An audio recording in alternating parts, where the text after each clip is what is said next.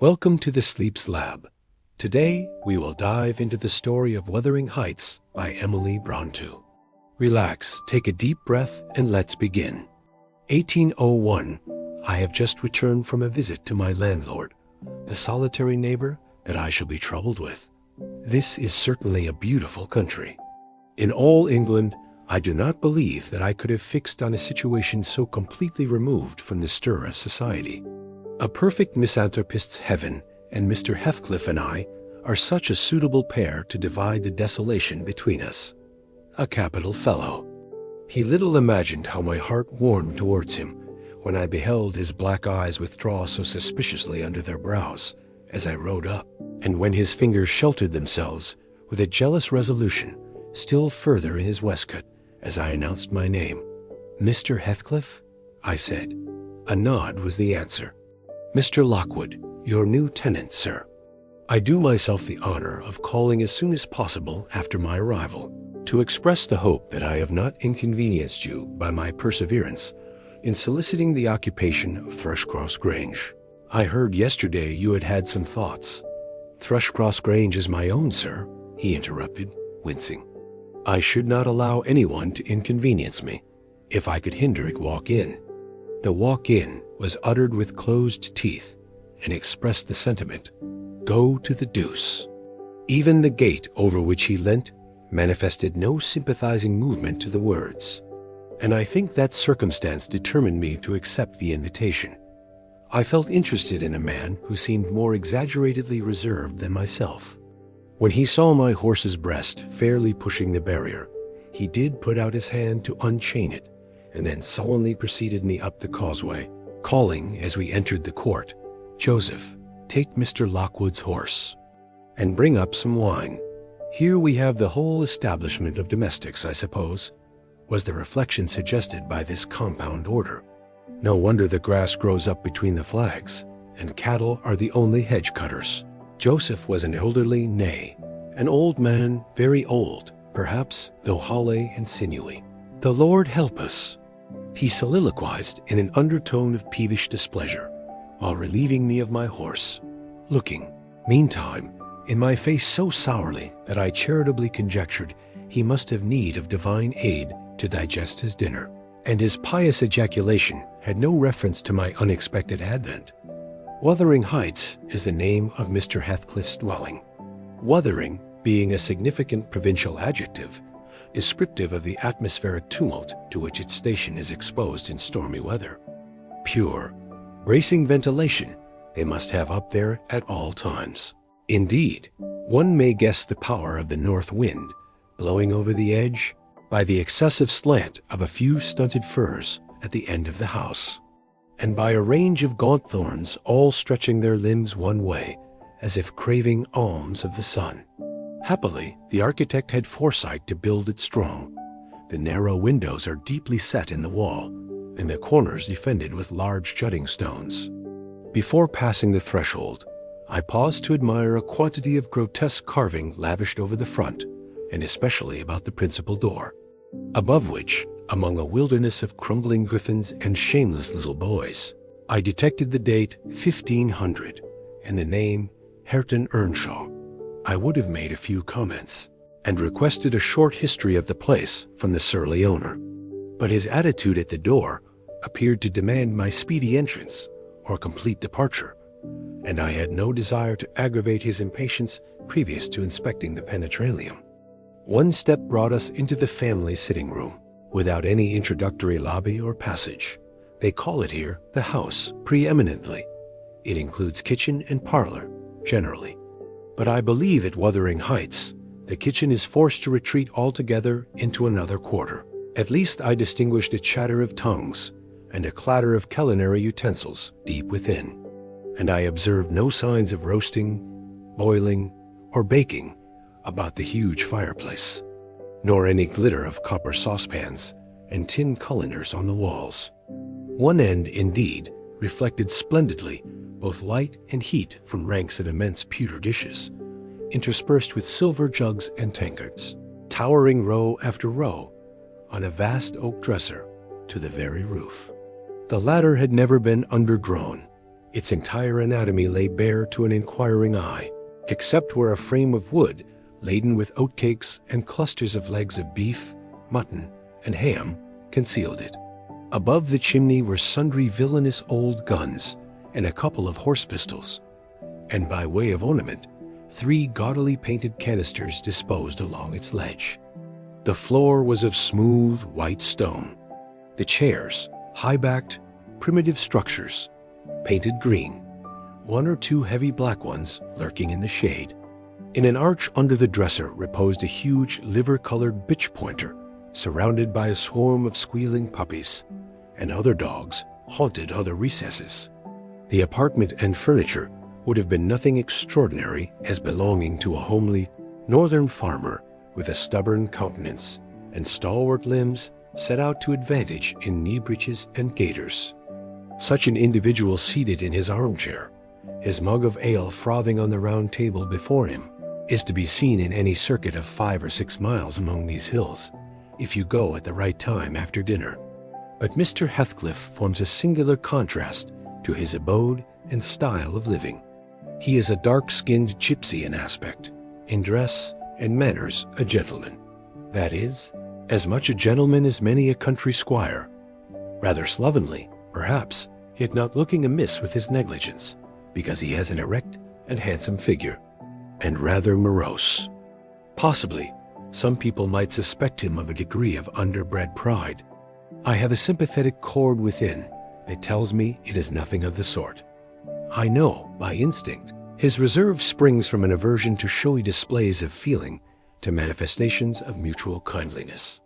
He'll love and hate equally under cover, and esteem it a species of impertinence to be loved or hated again. No, I'm running on too fast. I bestow my own attributes over liberally on him. Mr. Heathcliff may have entirely dissimilar reasons for keeping his hand out of the way when he meets a would-be acquaintance to those which actuate me. Let me hope my constitution is almost peculiar. My dear mother used to say I should never have a comfortable home. And only last summer I proved myself perfectly unworthy of one. While enjoying a month of fine weather at the sea-coast, I was thrown into the company of a most fascinating creature, a real goddess in my eyes, as long as she took no notice of me. I never told my love vocally. Still, if looks have language, the merest idiot might have guessed I was over head and ears. She understood me at last, and looked to return the sweetest of all imaginable looks. And what did I do? I confess it with shame shrunk icily into myself, like a snail. At every glance retired colder and farther, till finally the poor innocent was led to doubt her own senses, and, overwhelmed with confusion at her supposed mistake, persuaded her mamma to decamp. By this curious turn of disposition, I have gained the reputation of deliberate heartlessness. How undeserved, I alone can appreciate. I took a seat at the end of the hearthstone, opposite that towards which my landlord advanced, and filled up an interval of silence by attempting to caress the canine mother, who had left her nursery and was sneaking wolfishly to the back of my legs, her lip curled up and her white teeth watering for a snatch. My caress provoked a long guttural gnarl. "You'd better let the dog alone," growled Mr. Heathcliff in unison, checking fiercer demonstrations with a punch of his foot. "She's not accustomed to be spoiled, not kept for a pet." Then, striding to a side door, he shouted again, "Joseph!" Joseph mumbled indistinctly in the depths of the cellar, but gave no intimation of ascending. So his master dived down to him, leaving me with the ruffianly bitch and a pair of grim shaggy sheepdogs, who shared with her a jealous guardianship over all my movements. Not anxious to come in contact with their fangs, I sat still, but imagining they would scarcely understand tacit insults, I unfortunately indulged in winking and making faces at the trio, and some turn of my physiognomy so irritated Madame that she suddenly broke into a fury and leapt on my knees. I flung her back and hastened to interpose the table between us. This proceeding aroused the whole hive. Half a dozen four-footed fiends of various sizes and ages issued from hidden dens to the common center. I felt my heels and coat laps peculiar subjects of assault. and parrying off the larger combatants as effectually as I could with the poker. I was constrained to demand, aloud, assistance from some of the household in re-establishing peace. Mr. Heathcliff and his man climbed the cellar, steps with vexatious phlegm. I don't think they moved 1 second faster than usual, though the hearth was an absolute tempest of worrying and yelping. Happily, an inhabitant of the kitchen made more dispatch. A lusty dame with tucked-up gown, bare arms, and fire-flushed cheeks rushed into the midst of us flourishing a frying pan, and used that weapon and her tongue to such purpose that the storm subsided magically, as she only remained heaving like a sea after a high wind when her master entered on the scene. "What the devil is the matter?" he asked, eyeing me in a manner that I could ill endure after this inhospitable treatment. "What the devil, indeed?" I muttered. "The herd of possessed swine could have had no worse spirits in them than those animals of yours, sir. You might as well leave a stranger with a brood of tigers. They won't meddle with persons who touch nothing," he remarked, putting the bottle before me and restoring the displaced table. "The dogs do right to be vigilant. Take a glass of wine? No, thank you. Not bitten, are you? If I had been, I would have set my signet on the biter." Heathcliff's countenance relaxed into a grin. "Come, come," he said. "You are flurried, Mr. Lockwood. Here, take a little wine. Guests are so exceedingly rare in this house that I and my dogs, I am willing to own, hardly know how to receive them. Your health, sir?" I bowed and returned the pledge, beginning to perceive that it would be foolish to sit sulking for the misbehavior of a pack of curs. Besides, I felt loath to yield the fellow further amusement at my expense, since his humor took that turn. He, probably swayed by prudential consideration of the folly of offending a good tenant, relaxed a little in the laconic style of chipping off his pronouns and auxiliary verbs, and introduced what he supposed would be a subject of interest to me, a discourse on the advantages and disadvantages of my present place of retirement. I found him very intelligent on the topics we touched, and before I went home, I was encouraged so far as to volunteer another visit tomorrow. He evidently wished no repetition of my intrusion. I shall go, notwithstanding. It is astonishing how sociable I feel myself compared with him. Yesterday afternoon set in misty and cold. I had half a mind to spend it by my study fire, instead of wading through heath and mud to Wuthering Heights. On coming up from dinner, however, NBI dined between 12 and 1 o'clock. The housekeeper, a matronly lady, taken as a fixture along with the house, could not, or would not, comprehend my request that I might be served at 5.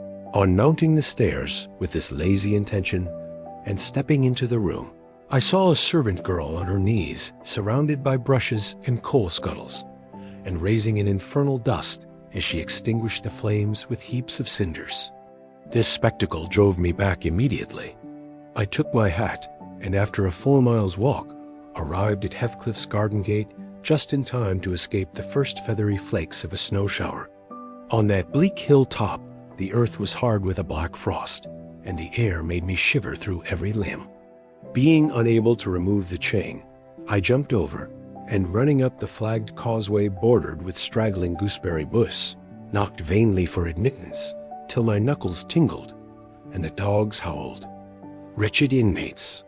I ejaculated mentally, you deserve perpetual isolation from your species for your churlish inhospitality. At least, I would not keep my doors barred in the daytime. I don't care, I will get in. So resolved, I grasped the latch and shook it vehemently. Vinegar-faced Joseph projected his head from a round window of the barn. "What are ye for?" he shouted. "T maesters down, I tefauld. Go round by th and od thaith if you went to spake to him. Is there nobody inside to open the door?" I hallooed responsively. "There's nothing to missus, and shul not open, tea and the mac your flaysome dins till neat." "Why? Cannot you tell her whom I am, Joseph? Nor nee me." "I'll hae no hen white," muttered the head, vanishing. The snow began to drive thickly. I seized the handle to essay another trial, when a young man without coat and shouldering a pitchfork, appeared in the yard behind. He hailed me to follow him, and after marching through a wash-house and a paved area containing a coal shed, pump, and pigeon cot, we at length arrived in the huge, warm, cheerful apartment where I was formerly received. It glowed delightfully in the radiance of an immense fire, compounded of coal, peat, and wood, and near the table, laid for a plentiful evening meal, I was pleased to observe the Missus, an individual whose existence I had never previously suspected. I bowed and waited, thinking she would bid me take a seat. She looked at me, leaning back in her chair, and remained motionless and mute. "Rough weather," I remarked. "I'm afraid, Mrs. Heathcliff, the door must bear the consequence of your servant's leisure attendance." I had hard work to make them hear me. She never opened her mouth. I stared, she stared also. At any rate, she kept her eyes on me in a cool, regardless manner, exceedingly embarrassing and disagreeable. "Sit down," said the young man, gruffly. "He'll be in soon." I obeyed, and hemmed and called the villain Juno, who deigned, at this second interview, to move the extreme tip of her tail in token of owning my acquaintance. "A beautiful animal." I commenced again. "Do you intend parting with the little ones, madam?" "They are not mine," said the amiable hostess, more repellingly than Heathcliff himself could have replied. "Ah, your favorites are among these?" I continued, turning to an obscure cushion full of something like cats. "A strange choice of favorites," she observed scornfully. Unluckily, it was a heap of dead rabbits. I hemmed once more and drew closer to the hearth, repeating my comment on the wildness of the evening. "You should not have come out," she said, rising and reaching from the chimney-piece 2 of the painted canisters. Her position before was sheltered from the light. Now, I had a distinct view of her whole figure and countenance. She was slender and apparently scarcely past girlhood, an admirable form, and the most exquisite little face that I have ever had the pleasure of beholding. Small features, very fair, flaxen ringlets, or rather golden, hanging loose on her delicate neck, and eyes, had they been agreeable in expression, that would have been irresistible. Fortunately for my susceptible heart, the only sentiment they evinced hovered between scorn and a kind of desperation, singularly unnatural to be detected there. The canisters were almost out of her reach. I made a motion to aid her. She turned upon me as a miser might turn if anyone attempted to assist him in counting his gold. "I don't want your help," she snapped. "I can get them for myself." "I beg your pardon," I hastened to reply. "Were you asked too?" she demanded, tying an apron over her neat black frock and standing with a spoonful of the leaf poised over the pot. "I shall be glad to have a cup," I answered. "Were you asked?" she repeated. "No," I said, half smiling. "You are the proper person to ask me."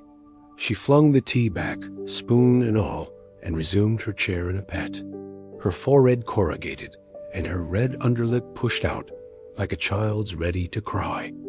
Meanwhile, the young man had slung on to his person a decidedly shabby upper garment, and erecting himself before the blaze, looked down on me from the corner of his eyes, for all the world as if there were some mortal feud unavenged between us. I began to doubt whether he were a servant or not. His dress and speech were both rude, entirely devoid of the superiority observable in Mr. and Mrs. Heathcliff. His thick brown curls were rough and uncultivated. His whiskers encroached bearishly over his cheeks, and his hands were embrowned like those of a common laborer. Still, his bearing was free, almost haughty, and he showed none of a domestic's assiduity in attending on the lady of the house. In the absence of clear proofs of his condition, I deemed it best to abstain from noticing his curious conduct. And 5 minutes afterwards, the entrance of Heathcliff relieved me, in some measure, from my uncomfortable state. "You see, sir, I am come, according to promise," I exclaimed, assuming the cheerful. "And I fear I shall be weather-bound for half an hour, if you can afford me shelter during that space." "Half an hour?" he said, shaking the white flakes from his clothes. "I wonder you should select the thick of a snowstorm to ramble about in. Do you know that you run a risk of being lost in the marshes? People familiar with these moors often miss their road on such evenings. And I can tell you there is no chance of a change at present. Perhaps I can get a guide among your lads, and he might stay at the Grange till morning. Could you spare me one?" "No, I could not." "Oh, indeed. Well then, I must trust to my own sagacity. Are you going to mac the tea?" demanded he of the shabby coat, shifting his ferocious gaze from me to the young lady. "Is he to have any?" she asked, appealing to Heathcliff. "Get it ready, will you?" was the answer, uttered so savagely that I started. The tone in which the words were said revealed a genuine bad nature. I no longer felt inclined to call Heathcliff a capital fellow. When the preparations were finished, he invited me with, "Now, sir, bring forward your chair." And we all, including the rustic youth, drew round the table, an austere silence prevailing while we discussed our meal. I thought, if I had caused the cloud, it was my duty to make an effort to dispel it. They could not every day sit so grim and taciturn, and it was impossible, however ill-tempered they might be, that the universal scowl they wore was their everyday countenance. "It is strange," I began, in the interval of swallowing one cup of tea and receiving another. "It is strange how custom can mold our tastes and ideas. Many could not imagine the existence of happiness in a life of such complete exile from the world as you spend, Mr. Heathcliff. Yet I'll venture to say that, surrounded by your family, and with your amiable lady as the presiding genius over your home and heart—" "My amiable lady," he interrupted with an almost diabolical sneer on his face. "Where is she, my amiable lady?" "Mrs. Heathcliff, your wife, I mean." "Well, yes-o, you would intimate that her spirit has taken the post of ministering angel, and guards the fortunes of Wuthering Heights, even when her body is gone. Is that it?" Perceiving myself in a blunder, I attempted to correct it. I might have seen there was too great a disparity between the ages of the parties to make it likely that they were man and wife. One was about 40, a period of mental vigor at which men seldom cherish the delusion of being married for love by girls. That dream is reserved for the solace of our declining years. The other did not look 17. Then it flashed upon me. The clown at my elbow, who is drinking his tea out of a basin and eating his bread with unwashed hands, may be her husband. Heathcliff Jr., of course. Here is the consequence of being buried alive. She has thrown herself away upon that boor from sheer ignorance that better individuals existed. A sad pity. I must beware how I cause her to regret her choice. The last reflection may seem conceited. It was not. My neighbor struck me as bordering on repulsive. I knew, through experience, that I was tolerably attractive. "Mrs. Heathcliff is my daughter-in-law," said Heathcliff, corroborating my surmise. He turned as he spoke, a peculiar look in her direction, a look of hatred, unless he has a most perverse set of facial muscles that will not, like those of other people, interpret the language of his soul. "Ah, certainly I see now. You are the favored possessor of the beneficent fairy," I remarked, turning to my neighbor. This was worse than before. The youth grew crimson and clenched his fist, with every appearance of a meditated assault. But he seemed to recollect himself presently, and smothered the storm in a brutal curse, muttered on my behalf, which, however, I took care not to notice. "Unhappy in your conjecture, sir," observed my host. "We neither of us have the privilege of owning your good fairy. Her mate is dead. I said she was my daughter-in-law. Therefore, she must have married my son. And this young man is not my son, assuredly." Heathcliff smiled again, as if it were rather too bold a jest to attribute the paternity of that bear to him. "My name is Hareton Earnshaw," growled the other, "and I'd counsel you to respect it." "I've shown no disrespect," was my reply, laughing internally at the dignity with which he announced himself. He fixed his eye on me longer than I cared to return the stare, for fear I might be tempted either to box his ears or render my hilarity audible. I began to feel unmistakably out of place in that pleasant family circle. The dismal spiritual atmosphere overcame, and more than neutralized, the glowing physical comforts round me, and I resolved to be cautious how I ventured under those rafters a third time. The business of eating being concluded, and no one uttering a word of sociable conversation, I approached a window to examine the weather. A sorrowful sight I saw. Dark night coming down prematurely, and sky and hills mingled in one bitter whirl of wind and suffocating snow. I don't think it possible for me to get home now without a guide, I could not help exclaiming. The roads will be buried already, and if they were bare, I could scarcely distinguish a foot in advance. Hareton, drive those dozen sheep into the barn porch. They'll be covered if left in the fold all night, and put a plank before them, said Heathcliff. How must I do? I continued with rising irritation.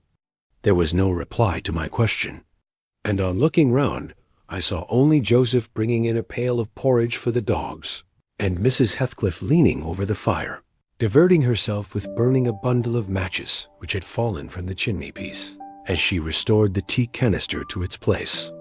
The former, when he had deposited his burden, took a critical survey of the room, and in cracked tones grated out, "Aw, wonder how ye can fashion to stand theer I idleness on war, when all on M's going out. But y'are an out, and it's no use talking. Y'all niver mend o' our ill ways, but go a rate to tea divil, like your mother afore thee." I imagined for a moment that this piece of eloquence was addressed to me, and sufficiently enraged, stepped towards the aged rascal with an intention of kicking him out of the door. Mrs. Heathcliff, however, checked me by her answer. "You scandalous old hypocrite," she replied. "Are you not afraid of being carried away bodily whenever you mention the devil's name? I warn you to refrain from provoking me, or I'll ask your abduction as a special favor. Stop, look here, Joseph," she continued, taking a long dark book from a shelf. "I'll show you how far I've progressed in the black art. I shall soon be competent to make a clear house of it. The red cow didn't die by chance, and your rheumatism can hardly be reckoned among providential visitations." "Oh, wicked, wicked," gasped the elder. "May the Lord deliver us from evil. No, reprobate. You are a castaway, be off, or I'll hurt you seriously. I'll have you all modeled in wax and clay, and the first who passes the limits I fix I'll not say what he shall be done to, but you'll see. Go, I'm looking at you." The little witch put a mock malignity into her beautiful eyes, and Joseph, trembling with sincere horror, hurried out, praying and ejaculating "wicked" as he went. I thought her conduct must be prompted by a species of dreary fun, and now that we were alone, I endeavored to interest her in my distress. "Mrs. Heathcliff," I said earnestly, "you must excuse me for troubling you. I presume, because with that face, I'm sure you cannot help being good-hearted.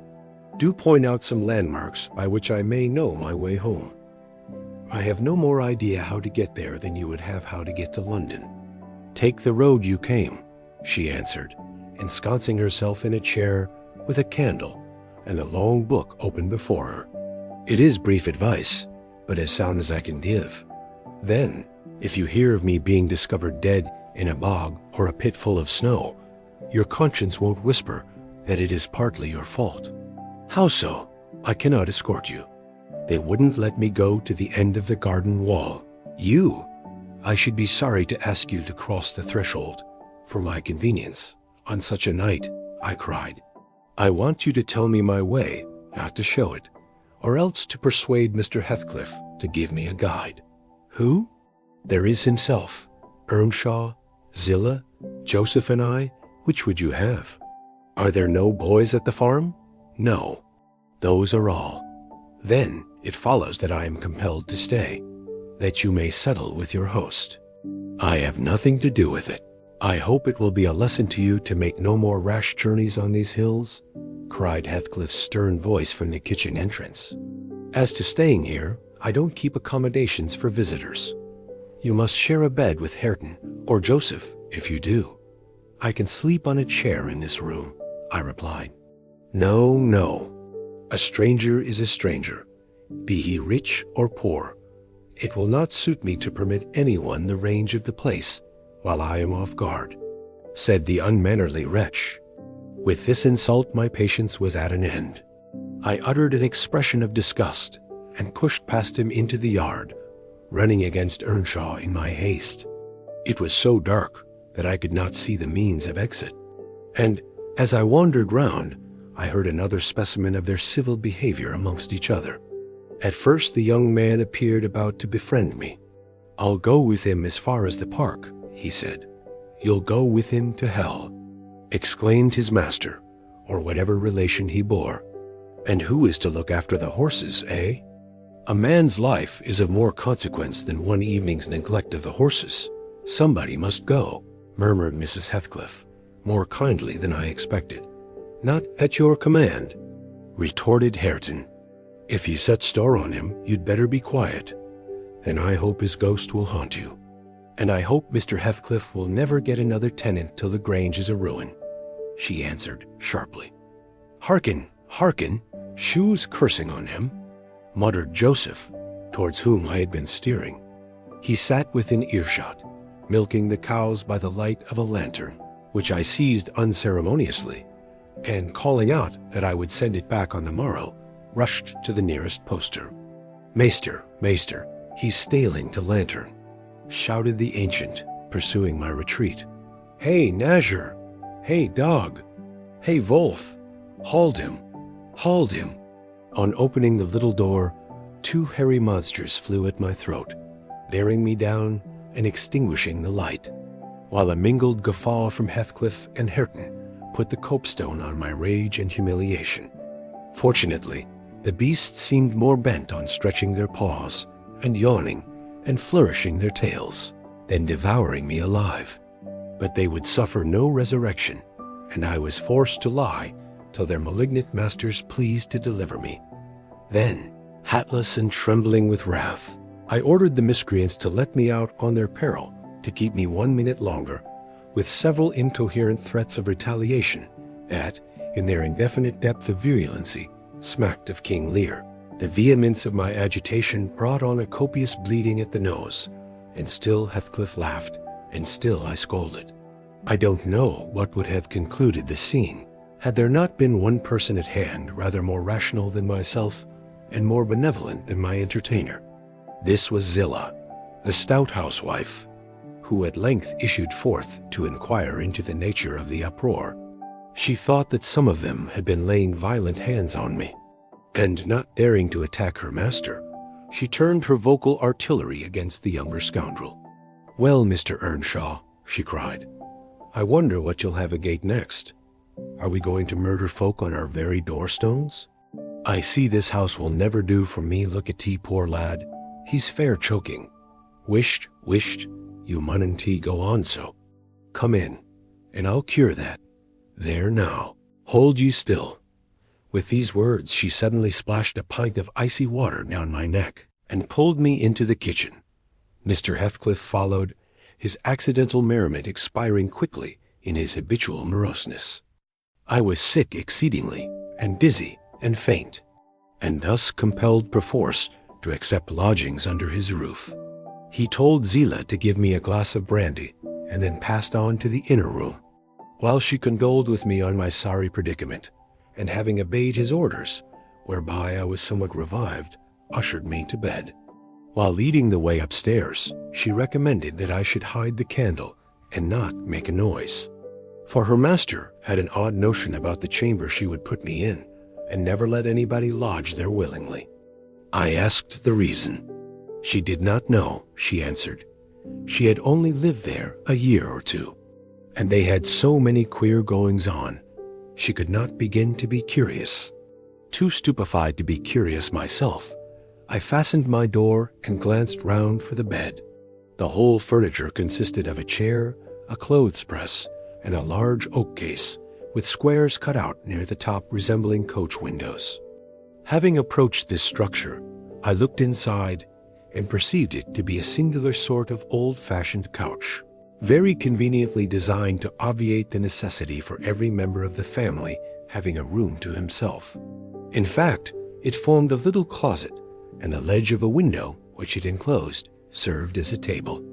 I slid back the paneled sides, got in with my light, pulled them together again, and felt secure against the vigilance of Heathcliff and everyone else.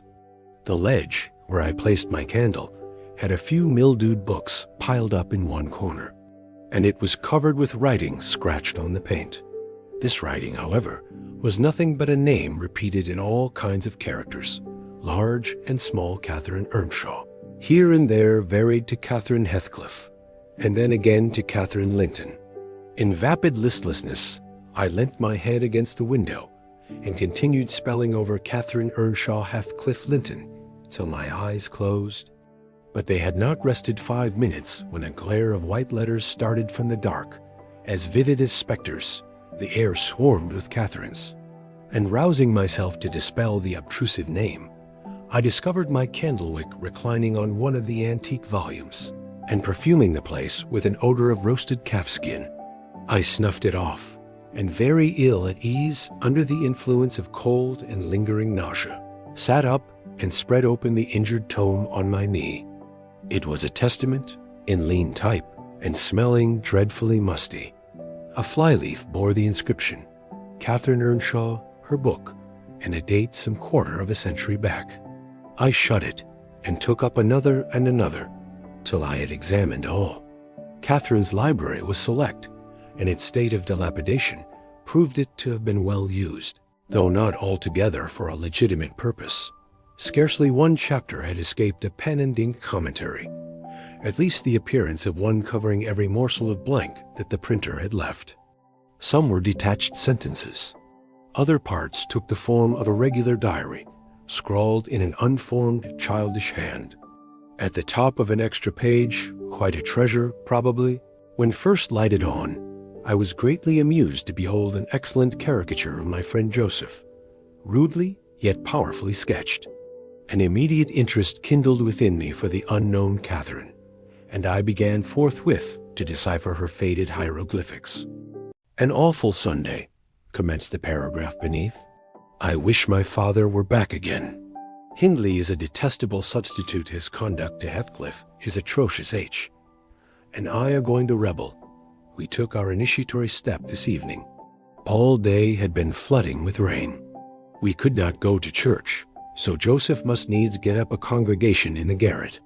And while Hindley and his wife basked downstairs before a comfortable fire, doing anything but reading their Bibles, I'll answer for it, Heathcliff, myself, and the unhappy ploughboy were commanded to take our prayer books and mount.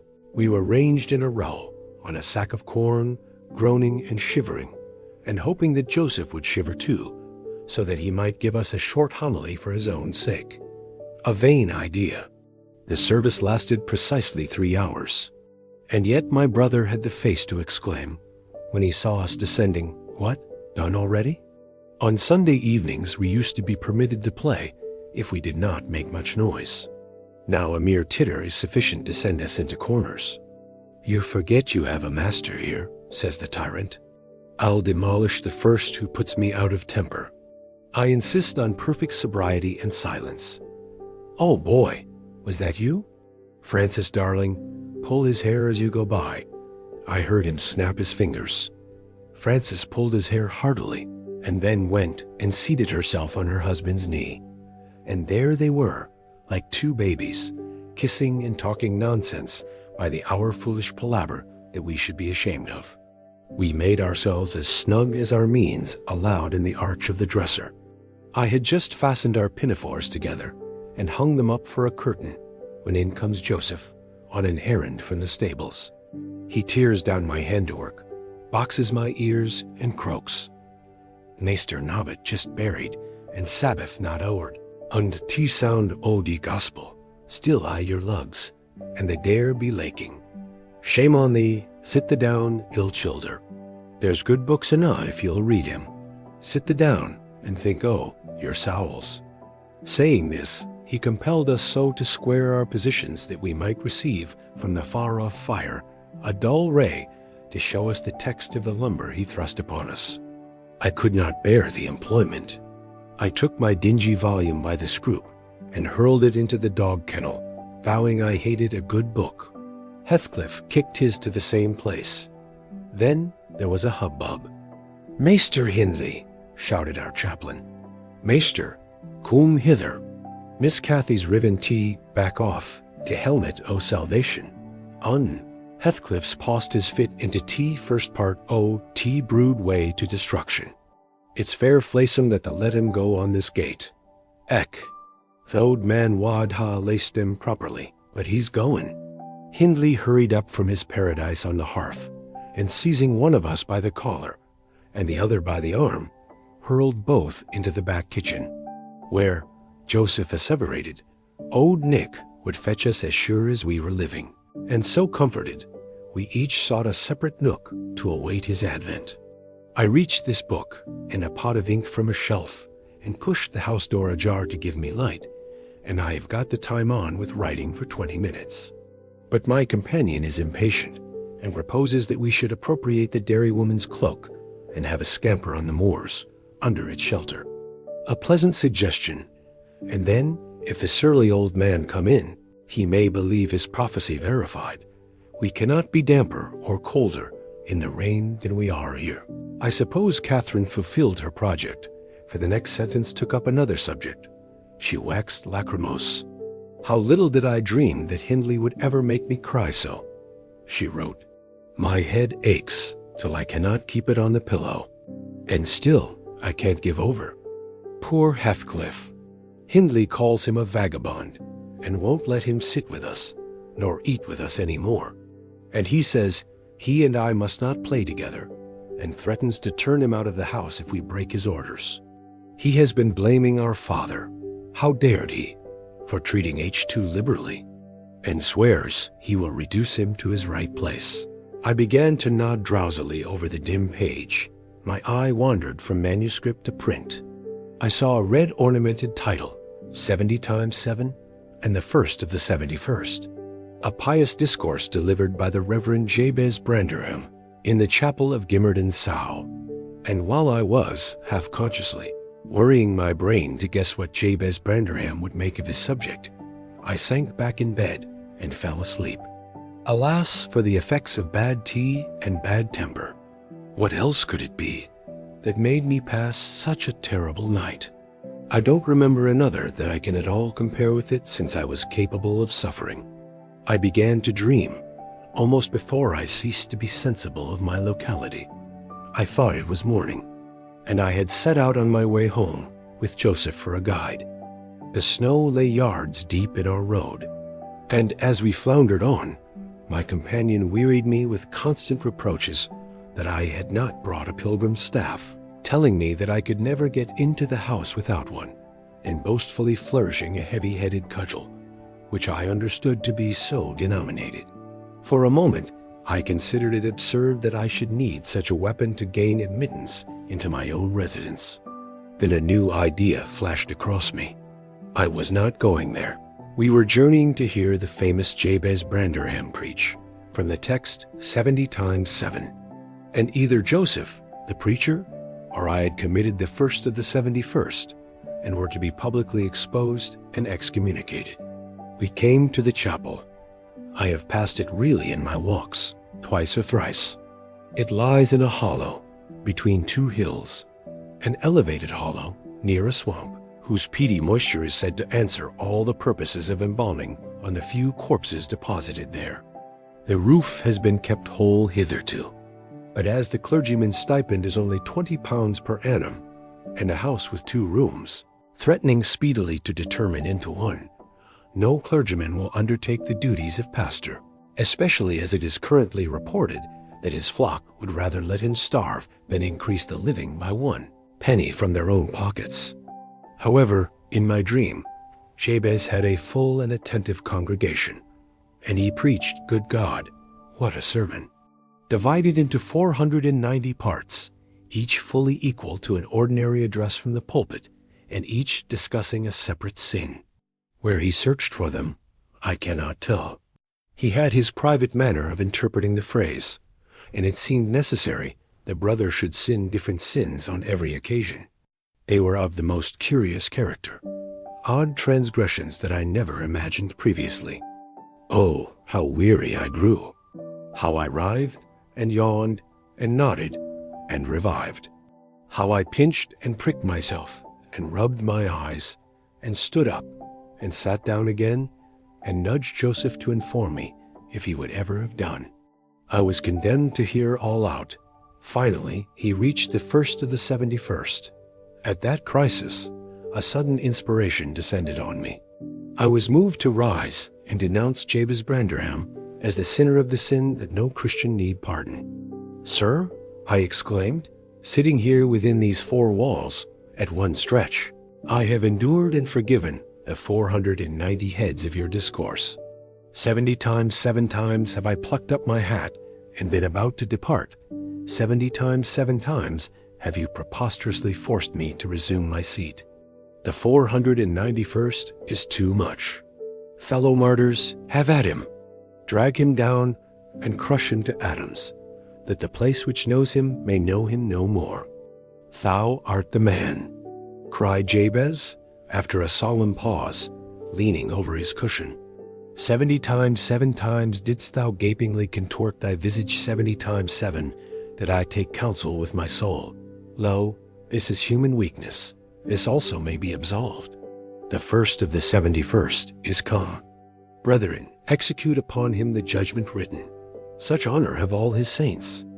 With that concluding word, the whole assembly, exalting their pilgrim staves, rushed round me in a body, and one, having no weapon to raise in self-defense, commenced grappling with Joseph, my nearest and most ferocious assailant, for his.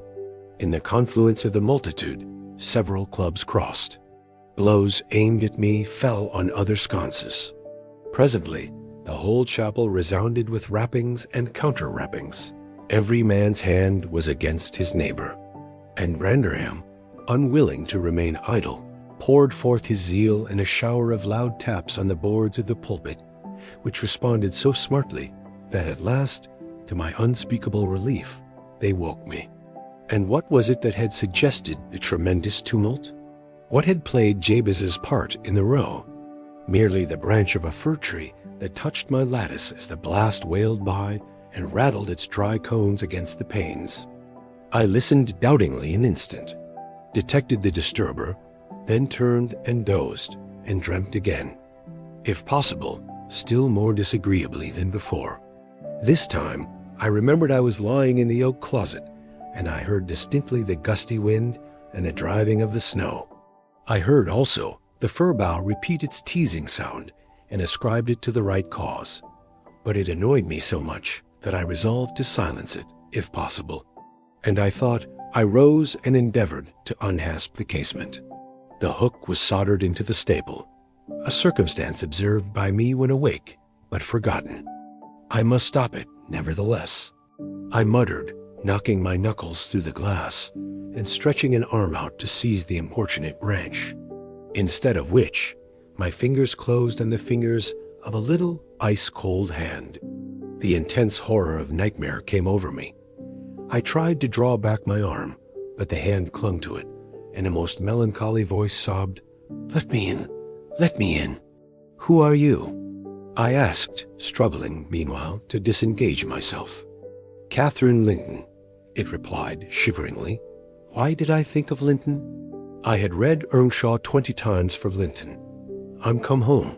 I'd lost my way on the moor. As it spoke, I discerned, obscurely, a child's face looking through the window. Terror made me cruel, and finding it useless to attempt shaking the creature off, I pulled its wrist on to the broken pane and rubbed it to and fro till the blood ran down and soaked the bedclothes. Still it wailed, "Let me in," and maintained its tenacious gripe, almost maddening me with fear. "How can I said at length. "Let me go, if you want me to let you in." The fingers relaxed, I snatched mine through the hole, hurriedly piled the books up in a pyramid against it, and stopped my ears to exclude the lamentable prayer. I seemed to keep them closed above a quarter of an hour. Yet the instant I listened again, there was the doleful cry moaning on, "Begone!" I shouted, "I'll never let you in, not if you beg for 20 years. "It is 20 years, mourned the voice. 20 years. I've been a waif for 20 years. Thereat began a feeble scratching outside, and the pile of books moved as if thrust forward. I tried to jump up, but could not stir a limb, and so yelled aloud in a frenzy of fright. To my confusion, I discovered the yell was not ideal. Hasty footsteps approached my chamber door. Somebody pushed it open with a vigorous hand, and a light glimmered through the squares at the top of the bed. I sat shuddering yet, and wiping the perspiration from my forehead. The intruder appeared to hesitate, and muttered to himself. At last, he said in a half-whisper, plainly not expecting an answer, "Is anyone here?" I considered it best to confess my presence, for I knew Heathcliff's accents, and feared he might search further if I kept quiet. With this intention, I turned and opened the panels. I shall not soon forget the effect my action produced. Heathcliff stood near the entrance, in his shirt and trousers, with a candle dripping over his fingers, and his face as white as the wall behind him. The first creak of the oak startled him like an electric shock. The light leaped from his hold to a distance of some feet, and his agitation was so extreme that he could hardly pick it up. "It is only your guest, sir," I called out, desirous to spare him the humiliation of exposing his cowardice further. I had the misfortune to scream in my sleep, owing to a frightful nightmare. "I'm sorry I disturbed you." "Oh, God confound you, Mr. Lockwood.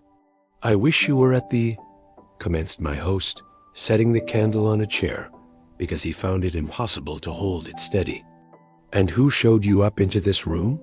he continued, crushing his nails into his palms and grinding his teeth to subdue the maxillary convulsions. "Who was it? I've a good mind to turn them out of the house this moment." "It was your servant Zillah," I replied, flinging myself onto the floor and rapidly resuming my garments. "I should not care if you did, Mr. Heathcliff. She richly deserves it. I suppose that she wanted to get another proof that the place was haunted at my expense. Well, it is swarming with ghosts and goblins. You have reason in shutting it up, I assure you. No one will thank you for a doze in such a den." "What do you mean?" asked Heathcliff. "And what are you doing?" "Lie down and finish out the night, since you are here. But, for heaven's sake, don't repeat that horrid noise. Nothing could excuse it, unless you were having your throat cut. If the little fiend had got in at the window, she probably would have strangled me," I returned. "I'm not going to endure the persecutions of your hospitable ancestors again. Was not the Reverend Jabez Branderham akin to you on the mother's side? And that minx, Catherine Linton, or Earnshaw, or however she was called, she must have been a changeling, wicked little soul. She told me she had been walking the earth these 20 years, a just punishment for her mortal transgressions, I've no doubt." Scarcely were these words uttered when I recollected the association of Heathcliff's with Catherine's name in the book, which had completely slipped from my memory, till thus awakened. I blushed at my inconsideration, but without showing further consciousness of the offense, I hastened to add, "The truth is, sir, I passed the first part of the night in." Here I stopped afresh. I was about to say, perusing those old volumes, then it would have revealed my knowledge of their written, as well as their printed, contents. So, correcting myself, I went on in spelling over the name scratched on that window ledge. A monotonous occupation, calculated to set me asleep, like counting, or "What can you mean by talking in this way to me?" thundered Heathcliff with savage vehemence. How dare you, under my roof? God, he's mad to speak so." And he struck his forehead with rage. I did not know whether to resent this language or pursue my explanation, but he seemed so powerfully affected that I took pity and proceeded with my dreams. Affirming I had never heard the appellation of Catherine Linton before, but reading it often over, produced an impression which personified itself when I had no longer my imagination under control. Heathcliff gradually fell back into the shelter of the bed as I spoke, finally sitting down almost concealed behind it. I guessed, however, by his irregular and intercepted breathing, that he struggled to vanquish an excess of violent emotion. Not liking to show him that I had heard the conflict, I continued my toilette rather noisily, looked at my watch, and soliloquized on the length of the night. Not 3 o'clock yet. I could have taken oath it had been 6. Time stagnates here. We must surely have retired to rest at 8. Always at 9 in winter, and rise at 4, said my host, suppressing a groan, and as I fancied, by the motion of his orange shadow, dashing a tear from his eyes. Mr. Lockwood, he added, you may go into my room. You'll only be in the way, coming downstairs so early, and your childish outcry has sent sleep to the devil for me. And for me, too, I replied. I'll walk in the yard till daylight, and then I'll be off, and you need not dread a repetition of my intrusion. I'm now quite cured of seeking pleasure in society, be it country or town. A sensible man ought to find sufficient company in himself. Delightful company, muttered Heathcliff. Take the candle and go where you please. I shall join you directly. Keep out of the yard, though. The dogs are unchained, and the house Juno mounts sentinel there, and nay, you can only ramble about the steps and passages. But away with you. I'll come in 2 minutes. I obeyed, so far as to quit the chamber. When, ignorant where the narrow lobbies led, I stood still and was witness, involuntarily, to a piece of superstition on the part of my landlord, which belied, oddly, his apparent sense. He got on to the bed and wrenched open the lattice, bursting, as he pulled at it, into an uncontrollable passion of tears. Come in, he sobbed. Cathy, do come. Oh, do once more. Oh, my heart's darling. Hear me this time, Catherine, at last. The spectre showed a spectre's ordinary caprice. It gave no sign of being, but the snow and wind whirled wildly through, even reaching my station, and blowing out the light. There was such anguish in the gush of grief that accompanied this raving, that my compassion made me overlook its folly, and I drew off, half angry to have listened at all, and vexed at having related my ridiculous nightmare, since it produced that agony, though why was beyond my comprehension. I descended cautiously to the lower regions, and landed in the back kitchen, where a gleam of fire, raked compactly together, enabled me to rekindle my candle. Nothing was stirring except a brindled, gray cat, which crept from the ashes and saluted me with a querulous mew. 2 benches, shaped in sections of a circle, nearly enclosed the hearth. On one of these I stretched myself, and Grimalkin mounted the other. We were both of us nodding ere anyone invaded our retreat, and then it was Joseph, shuffling down a wooden ladder that vanished in the roof, through a trap, the ascent to his garret, I suppose. He cast a sinister look at the little flame which I had enticed to play between the ribs, swept the cat from its elevation, and bestowing himself in the vacancy, commenced the operation of stuffing a 3-inch pipe with tobacco. My presence in his sanctum was evidently esteemed a piece of impudence too shameful for remark. He silently applied the tube to his lips, folded his arms, and puffed away. I let him enjoy the luxury unannoyed, and after sucking out his last wreath and heaving a profound sigh, he got up and departed as solemnly as he came. A more elastic footstep entered next, and now I opened my mouth for a good morning, but closed it again, the salutation unachieved. For Hareton Earnshaw was performing his orison sotto voce in a series of curses directed against every object he touched, while he rummaged a corner for a spade or shovel to dig through the drifts. He glanced over the back of the bench, dilating his nostrils, and thought as little of exchanging civilities with me as with my companion the cat. I guessed, by his preparations, that egress was allowed, and leaving my hard couch, made a movement to follow him. He noticed this, and thrust at an inner door with the end of his spade, intimating by an inarticulate sound that there was the place where I must go if I changed my locality. It opened into the house, where the females were already astir, Zillah urging flakes of flame up the chimney with a colossal bellows, and Mrs. Heathcliff kneeling on the hearth, reading a book by the aid of the blaze. She held her hand interposed between the furnace heat and her eyes, and seemed absorbed in her occupation, desisting from it only to chide the servant for covering her with sparks, or to push away a dog, now and then, that snoozled its nose over forwardly into her face. I was surprised to see Heathcliff there also. He stood by the fire, his back towards me, just finishing a stormy scene with poor Zillah, who ever and anon interrupted her labor to pluck up the corner of her apron and heave an indignant groan. "And you worthless," he broke out as I entered, turning to his daughter-in-law, and employing an epithet as harmless as duck or sheep, but generally represented by a dash. "There you are, at your idle tricks again. The rest of them do earn their bread. You live on my charity. Put your trash away, and find something to do. You shall pay me for the plague of having you eternally in my sight. Do you hear, damnable jade? I'll put my trash away, because you can make me if I refuse," answered the young lady, closing her book and throwing it on a chair. "But I'll not do anything, though you should swear your tongue out, except what I please." Heathcliff lifted his hand, and his speaker sprang to a safer distance, obviously acquainted with its weight.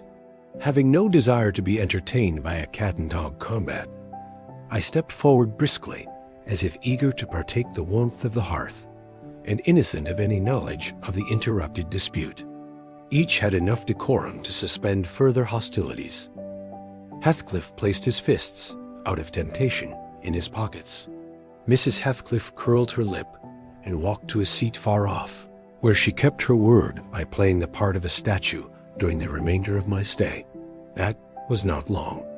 I declined joining their breakfast, and at the first gleam of dawn took an opportunity of escaping into the free air, now clear and still and cold as impalpable ice. My landlord hallooed for me to stop air. I reached the bottom of the garden and offered to accompany me across the moor. It was well he did, for the whole hillback was one billowy white ocean, the swells and falls not indicating corresponding rises and depressions in the ground. Many pits, at least, were filled to a level, and entire ranges of mounds, a refuse of the quarries, blotted from the chart which my yesterday's walk left pictured in my mind. I had remarked on one side of the road, at intervals of 6 or 7 yards, a line of upright stones continued through the whole length of the barren. These were erected and daubed with lime on purpose to serve as guides in the dark, and also were to fall, like the present, confounded the deep swamps on either hand with the firmer path. But, excepting a dirty dot pointing up here and there, all traces of their existence had vanished, and my companion found it necessary to warn me frequently to steer to the right or left, when I imagined I was following correctly the windings of the road. We exchanged little conversation, and he halted at the entrance of Thrushcross Park, saying I could make no error there. Our adieux were limited to a hasty bow, and then I pushed forward, trusting to my own resources. For the porter's lodge is untenanted as yet. The distance from the gate to the grange is 2 miles. I believe I managed to make it 4, what with losing myself among the trees, and sinking up to the neck in snow, a predicament which only those who have experienced it can appreciate. At any rate, whatever were my wanderings, the clock chimed 12 as I entered the house, and that gave exactly an hour for every mile of the usual way from Wuthering Heights. My human fixture and her satellites rushed to welcome me, exclaiming tumultuously they had completely given me up. Everybody conjectured that I perished last night, and they were wondering how they must set about the search for my remains. I bid them be quiet, now that they saw me returned, and benumbed to my very heart, I dragged upstairs, whence, after putting on dry clothes, and pacing to and fro 30 or 40 minutes, to restore the animal heat, I adjourned to my study, feeble as a kitten, almost too much so to enjoy the cheerful fire and smoking coffee which the servant had prepared for my refreshment. What vain weathercocks we are! I, who had determined to hold myself independent of all social intercourse, and thanked my stars that, at length, I had lighted on a spot where it was next to impracticable. I, weak wretch, after maintaining till dusk a struggle with low spirits and solitude, was finally compelled to strike my colors. And under pretense of gaining information concerning the necessities of my establishment, I desired Mrs. Dean, when she brought in supper, to sit down while I ate it, hoping sincerely she would prove a regular gossip, and either rouse me to animation or lull me to sleep by her talk. "You have lived here a considerable time," I commenced. "Did you not say 16 years?" 18, sir. I came when the mistress was married to wait on her. After she died, the master retained me for his housekeeper." "Indeed." There ensued a pause. She was not a gossip, I feared, unless about her own affairs, and those could hardly interest me. However, having studied for an interval, with a fist on either knee, and a cloud of meditation over her ruddy countenance, she ejaculated, "Ah, times are greatly changed since then." "Yes," I remarked. "You've seen a good many alterations, I suppose?" "I have, and troubles too," she said. "Oh, I'll turn the talk on my landlord's family." I thought to myself, a good subject to start, and that pretty girl widow, I should like to know her history, whether she be a native of the country, or, as is more probable, an exotic that the surly indigene will not recognize for kin. With this intention, I asked Mrs. Dean why Heathcliff left Thrushcross Grange, and preferred living in a situation and residence so much inferior. "Is he not rich enough to keep the estate in good order?" I inquired. "Rich, sir," she returned. "He has nobody knows what money, and every year it increases." Yes, he's rich enough to live in a finer house than this, but he's very near close-handed. And if he had meant to flit to Thrushcross Grange, as soon as he heard of a good tenant, he could not have borne to miss the chance of getting a few hundreds more. It is strange people should be so greedy when they are alone in the world. He had a son, it seems. Yes, he had one. He is dead. And that young lady, Mrs. Heathcliff, is his widow? Yes. Where did she come from originally? Why, sir, she is my late master's daughter. Catherine Linton was her maiden name. I nursed her, poor thing. I did wish Mr. Heathcliff would remove here, and then we might have been together again. What? Catherine Linton? One exclaimed, astonished. But a minute's reflection convinced me it was not my ghostly Catherine. Then, I continued, my predecessor's name was Linton? It was. And who is that Earnshaw? Hareton Earnshaw, who lives with Mr. Heathcliff. Are they relations? No, he is the late Mrs. Linton's nephew. The young lady's cousin, then? Yes, and her husband was her cousin also, one on the mother's, the other on the father's side. Heathcliff married Mr. Linton's sister. I see the house at Wuthering Heights has Earnshaw carved over the front door. Are they an old family? Very old, sir. And Hareton is the last of them, as our Miss Cathy is of us, of the Lintons. Have you been to Wuthering Heights? I beg pardon for asking, but I should like to hear how she is. Mrs. Heathcliff? She looked very well and very handsome. Yet, I think, not very happy. Oh dear, I don't wonder. And how did you like the master? A rough fellow, rather, Mrs. Dean. Is not that his character? Rough as a saw edge and hard as whinstone. The less you meddle with him, the better. He must have had some ups and downs in life to make him such a churl. Do you know anything of his history? It's a cuckoo's, sir. I know all about it, except where he was born, and who were his parents, and how he got his money at first. And Hareton has been cast out like an unfledged dunnock. The unfortunate lad is the only one in all this parish that does not guess how he has been cheated. Well, Mrs. Dean, it will be a charitable deed to tell me something of my neighbors. I feel I shall not rest if I go to bed, so be good enough to sit and chat an hour. Oh, certainly, sir. I'll just fetch a little sewing, and then I'll sit as long as you please. But you've caught cold. I saw you shivering, and you must have some gruel to drive it out." The worthy woman bustled off, and I crouched nearer the fire. My head felt hot, and the rest of me chill. Moreover, I was excited, almost to a pitch of foolishness, through my nerves and brain. This caused me to feel not uncomfortable, but rather fearful, as I am still, of serious effects from the incidents of today and yesterday. She returned presently, bringing a smoking basin and a basket of work, and having placed the former on the hob, drew in her seat, evidently pleased to find me so companionable. Before I came to live here, she commenced waiting no farther invitation to her story. I was almost always at Wuthering Heights, because my mother had nursed Mr. Hindley Earnshaw. That was Hareton's father, and I got used to playing with the children. I ran errands too, and helped to make hay, and hung about the farm ready for anything that anybody would set me to. One fine summer morning, it was the beginning of harvest, I remember. Mr. Earnshaw, the old master, came downstairs, dressed for a journey.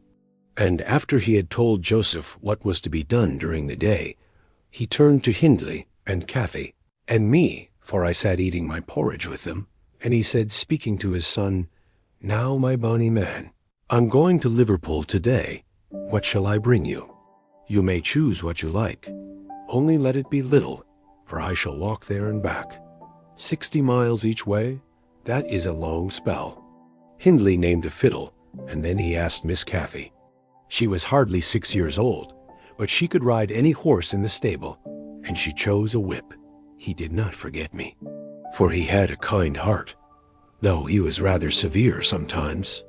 He promised to bring me a pocketful of apples and pears, and then he kissed his children, said goodbye, and set off.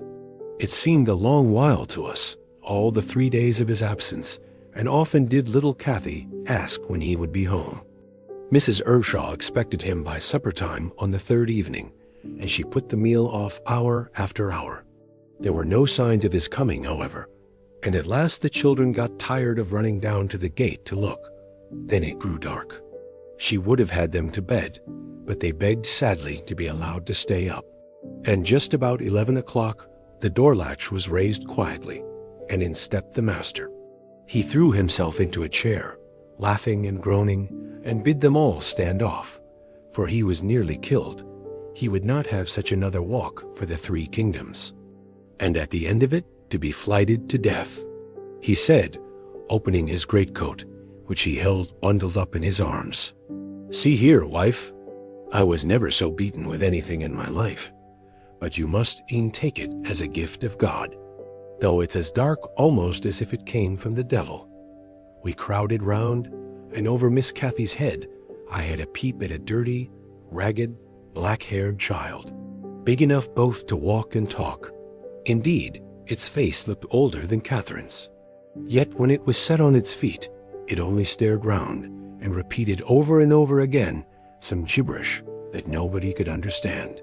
I was frightened, and Mrs. Earnshaw was ready to fling it out of doors. She did fly up, asking how he could fashion to bring that gypsy brat into the house when they had their own bairns to feed and fend for.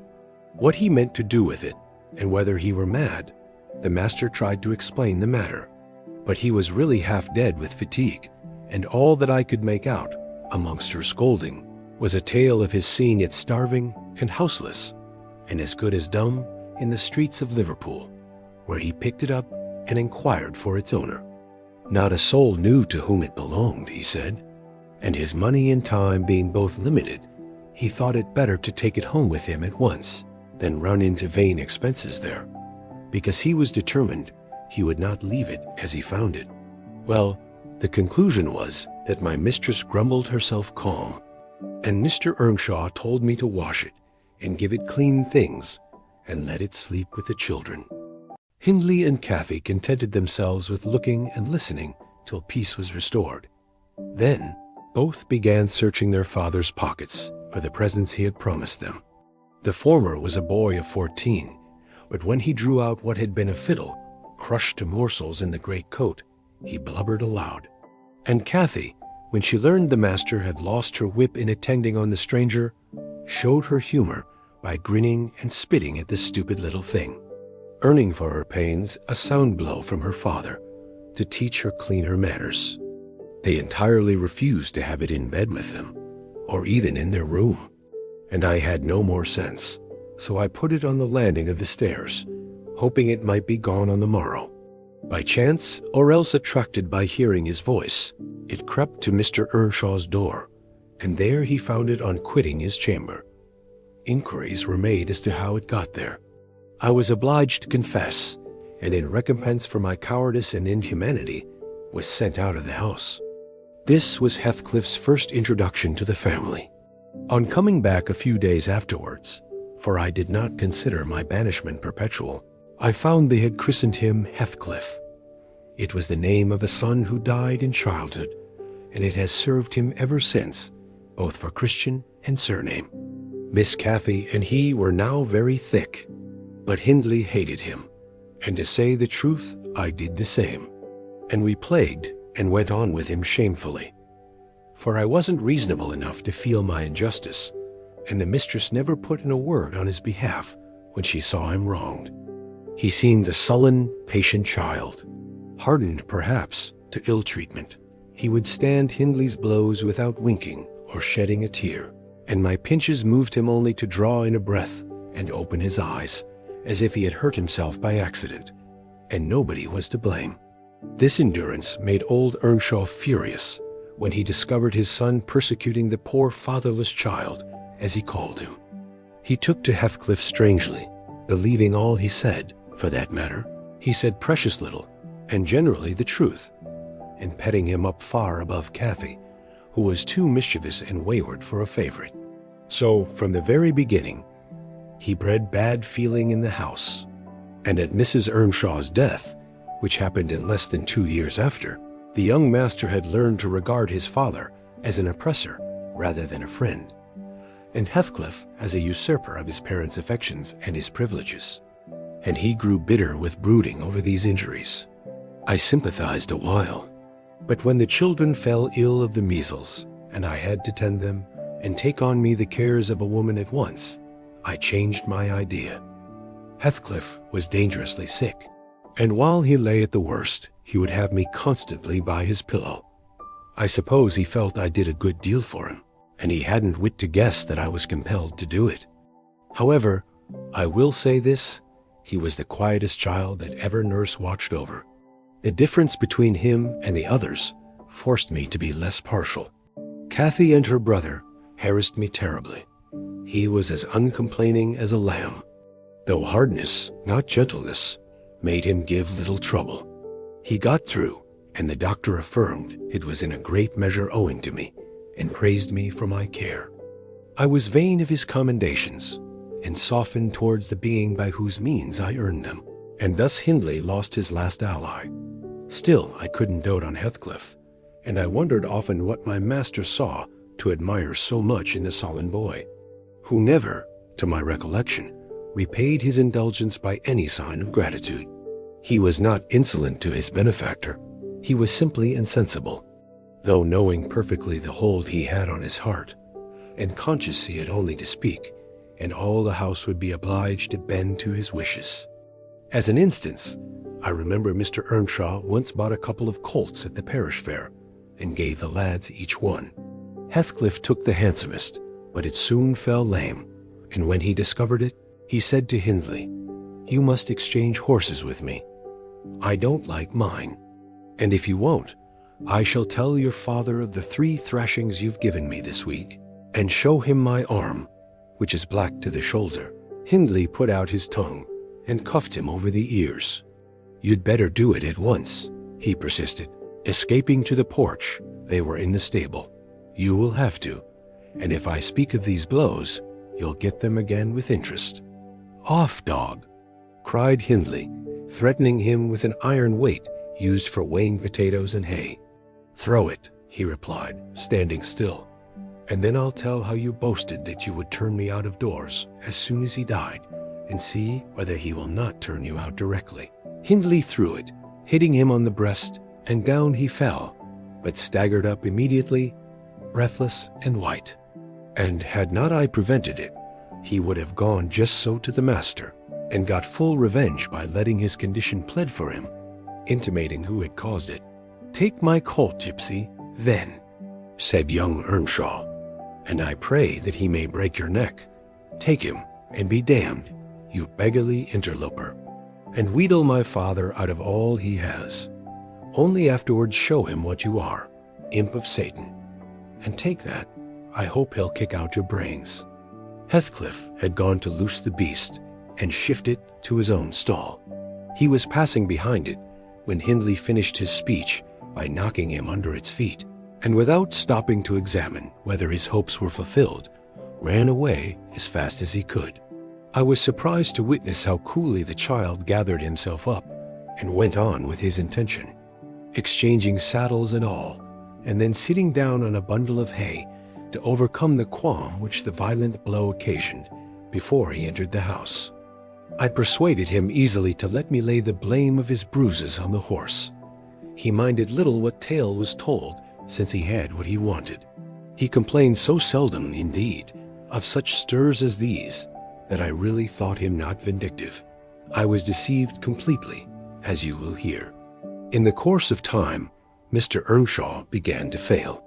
He had been active and healthy, yet his strength left him suddenly, and when he was confined to the chimney corner, he grew grievously irritable. A nothing vexed him, and suspected slights of his authority nearly threw him into fits. This was especially to be remarked if anyone attempted to impose upon or domineer over his favorite. He was painfully jealous lest a word should be spoken amiss to him, seeming to have got into his head the notion that, because he liked Heathcliff, all hated and longed to do him an ill turn. It was a disadvantage to the lad, for the kinder among us did not wish to fret the master, so we humored his partiality, and that humoring was rich nourishment to the child's pride and black tempers. Still, it became in a manner necessary. Twice or thrice, Hindley's manifestation of scorn, while his father was near, roused the old man to a fury. He seized his stick to strike him, and shook with rage that he could not do it. At last, our curate, we had a curate then who made the living answer by teaching the little Lintons and Earnshaws, and farming his bit of land himself, advised that the young man should be sent to college. And Mr. Earnshaw agreed, though with a heavy spirit, for he said Hindley was not, and would never thrive as where he wandered. I hoped heartily we should have peace now. It hurt me to think the master should be made uncomfortable by his own good deed. I fancied the discontent of age and disease arose from his family disagreements, as he would have it that it did. Really, you know, sir, it was in his sinking frame. We might have got on tolerably, notwithstanding, but for two people, Miss Cathy and Joseph, the servant. You saw him, I dare say, up yonder.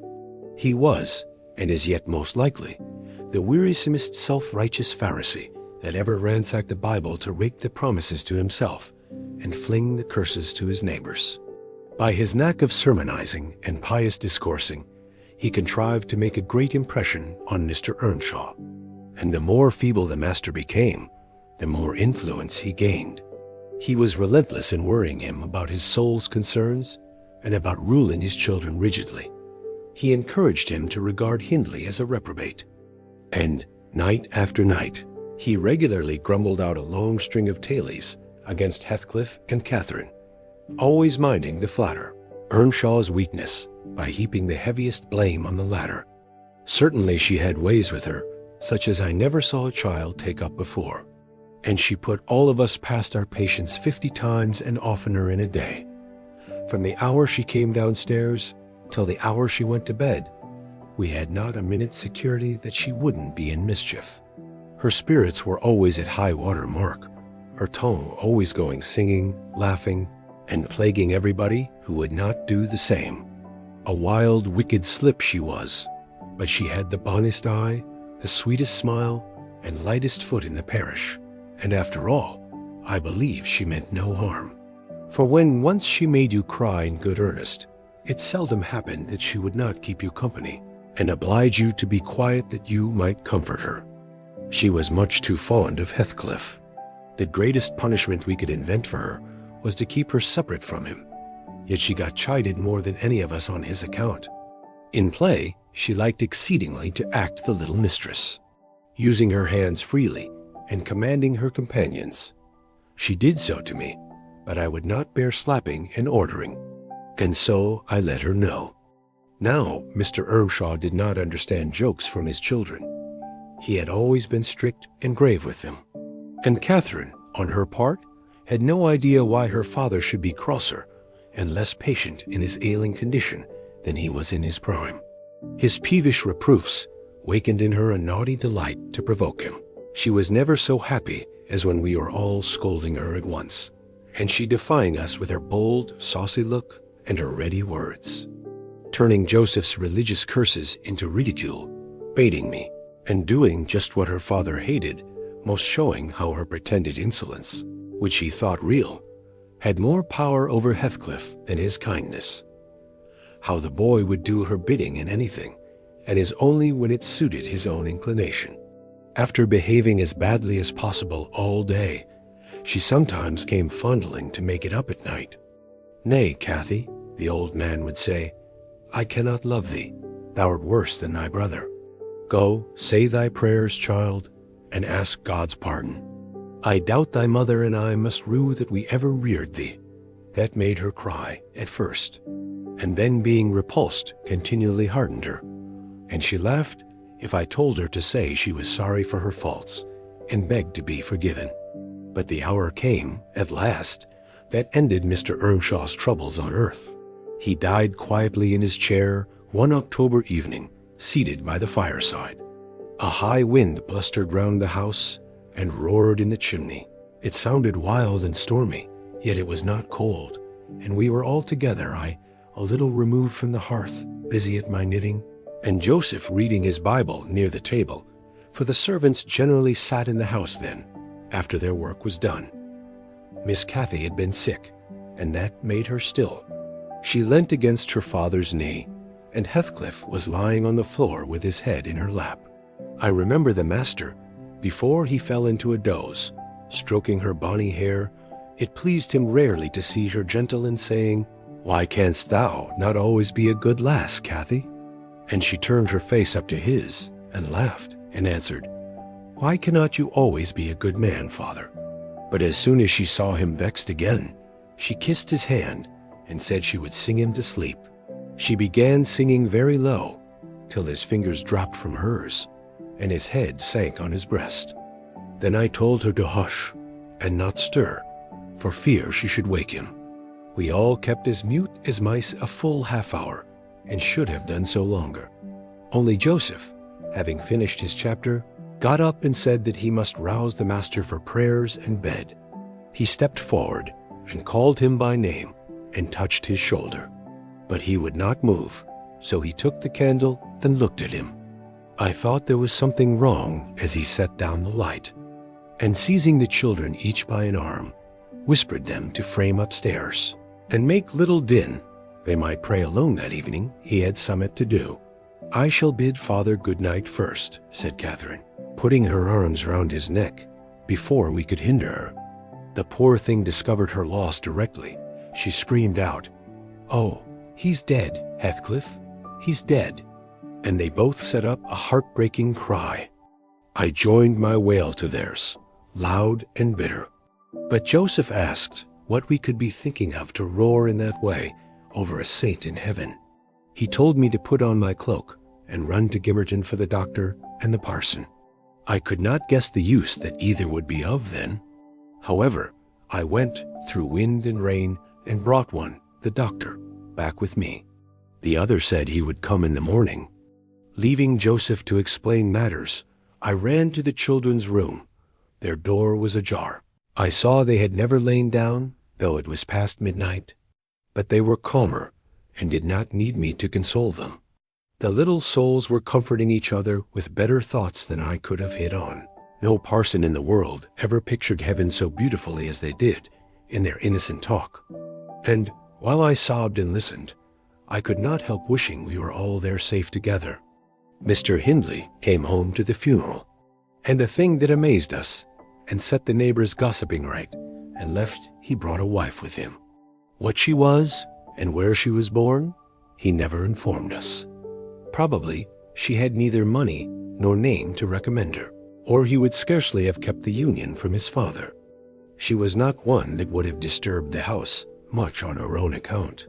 Every object she saw, the moment she crossed the threshold, appeared to delight her, and every circumstance that took place about her, except the preparing for the burial and the presence of the mourners. I thought she was half silly from her behavior while that went on. She ran into her chamber and made me come with her, though I should have been dressing the children. And there she sat shivering and clasping her hands and asking repeatedly, "Are they gone yet?" Then she began describing with hysterical emotion the effect it produced on her to see black, and started and trembled, and at last fell a-weeping. And when I asked what was the matter, answered she didn't know, but she felt so afraid of dying. I imagined her as little likely to die as myself. She was rather thin, but young and fresh-complexioned, and her eyes sparkled as bright as diamonds. I did remark, to be sure, that mounting the stairs made her breathe very quick, that the least sudden noise set her all in a quiver, and that she coughed troublesomely sometimes, but I knew nothing of what these symptoms portended, and had no impulse to sympathize with her. We don't in general take to foreigners here, Mr. Lockwood, unless they take to us first. Young Earnshaw was altered considerably in the 3 years of his absence. He had grown sparer and lost his color, and spoke and dressed quite differently. And on the very day of his return, he told Joseph and me we must thenceforth quarter ourselves in the back kitchen and leave the house for him. Indeed, he would have carpeted and papered a small spare room for a parlor, but his wife expressed such pleasure at the white floor and huge glowing fireplace, at the pewter dishes and delf case and dog kennel, and the wide space there was to move about in where they usually sat, that he thought it unnecessary to her comfort, and so dropped the intention. She expressed pleasure, too, at finding a sister among her new acquaintance, and she prattled to Catherine, and kissed her, and ran about with her, and gave her quantities of presents at the beginning. Her affection tired very soon, however, and when she grew peevish, Hindley became tyrannical. A few words from her, evincing a dislike to Heathcliff, were enough to rouse in him all his old hatred of the boy. He drove him from their company to the servants, deprived him of the instructions of the curate, and insisted that he should labor out of doors instead, compelling him to do so as hard as any other lad on the farm. Heathcliff bore his degradation pretty well at first, because Cathy taught him what she learnt, and worked or played with him in the fields. They both promised fair to grow up as rude as savages, the young master being entirely negligent how they behaved and what they did, so they kept clear of him. He would not even have seen after their going to church on Sundays. Only Joseph and the curate reprimanded his carelessness when they absented themselves, and that reminded him to order Heathcliff a flogging, and Catherine a fast from dinner or supper. But it was one of their chief amusements to run away to the moors in the morning and remain there all day, and the after punishment grew a mere thing to laugh at. The curate might set as many chapters as he pleased for Catherine to get by heart, and Joseph might thrash Heathcliff till his arm ached. They forgot everything the minute they were together again, at least the minute they had contrived some naughty plan of revenge. And many a time I've cried to myself to watch them growing more reckless daily, and I not daring to speak a syllable, for fear of losing the small power I still retained over the unfriended creatures. One Sunday evening, it chanced that they were banished from the sitting-room for making a noise, or a light offense of the kind, and when I went to call them to supper, I could discover them nowhere. We searched the house, above and below, and the yard and stables. They were invisible, and at last Hindley in a passion told us to bolt the doors, and swore nobody should let them in that night. The household went to bed, and I, too anxious to lie down, opened my lattice and put my head out to hearken. Though it rained, determined to admit them in spite of the prohibition, should they return. In a while, I distinguished steps coming up the road, and the light of a lantern glimmered through the gate. I threw a shawl over my head and ran to prevent them from waking Mr. Earnshaw by knocking. There was Heathcliff by himself. It gave me a start to see him alone. "Where is Miss Catherine?" I cried hurriedly. "No accident, I hope." "At Thrushcross Grange," he answered. "And I would have been there too, but they had not the manners to ask me to stay." "Well, you will catch it." I said, "You'll never be content till you're sent about your business. What in the world led you wandering to Thrushcross Grange?" "Let me get off my wet clothes, and I'll tell you all about it, Nellie," he replied. I bid him beware of rousing the master, and while he undressed and I waited to put out the candle, he continued, "Cathy and I escaped from the wash-house to have a ramble at Liberty, and getting a glimpse of the Grange lights, we thought we would just go and see whether the Lintons passed their Sunday evenings standing shivering in corners, while their father and mother sat eating and drinking, and singing and laughing, and burning their eyes out before the fire. Do you think they do? Or reading sermons, and being catechized by their manservant, and set to learn a column of scripture names, if they don't answer properly? Probably not, I responded. They are good children, no doubt, and don't deserve the treatment you receive for your bad conduct. Don't cant, Nellie, he said. Nonsense. We ran from the top of the heights to the park, without stopping Catherine completely beaten in the race, because she was barefoot. You'll have to seek for her shoes in the bog tomorrow. We crept through a broken hedge, groped our way up the path, and planted ourselves on a flower plot under the drawing-room window. The light came from thence. They had not put up the shutters, and the curtains were only half closed. Both of us were able to look in by standing on the basement and clinging to the ledge, and we saw, it was beautiful. A splendid place carpeted with crimson, and crimson-covered chairs and tables, and a pure white ceiling bordered by gold, a shower of glass drops hanging in silver chains from the center, and shimmering with little soft tapers. Old Mr. and Mrs. Linton were not there. Edgar and his sister had it entirely to themselves. Shouldn't they have been happy? We should have thought ourselves in heaven. And now, guess what your good children were doing? Isabella, I believe she is 11, a year younger than Cathy, lay screaming at the farther end of the room, shrieking as if witches were running red-hot needles into her. Edgar stood on the hearth, weeping silently, and in the middle of the table sat a little dog, shaking its paw and yelping, which, from their mutual accusations, we understood they had nearly pulled in two between them. The idiots!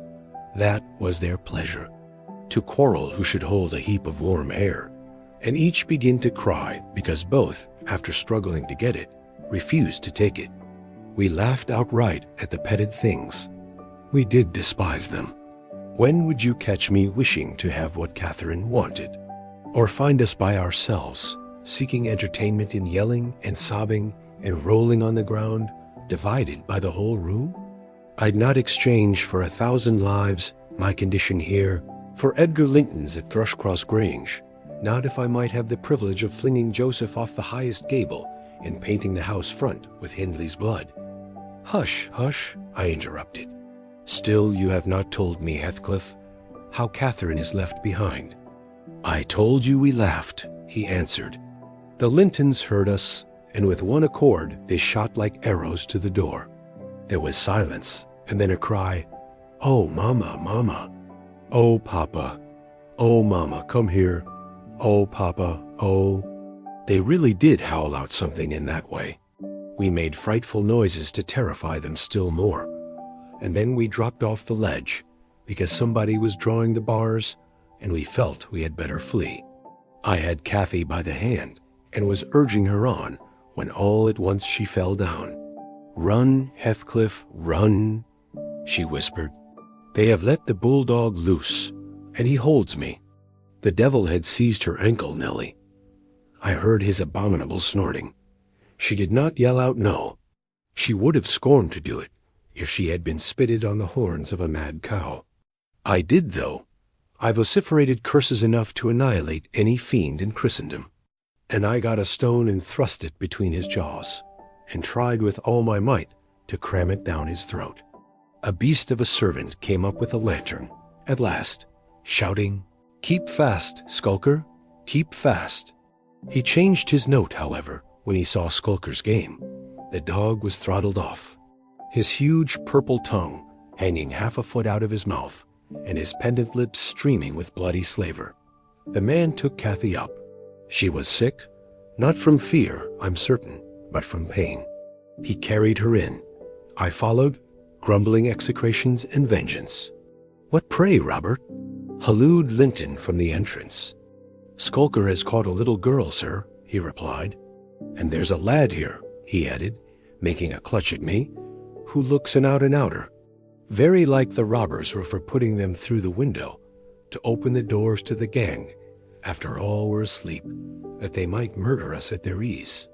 Hold your tongue, you foul-mouthed thief, you. You shall go to the gallows for this. Mr. Linton, sir, don't lay by your gun." "No, no, Robert," said the old fool. "The rascals knew that yesterday was my rent day. They thought to have me cleverly. Come in. I'll furnish them a reception. There, John, fasten the chain. Give Skulker some water, Jenny. To beard a magistrate in his stronghold, and on the Sabbath, too. Where will their insolence stop? Oh, my dear Mary, look here. Don't be afraid. It is but a boy yet the villain scowls so plainly in his face. Would it not be a kindness to the country to hang him at once, before he shows his nature and acts, as well as features?" He pulled me under the chandelier, and Mrs. Linton placed her spectacles on her nose and raised her hands in horror. The cowardly children crept nearer also, Isabella lisping, "Frightful thing. Put him in the cellar, Papa. He's exactly like the son of the fortune-teller that stole my tame pheasant. Isn't he, Edgar?" While they examined me, Kathy came round. She heard the last speech and laughed. Edgar Linton, after an inquisitive stare, collected sufficient wit to recognize her. "They see us at church, you know, though we seldom meet them elsewhere. That's Miss Earnshaw," he whispered to his mother. "And look how Skulker has bitten her, how her foot bleeds." "Miss Earnshaw? Nonsense," cried the dame. "Miss Earnshaw scouring the country with a gypsy. And yet, my dear, the child is in mourning, surely it is, and she may be lamed for life. What culpable carelessness in her brother!" exclaimed Mr. Linton, turning from me to Catherine.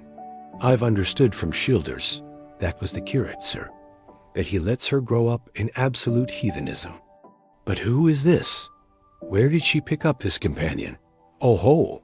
I declare, he is that strange acquisition my late neighbor made. In his journey to Liverpool, a little Lascar, or an American or Spanish castaway. A wicked boy, at all events," remarked the old lady, "and quite unfit for a decent house. Did you notice his language, Linton? I'm shocked that my children should have heard it. I recommenced cursing. Don't be angry, Nellie. And so Robert was ordered to take me off. I refused to go without Kathy. He dragged me into the garden, pushed the lantern into my hand, assured me that Mr. Earnshaw should be informed of my behavior, and, bidding me march directly, secured the door again.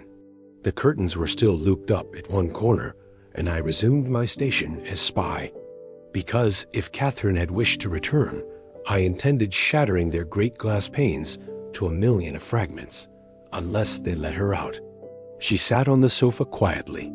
Mrs. Linton took off the gray cloak of the dairymaid, which we had borrowed for our excursion. Shaking her head and expostulating with her, I suppose, she was a young lady, and they made a distinction between her treatment and mine. Then the woman servant brought a basin of warm water and washed her feet, and Mr. Linton mixed a tumbler of negus, and Isabella emptied a plateful of cakes into her lap, and Edgar stood gaping at a distance. Afterwards, they dried and combed her beautiful hair, and gave her a pair of enormous slippers, and wheeled her to the fire. And I left her, as merry as she could be, dividing her food between the little dog and Skulker, whose nose she pinched as he ate. and kindling a spark of spirit in the vacant blue eyes of the Lintons, a dim reflection from her own enchanting face. I saw they were full of stupid admiration. She is so immeasurably superior to them, to everybody on earth, is she not, Nellie? There will more come of this business than you reckon on, I answered, covering him up and extinguishing the light. You are incurable, Heathcliff, and Mr. Hindley will have to proceed to extremities. See if he won't. My words came truer than I desired. The luckless adventure made Earnshaw furious.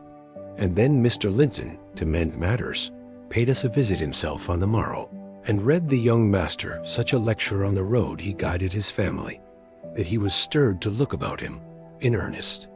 Heathcliff received no flogging, but he was told that the first word he spoke to Miss Catherine should ensure a dismissal. And Mrs. Earnshaw undertook to keep her sister-in-law in due restraint when she returned home, employing art, not force. With force she would have found it impossible. Cathy stayed at Thrushcross Grange 5 weeks, till Christmas. By that time her ankle was thoroughly cured, and her manners much improved. The mistress visited her often in the interval, and commenced her plan of reform by trying to raise her self-respect with fine clothes and flattery, which she took readily. So that, instead of a wild, hatless little savage jumping into the house and rushing to squeeze us all breathless, there lighted from a handsome black pony a very dignified person, with brown ringlets falling from the cover of a feathered beaver and a long cloth habit, which she was obliged to hold up with both hands that she might sail in. Hindley lifted her from her horse, exclaiming delightedly, "Why, Cathy, you are quite a beauty. I should scarcely have known you. You look like a lady now. Isabella Linton is not to be compared with her, is she, Francis?" "Isabella has not her natural advantages," replied his wife, "but she must mind and not grow wild again here. Ellen, help Miss Catherine off with her things. Stay, dear. You will disarrange your curls. Let me untie your hat." I removed the habit, and there shone forth beneath a grand plaid silk frock, white trousers, and burnished shoes. And while her eyes sparkled joyfully when the dogs came bounding up to welcome her, she dared hardly touch them, lest they should fawn upon her splendid garments. She kissed me gently. I was all flour making the Christmas cake, and it would not have done to give me a hug. And then she looked round for Heathcliff. Mr. and Mrs. Earnshaw watched anxiously their meeting, thinking it would enable them to judge, in some measure, what grounds they had for hoping to succeed in separating the two friends. Heathcliff was hard to discover, at first. If he were careless and uncared for before Catherine's absence, he had been 10 times more so since. Nobody but I even did him the kindness to call him a dirty boy, and bid him wash himself once a week. And children of his age seldom have a natural pleasure in soap and water. Therefore, not to mention his clothes, which had seen 3 months' service in mire and dust, and his thick uncombed hair, the surface of his face and hands was dismally beclouded. He might well skulk behind the settle, on beholding such a bright, graceful damsel enter the house, instead of a rough-headed counterpart of himself, as he expected. "Is Heathcliff not here?" she demanded, pulling off her gloves, and displaying fingers wonderfully whitened with doing nothing and staying indoors. "Heathcliff, you may come forward," cried Mr. Hindley, enjoying his discomfiture, and gratified to see what a forbidding young blackguard he would be compelled to present himself. "You may come and wish Miss Catherine welcome, like the other servants." Cathy, catching a glimpse of her friend in his concealment, flew to embrace him. She bestowed 7 or 8 kisses on his cheek within the second, and then stopped, and drawing back, burst into a laugh, exclaiming, "Why, how very black and cross you look, and how funny and grim. But that's because I'm used to Edgar and Isabella Linton. Well, Heathcliff, have you forgotten me?" She had some reason to put the question, for shame and pride threw double gloom over his countenance, and kept him immovable. "Shake hands, Heathcliff," said Mr. Earnshaw, condescendingly. "Once in a way that is permitted." "I shall not," replied the boy, finding his tongue at last. I shall not stand to be laughed at. I shall not bear it." And he would have broken from the circle, but Miss Cathy seized him again. "I did not mean to laugh at you," she said. I could not hinder myself. "Heathcliff, shake hands at least.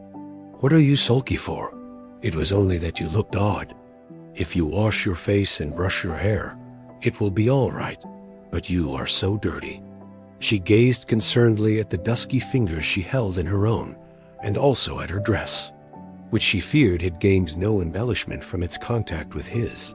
"You needn't have touched me," he answered, following her eye and snatching away his hand. "I shall be as dirty as I please, and I like to be dirty, and I will be dirty." With that, he dashed headforemost out of the room, amid the merriment of the master and mistress, and to the serious disturbance of Catherine, who could not comprehend how her remarks should have produced such an exhibition of bad temper. After playing lady's maid to the newcomer, and putting my cakes in the oven, and making the house and kitchen cheerful with great fires, befitting Christmas Eve, I prepared to sit down and amuse myself by singing carols, all alone, regardless of Joseph's affirmations that he considered the merry tunes I chose as next door to songs. He had retired to private prayer in his chamber, and Mr. and Mrs. Earnshaw were engaging Missy's attention by sundry gay trifles, bought for her to present to the little Lintons, as an acknowledgment of their kindness. They had invited them to spend the morrow at Wuthering Heights, and the invitation had been accepted, on one condition. Mrs. Linton begged that her darlings might be kept carefully apart from that naughty, swearing boy.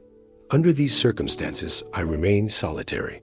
I smelt the rich scent of the heating spices, and admired the shining kitchen utensils, the polished clock, decked in holly, the silver mugs ranged on a tray, ready to be filled with mulled ale for supper, and above all, the speckless purity of my particular care, the scoured and well-swept floor. I gave due inward applause to every object, and then I remembered how old Earnshaw used to come in when all was tidied, and call me a cant-lass, and slip a shilling into my hand as a Christmas box.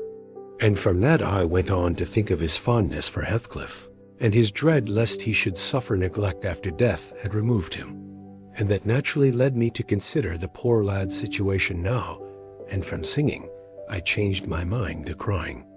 It struck me soon, however, there would be more sense in endeavoring to repair some of his wrongs than shedding tears over them. I got up and walked into the court to seek him. He was not far. I found him smoothing the glossy coat of the new pony in the stable, and feeding the other beasts, according to custom.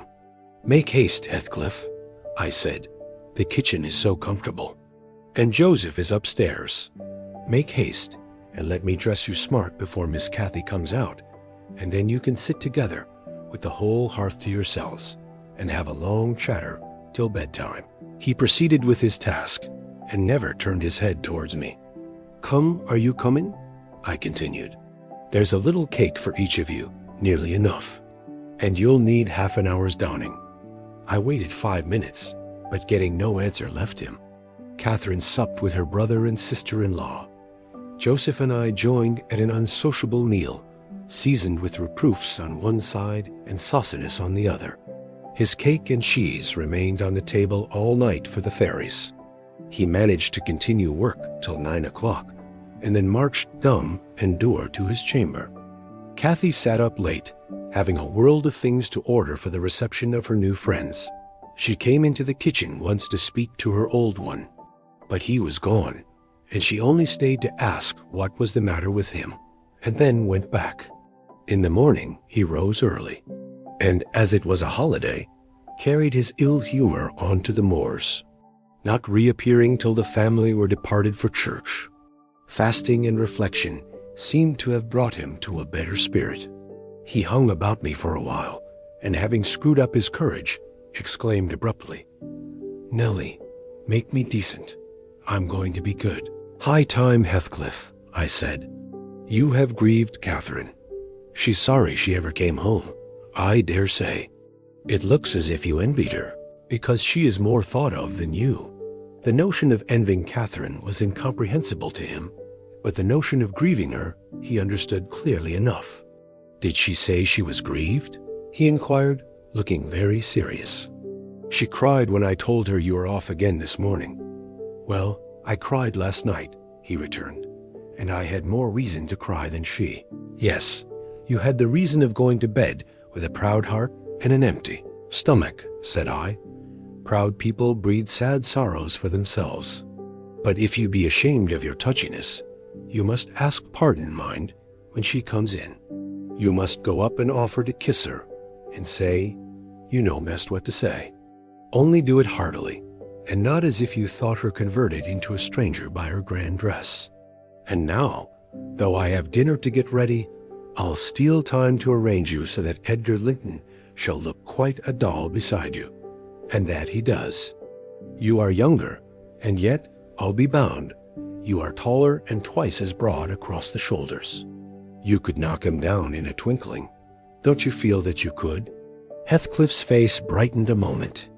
Then it was overcast afresh, and he sighed. "But Nellie, if I knocked him down 20 times, that wouldn't make him less handsome or me more so. I wish I had light hair and a fair skin, and was dressed and behaved as well, and had a chance of being as rich as he will be. And cried for mamma at every turn," I added, "and trembled if a country lad heaved his fist against you, and sat at home all day for a shower of rain. Oh, Heathcliff, you are showing a poor spirit. Come to the glass, and I'll let you see what you should wish. Do you mark those 2 lines between your eyes? And those thick brows that, instead of rising arched, sink in the middle? And that couple of black fiends, so deeply buried, who never open their windows boldly, but lurk glinting under them like devil's spies? Wish and learn to smooth away the surly wrinkles, to raise your lids frankly, and change the fiends to confident, innocent angels, suspecting and doubting nothing, and always seeing friends where they are not sure of foes. Don't get the expression of a vicious cur that appears to know the kicks it gets are its desert, and yet hates all the world, as well as the kicker, for what it suffers. In other words, I must wish for Edgar Linton's great blue eyes and even forehead," he replied. "I do, and that won't help me to them. A good heart will help you to a bonny face, my lad," I continued. "If you were a regular black, and a bad one will turn the bonniest into something worse than ugly. And now that we've done washing and combing and sulking, tell me whether you don't think yourself rather handsome?" "I'll tell you. I do. You're fit for a prince in disguise. Who knows but your father was Emperor of China, and your mother an Indian queen, each of them able to buy up, with 1 week's income, Wuthering Heights and Thrushcross Grange together. And you were kidnapped by wicked sailors and brought to England. Were I in your place, I would frame high notions of my birth, and the thoughts of what I was should give me courage and dignity to support the oppressions of a little farmer." So I chattered on, and Heathcliff gradually lost his frown and began to look quite pleasant, when all at once our conversation was interrupted by a rumbling sound moving up the road and entering the court. He ran to the window and I to the door, just in time to behold the 2 Lintons descend from the family carriage, smothered in cloaks and furs, and the Earnshaws dismount from their horses. They often rode to church in winter. Catherine took a hand of each of the children and brought them into the house and set them before the fire, which quickly put color into their white faces. I urged my companion to hasten now and show his amiable humor, and he willingly obeyed. But ill luck would have it that, as he opened the door leading from the kitchen on one side, Hindley opened it on the other. They met, and the master, irritated at seeing him clean and cheerful, or perhaps eager to keep his promise to Mrs. Linton, shoved him back with a sudden thrust, and angrily bade Joseph keep the fellow out of the room, send him into the garret till dinner is over. He'll be cramming his fingers in the tarts and stealing the fruit, if left alone with them a minute. "Nay, sir," I could not avoid answering, "he'll touch nothing, not he, and I suppose he must have his share of the dainties as well as we. He shall have his share of my hand, if I catch him downstairs till dark, cried Hindley. "Begone, you vagabond!" "What? You are attempting the coxcomb, are you? Wait till I get hold of those elegant locks. See if I won't pull them a bit longer." "They are long enough already," observed Master Linton, peeping from the doorway. "I wonder they don't make his head ache. It's like a colt's mane over his eyes." He ventured this remark without any intention to insult, but Heathcliff's violent nature was not prepared to endure the appearance of impertinence from one whom he seemed to hate. Even then, as a rival, he seized a tureen of hot apple sauce, the first thing that came under his gripe, and dashed it full against the speaker's face and neck, who instantly commenced a lament that brought Isabella and Catherine hurrying to the place. Mr. Earnshaw snatched up the culprit directly and conveyed him to his chamber, where, doubtless, he administered a rough remedy to cool the fit of passion, for he appeared red and breathless. I got the dishcloth and rather spitefully scrubbed Edgar's nose and mouth, affirming it served him right for meddling. His sister began weeping to go home, and Cathy stood by confounded, blushing for all. "You should not have spoken to him," she expostulated with Master Linton. "He was in a bad temper, and now you've spoilt your visit, and he'll be flogged. I hate him to be flogged. I can't eat my dinner. Why did you speak to him, Edgar?" "I didn't," sobbed the youth, escaping from my hands and finishing the remainder of the purification with his cambric pocket handkerchief. "I promised Mamma that I wouldn't say one word to him, and I didn't." "Well, don't cry," replied Catherine contemptuously. "You're not killed. Don't make more mischief. My brother is coming. Be quiet. Hush, Isabella. Has anybody hurt you?" "There, there. Children, to your seats," cried Hindley, bustling in. "That brute of a lad has warmed me nicely. Next time, Master Edgar, take the law into your own fists. It will give you an appetite." The little party recovered its equanimity at sight of the fragrant feast. They were hungry after their ride, and easily consoled, since no real harm had befallen them. Mr. Earnshaw carved bountiful platefuls, and the mistress made them merry with lively talk. I waited behind her chair, and was pained to behold Catherine, with dry eyes and an indifferent air, commence cutting up the wing of a goose before her. An unfeeling child, I thought to myself. How lightly she dismisses her old playmate's troubles. I could not have imagined her to be so selfish. She lifted a mouthful to her lips. Then she set it down again. Her cheeks flushed, and the tears gushed over them. She slipped her fork to the floor and hastily dived under the cloth to conceal her emotion. I did not call her unfeeling long, for I perceived she was in purgatory throughout the day, and wearying to find an opportunity of getting by herself, or paying a visit to Heathcliff, who had been locked up by the master, as I discovered on endeavoring to introduce to him a private mess of victuals. In the evening we had a dance. Cathy begged that he might be liberated then, as Isabella Linton had no partner. Her entreaties were vain, and I was appointed to supply the deficiency. We got rid of all gloom in the excitement of the exercise, and our pleasure was increased by the arrival of the Gimmerton band, mustering 15 strong, a trumpet, a trombone, clarinets, bassoons, French horns, and a bass viol, besides singers. They go the rounds of all the respectable houses and receive contributions every Christmas, and we esteemed it a first-rate treat to hear them. After the usual carols had been sung, we set them to songs and glees. Mrs. Earnshaw loved the music, and so they gave us plenty. Catherine loved it too, but she said it sounded sweetest at the top of the steps, and she went up in the dark. I followed. They shut the house door below, never noting our absence. It was so full of people. She made no stay at the stairs head, but mounted farther, to the garret where Heathcliff was confined, and called him. He stubbornly declined answering for a while. She persevered, and finally persuaded him to hold communion with her through the boards. I let the poor things converse unmolested, till I supposed the songs were going to cease, and the singers to get some refreshment, and I clambered up the ladder to warn her. Instead of finding her outside, I heard her voice within. The little monkey had crept by the skylight of one garret, along the roof, into the skylight of the other, and it was with the utmost difficulty I could coax her out again.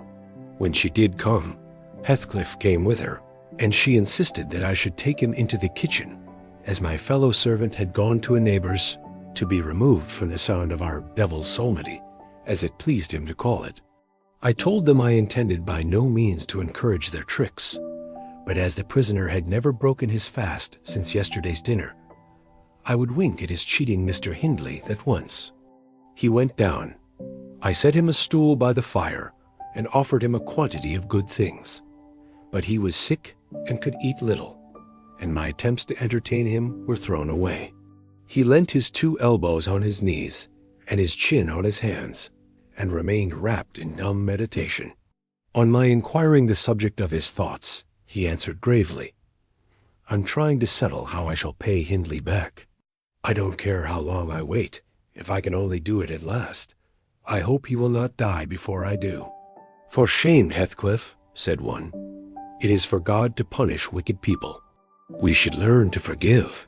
"No, God won't have the satisfaction that I shall," he returned. "I only wish I knew the best way. Let me alone, and I'll plan it out. While I'm thinking of that, I don't feel pain. But, Mr. Lockwood, I forget these tales cannot divert you. I'm annoyed how I should dream of chattering on at such a rate, and your gruel cold, and you nodding for bed." I could have told Heathcliff's history, all that you need hear, in 6 words. Thus interrupting herself, the housekeeper rose and proceeded to lay aside her sewing. But I felt incapable of moving from the hearth, and I was very far from nodding. "Sit still, Mrs. Dean," I cried. "Do sit still another half-hour. You've done just right to tell the story leisurely. That is the method I like, and you must finish it in the same style. I am interested in every character you have mentioned, more or less. The clock is on the stroke of 11, sir. No matter, I'm not accustomed to go to bed in the long hours. 1 or 2 is early enough for a person who lies till 10. You shouldn't lie till 10. There's the very prime of the morning, when long before that time. A person who has not done 1/2 his day's work by 10 o'clock runs a chance of leaving the other half undone. Nevertheless, Mrs. Dean, resume your chair, because tomorrow I intend lengthening the night till afternoon. I prognosticate for myself an obstinate cold, at least. I hope not, sir. Well, you must allow me to leap over some 3 years. During that space, Mrs. Earnshaw. No, I'll allow nothing of the sort. Are you acquainted with the mood of mind in which, if you were seated alone, and the cat licking its kitten on the rug before you, you would watch the operation so intently that Puss's neglect of one ear would put you seriously out of temper? A terribly lazy mood, I should say. On the contrary, a tiresomely active one. It is mine at present, and therefore continue minutely. I perceive that people in these regions acquire over people in towns the value that a spider in a dungeon does over a spider in a cottage to their various occupants. And yet the deepened attraction is not entirely owing to the situation of the looker-on. They do live more in earnest, more in themselves, and less in surface, change, and frivolous external things. I could fancy a love for life here almost possible, and I was a fixed unbeliever in any love of a year's standing. One state resembles setting a hungry man down to a single dish, on which he may concentrate his entire appetite and do it justice. The other, introducing him to a table laid out by French cooks. He can perhaps extract as much enjoyment from the whole, but each part is a mere atom in his regard and remembrance. After playing lady's maid to the newcomer, and putting my cakes in the oven, and making the house and kitchen cheerful with great fires, befitting Christmas Eve, I prepared to sit down and amuse myself by singing carols, all alone. Regardless of Joseph's affirmations that he considered the merry tunes I chose as next door to songs. He had retired to private prayer in his chamber, and Mr. and Mrs. Earnshaw were engaging Missy's attention by sundry gay trifles, bought for her to present to the little Lintons, as an acknowledgment of their kindness. They had invited them to spend the morrow at Wuthering Heights, and the invitation had been accepted on one condition. Mrs. Linton begged that her darlings might be kept carefully apart from that naughty, swearing boy. Under these circumstances, I remained solitary.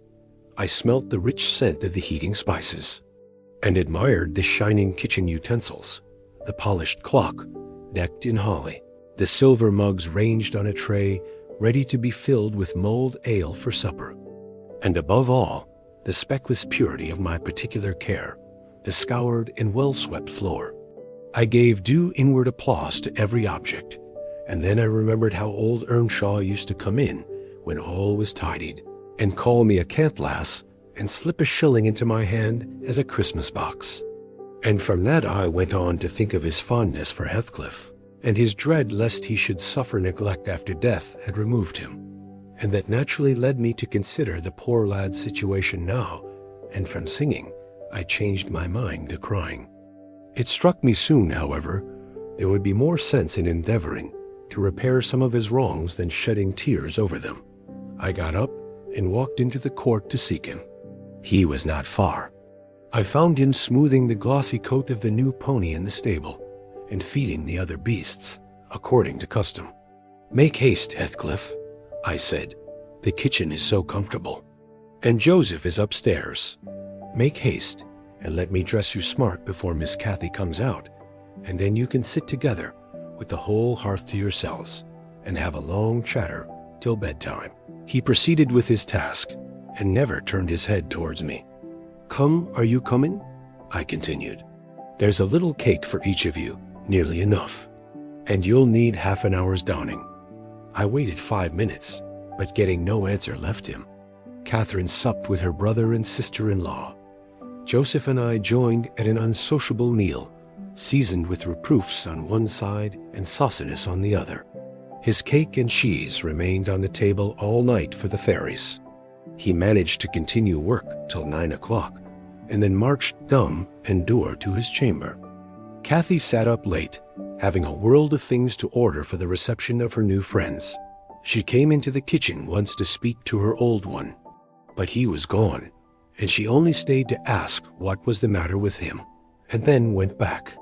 In the morning he rose early, and as it was a holiday, carried his ill humor on to the moors, not reappearing till the family were departed for church. Fasting and reflection seemed to have brought him to a better spirit. He hung about me for a while, and having screwed up his courage, exclaimed abruptly, "Nellie, make me decent. I'm going to be good."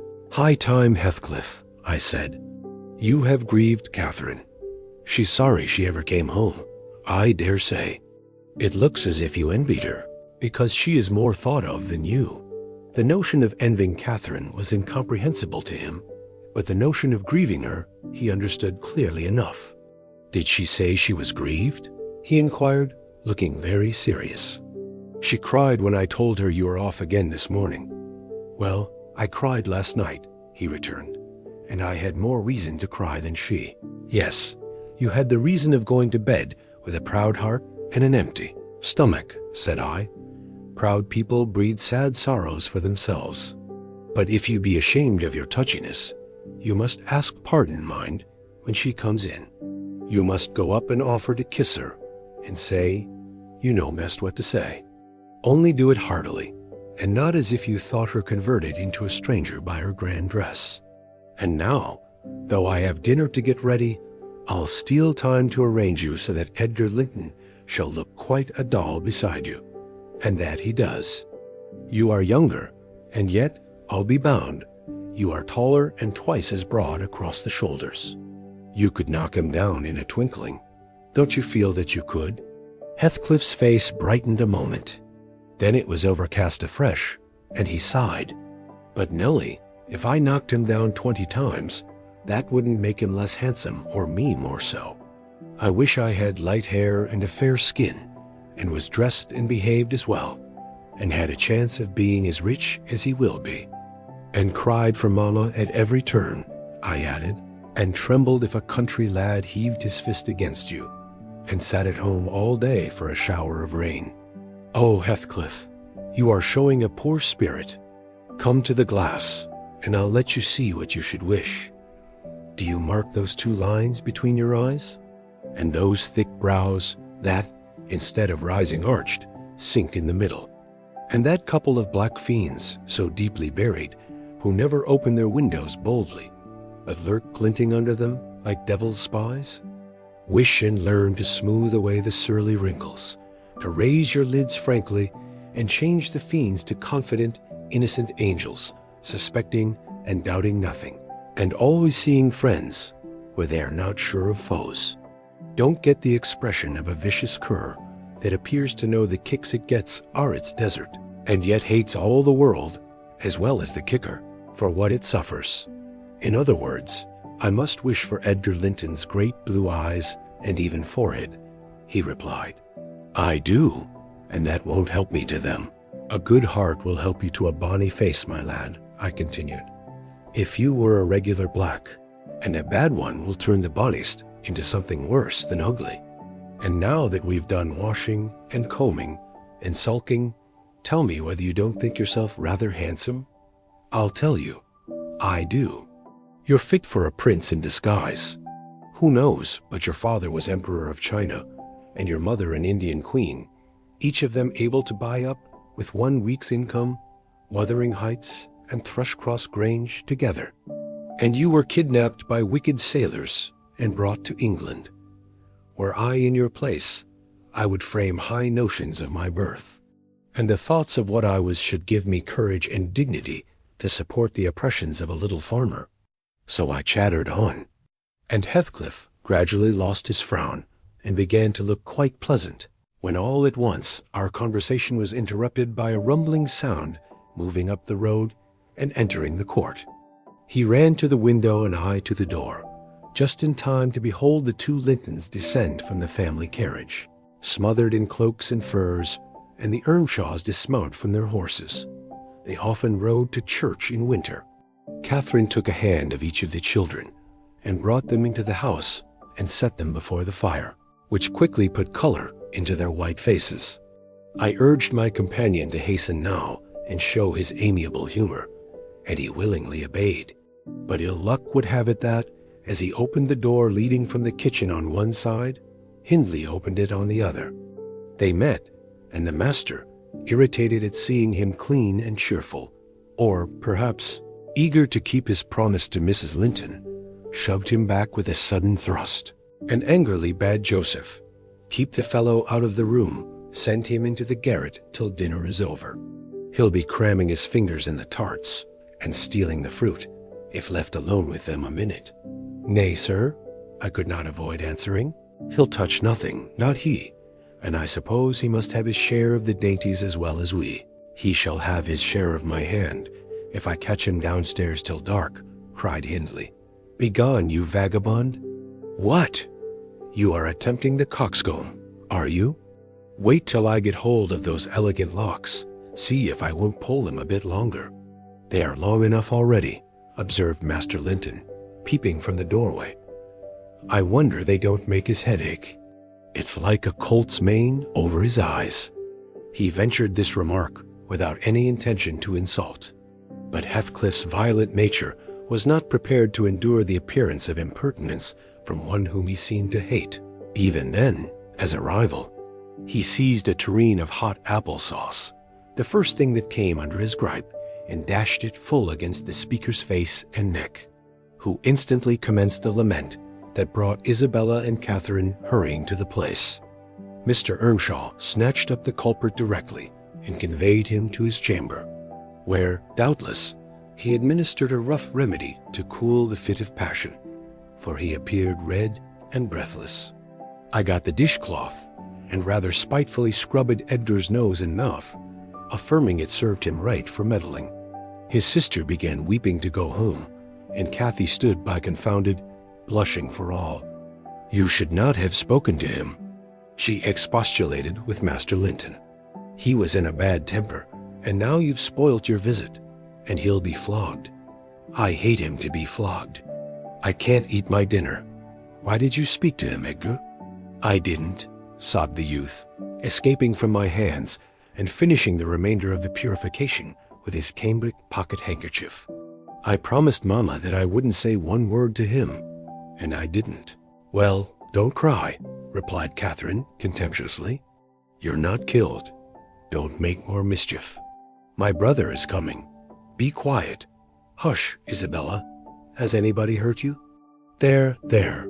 Children to your seats," cried Hindley, bustling in. "That brute of a lad has warmed me nicely. Next time, Master Edgar, take the law into your own fists. It will give you an appetite." The little party recovered its equanimity at sight of the fragrant feast. They were hungry after their ride, and easily consoled, since no real harm had befallen them. Mr. Earnshaw carved bountiful platefuls, and the mistress made them merry with lively talk. I waited behind her chair, and was pained to behold Catherine, with dry eyes and an indifferent air, commence cutting up the wing of a goose before her. An unfeeling child, I thought to myself. How lightly she dismisses her old playmate's troubles. I could not have imagined her to be so selfish. She lifted a mouthful to her lips. Then she set it down again. Her cheeks flushed, and the tears gushed over them. She slipped her fork to the floor, and hastily dived under the cloth to conceal her emotion. I did not call her unfeeling long, for I perceived she was in purgatory throughout the day, and wearying to find an opportunity of getting by herself, or paying a visit to Heathcliff, who had been locked up by the master, as I discovered on endeavoring to introduce to him a private mess of victuals. In the evening we had a dance. Cathy begged that he might be liberated then, as Isabella Linton had no partner. Her entreaties were vain, and I was appointed to supply the deficiency. We got rid of all gloom in the excitement of the exercise, and our pleasure was increased by the arrival of the Gimmerton band, mustering 15 strong, a trumpet, a trombone, clarinets, bassoons, French horns, and a bass viol, besides singers. They go the rounds of all the respectable houses and receive contributions every Christmas, and we esteemed it a first-rate treat to hear them. After the usual carols had been sung, we set them to songs and glees. Mrs. Earnshaw loved the music, and so they gave us plenty. Catherine loved it too, but she said it sounded sweetest at the top of the steps, and she went up in the dark. I followed. They shut the house door below, never noting our absence. It was so full of people. She made no stay at the stairs head, but mounted farther, to the garret where Heathcliff was confined, and called him. He stubbornly declined answering for a while. She persevered, and finally persuaded him to hold communion with her through the boards. I let the poor things converse unmolested, till I supposed the songs were going to cease, and the singers to get some refreshment, and I clambered up the ladder to warn her. Instead of finding her outside, I heard her voice within. The little monkey had crept by the skylight of one garret, along the roof, into the skylight of the other, and it was with the utmost difficulty I could coax her out again. When she did come, Heathcliff came with her, and she insisted that I should take him into the kitchen, as my fellow servant had gone to a neighbor's to be removed from the sound of our devil's psalmody, as it pleased him to call it. I told them I intended by no means to encourage their tricks, but as the prisoner had never broken his fast since yesterday's dinner, I would wink at his cheating Mr. Hindley that once. He went down. I set him a stool by the fire, and offered him a quantity of good things. But he was sick and could eat little, and my attempts to entertain him were thrown away. He leant his 2 elbows on his knees, and his chin on his hands, and remained wrapped in dumb meditation. On my inquiring the subject of his thoughts, he answered gravely, "I'm trying to settle how I shall pay Hindley back.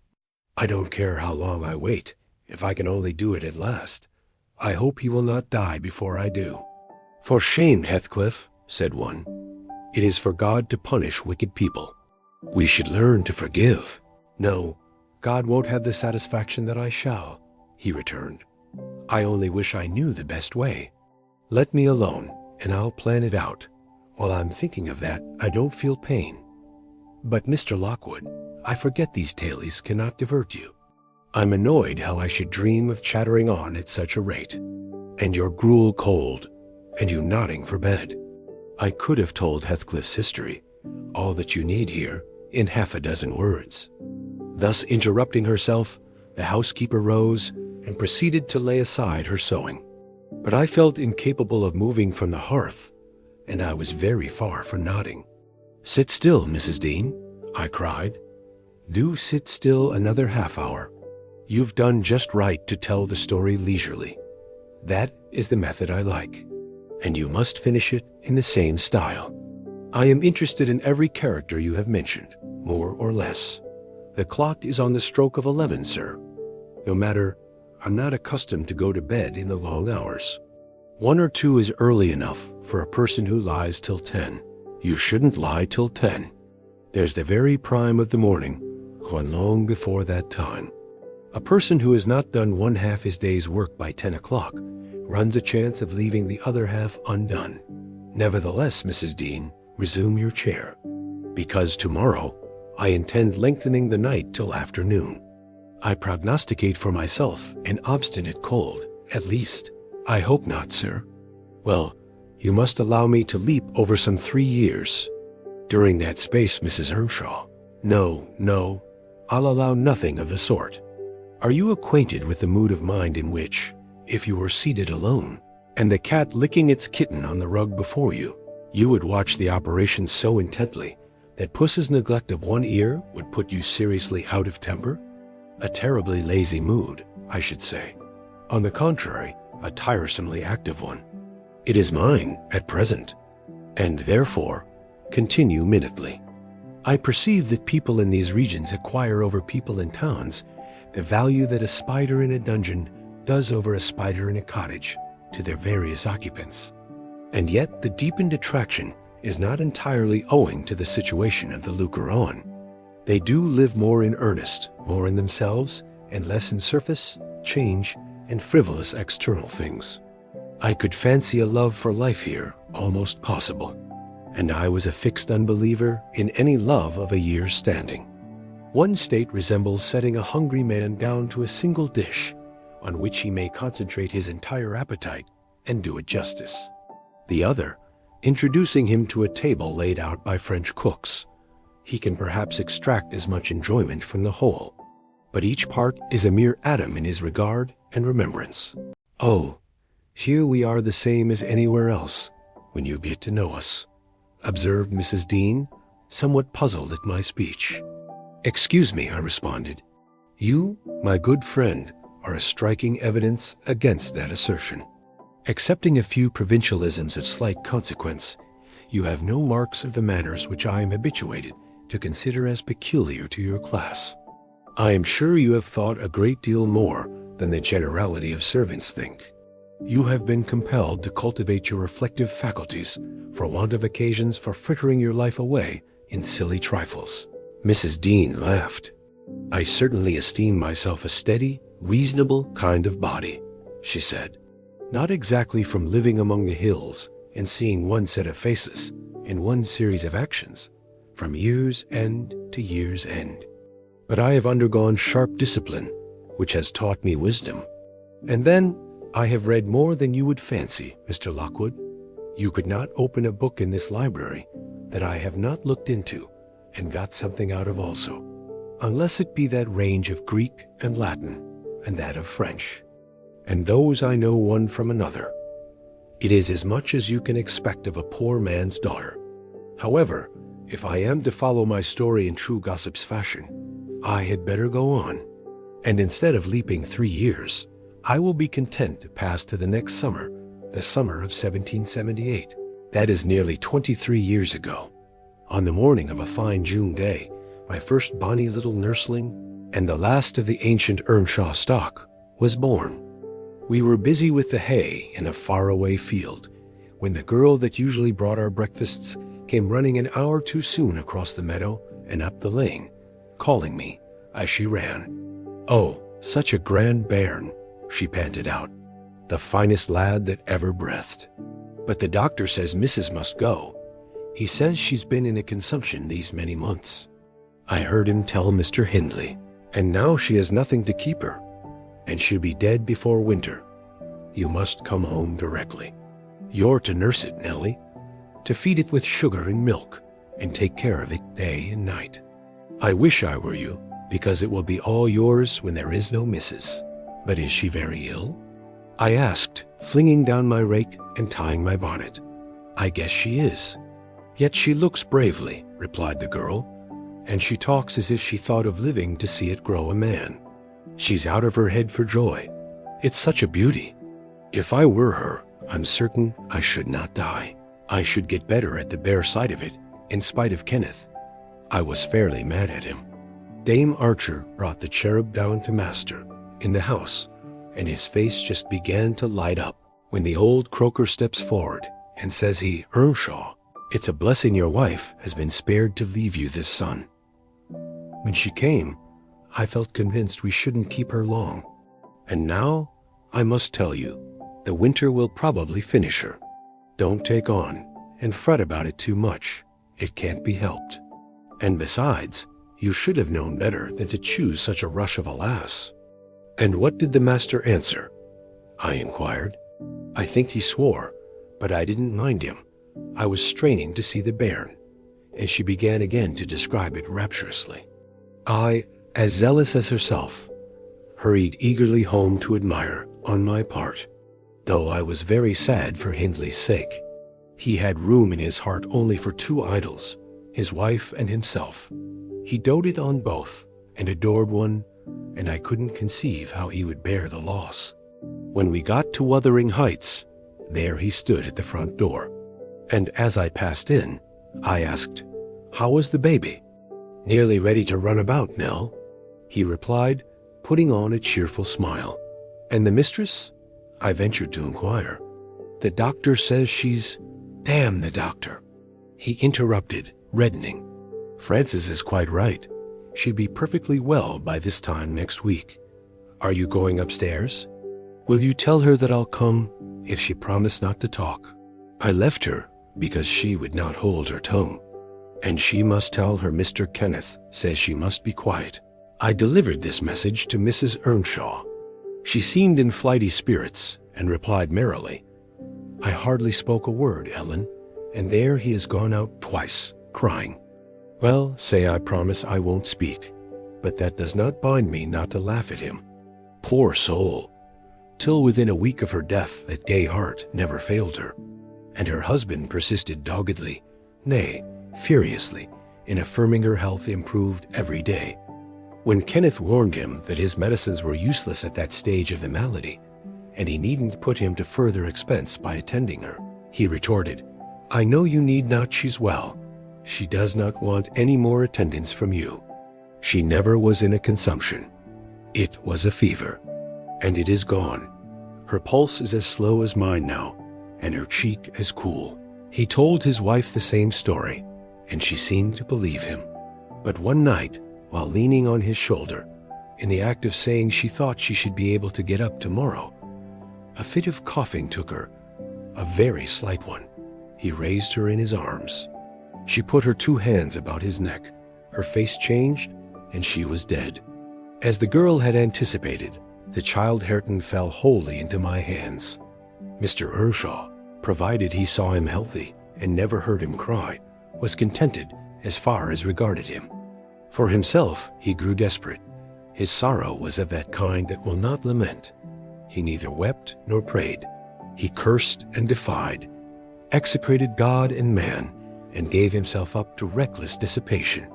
The servants could not bear his tyrannical and evil conduct long. Joseph and I were the only two that would stay. I had not the heart to leave my charge. And besides, I had been his foster sister, and excused his behavior more readily than a stranger would. Joseph remained to hector over tenants and laborers, and because it was his vocation to be where he had plenty of wickedness to reprove, the master's bad ways and bad companions formed a pretty example for Catherine and Heathcliff. His treatment of the latter was enough to make a fiend of a saint, and truly, it appeared as if the lad were possessed of something diabolical at that period. He delighted to witness Hindley degrading himself past redemption, and became daily more notable for savage sullenness and ferocity. I could not half tell what an infernal house we had. The curate dropped calling, and nobody decent came near us, at last. Unless Edgar Linton's visits to Miss Cathy might be an exception.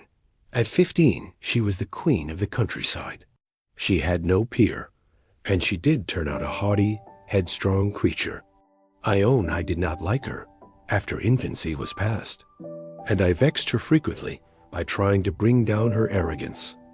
She never took an aversion to me, though. She had a wondrous constancy to old attachments. Even Heathcliff kept his hold on her affections unalterably. And young Linton, with all his superiority, found it difficult to make an equally deep impression.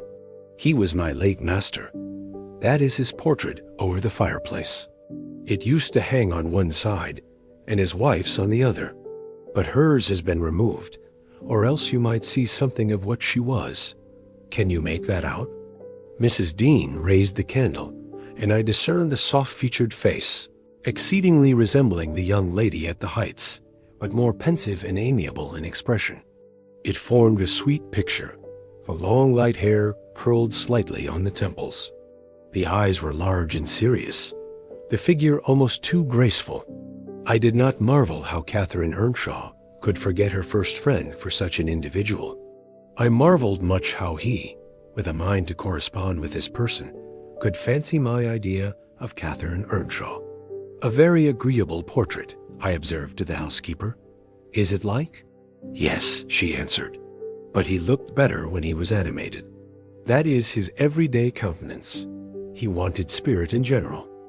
Catherine had kept up her acquaintance with the Lintons since her 5 weeks' residence among them, and as she had no temptation to show her rough side in their company, and had the sense to be ashamed of being rude where she experienced such invariable courtesy, she imposed unwittingly on the old lady and gentleman by her ingenious cordiality, gained the admiration of Isabella, and the heart and soul of her brother, acquisitions that flattered her from the first, for she was full of ambition, and led her to adopt a double character without exactly intending to deceive anyone.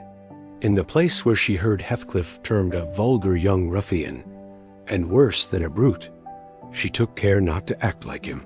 But at home she had small inclination to practice politeness that would only be laughed at, and restrain an unruly nature when it would bring her neither credit nor praise. Mr. Edgar seldom mustered courage to visit Wuthering Heights openly. He had a terror of Earnshaw's reputation, and shrunk from encountering him. And yet he was always received with our best attempts at civility. The master himself avoided offending him, knowing why he came, and if he could not be gracious, kept out of the way. I rather think his appearance there was distasteful to Catherine. She was not artful, never played the coquette, and had evidently an objection to her two friends meeting at all. For when Heathcliff expressed contempt of Linton in his presence, she could not half coincide as she did in his absence. And when Linton evinced disgust and antipathy to Heathcliff, she dared not treat his sentiments with indifference, as if depreciation of her playmate were of scarcely any consequence to her. I've had many a laugh at her perplexities and untold troubles, which she vainly strove to hide from my mockery. That sounds ill-natured, but she was so proud it became really impossible to pity her distresses, till she should be chastened into more humility.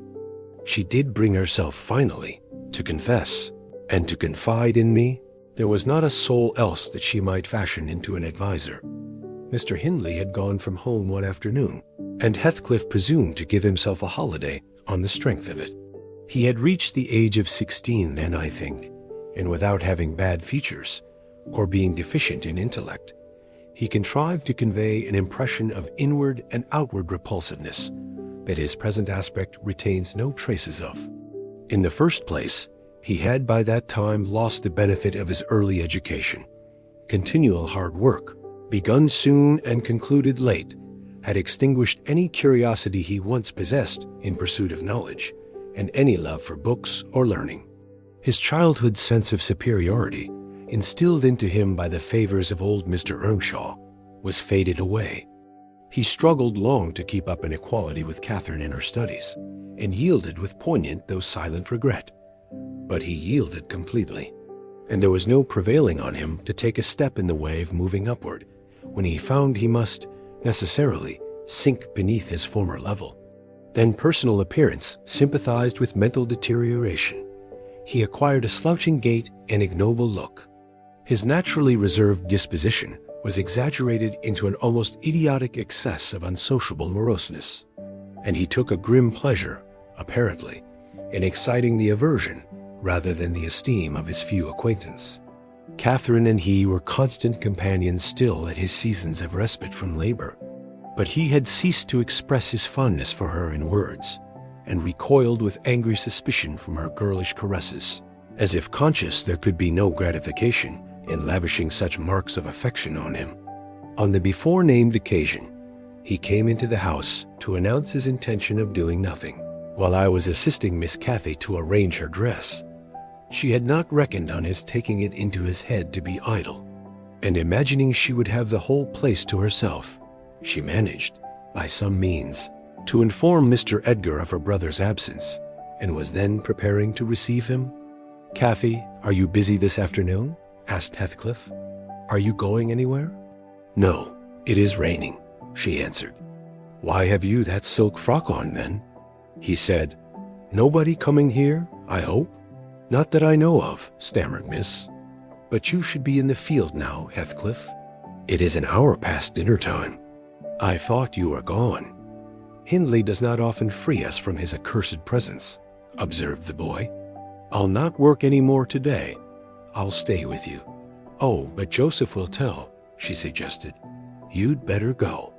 Joseph is loading lime on the further side of Penistone Crags. It will take him till dark, and he'll never know." So saying, he lounged to the fire and sat down. Catherine reflected an instant. With knitted brows, she found it needful to smooth the way for an intrusion. "Isabella and Edgar Lindt talked of calling this afternoon," she said, at the conclusion of a minute's silence. "As it rains, I hardly expect them. But they may come, and if they do, you run the risk of being scolded for no good. Order Ellen to say you are engaged, Cathy," he persisted. "Don't turn me out for those pitiful, silly friends of yours. I'm on the point, sometimes, of complaining that they, but I'll not." "That they what?" cried Catherine, gazing at him with a troubled countenance. "Oh, Nellie," she added petulantly, jerking her head away from my hands, "you've combed my hair quite out of curl. That's enough. Let me alone. What are you on the point of complaining about, Heathcliff?" "Nothing, only look at the almanac on that wall." He pointed to a framed sheet hanging near the window, and continued, "The crosses are for the evenings you have spent with the Lintons, the dots for those spent with me. Do you see? I've marked every day." "Yes, very foolish, as if I took notice," replied Catherine in a peevish tone. "And where is the sense of that?" "To show that I do take notice," said Heathcliff. "And should I always be sitting with you?" she demanded, growing more irritated. "What good do I get? What do you talk about? You might be dumb, or a baby, for anything you say to amuse me, or for anything you do either. You never told me before that I talked too little, or that you disliked my company, Cathy," exclaimed Heathcliff in much agitation. "It's no company at all, when people know nothing and say nothing," she muttered. Her companion rose up, but he hadn't time to express his feelings further, for a horse's feet were heard on the flags, and having knocked gently, young Linton entered, his face brilliant with delight at the unexpected summons he had received. Doubtless Catherine marked the difference between her friends, as one came in and the other went out. The contrast resembled what you see in exchanging a bleak, hilly, coal country for a beautiful, fertile valley. And his voice and greeting were as opposite as his aspect. He had a sweet, low manner of speaking, and pronounced his words as you do. That's less gruff than we talk here, and softer. "I'm not come too soon, am I?" he said, casting a look at me. I had begun to wipe the plate and tidy some drawers at the far end in the dresser. "No," answered Catherine. "What are you doing there, Nellie?" My work, miss, I replied. Mr. Hindley had given me directions to make a third party in any private visits Linton chose to pay. She stepped behind me and whispered crossly, "Take yourself and your dusters off. When company are in the house, servants don't commence scouring and cleaning in the room where they are. It's a good opportunity, now that master is away," I answered aloud. "He hates me to be fidgeting over these things in his presence." "I'm sure Mr. Edgar will excuse me." "I hate you to be fidgeting in my presence," exclaimed the young lady imperiously, not allowing her guest time to speak. She had failed to recover her equanimity since the little dispute with Heathcliff. "I'm sorry for it, Miss Catherine," was my response, and I proceeded assiduously with my occupation. She, supposing Edgar could not see her, snatched the cloth from my hand and pinched me, with a prolonged wrench, very spitefully on the arm. I've said I did not love her, and rather relished mortifying her vanity now and then. Besides, she hurt me extremely. So I started up from my knees and screamed out, "Oh, miss, that's a nasty trick. You have no right to nip me, and I'm not going to bear it. I didn't touch you, you lying creature," cried she, her fingers tingling to repeat the act, and her ears red with rage. She never had power to conceal her passion. It always set her whole complexion in a blaze. "What's that, then?"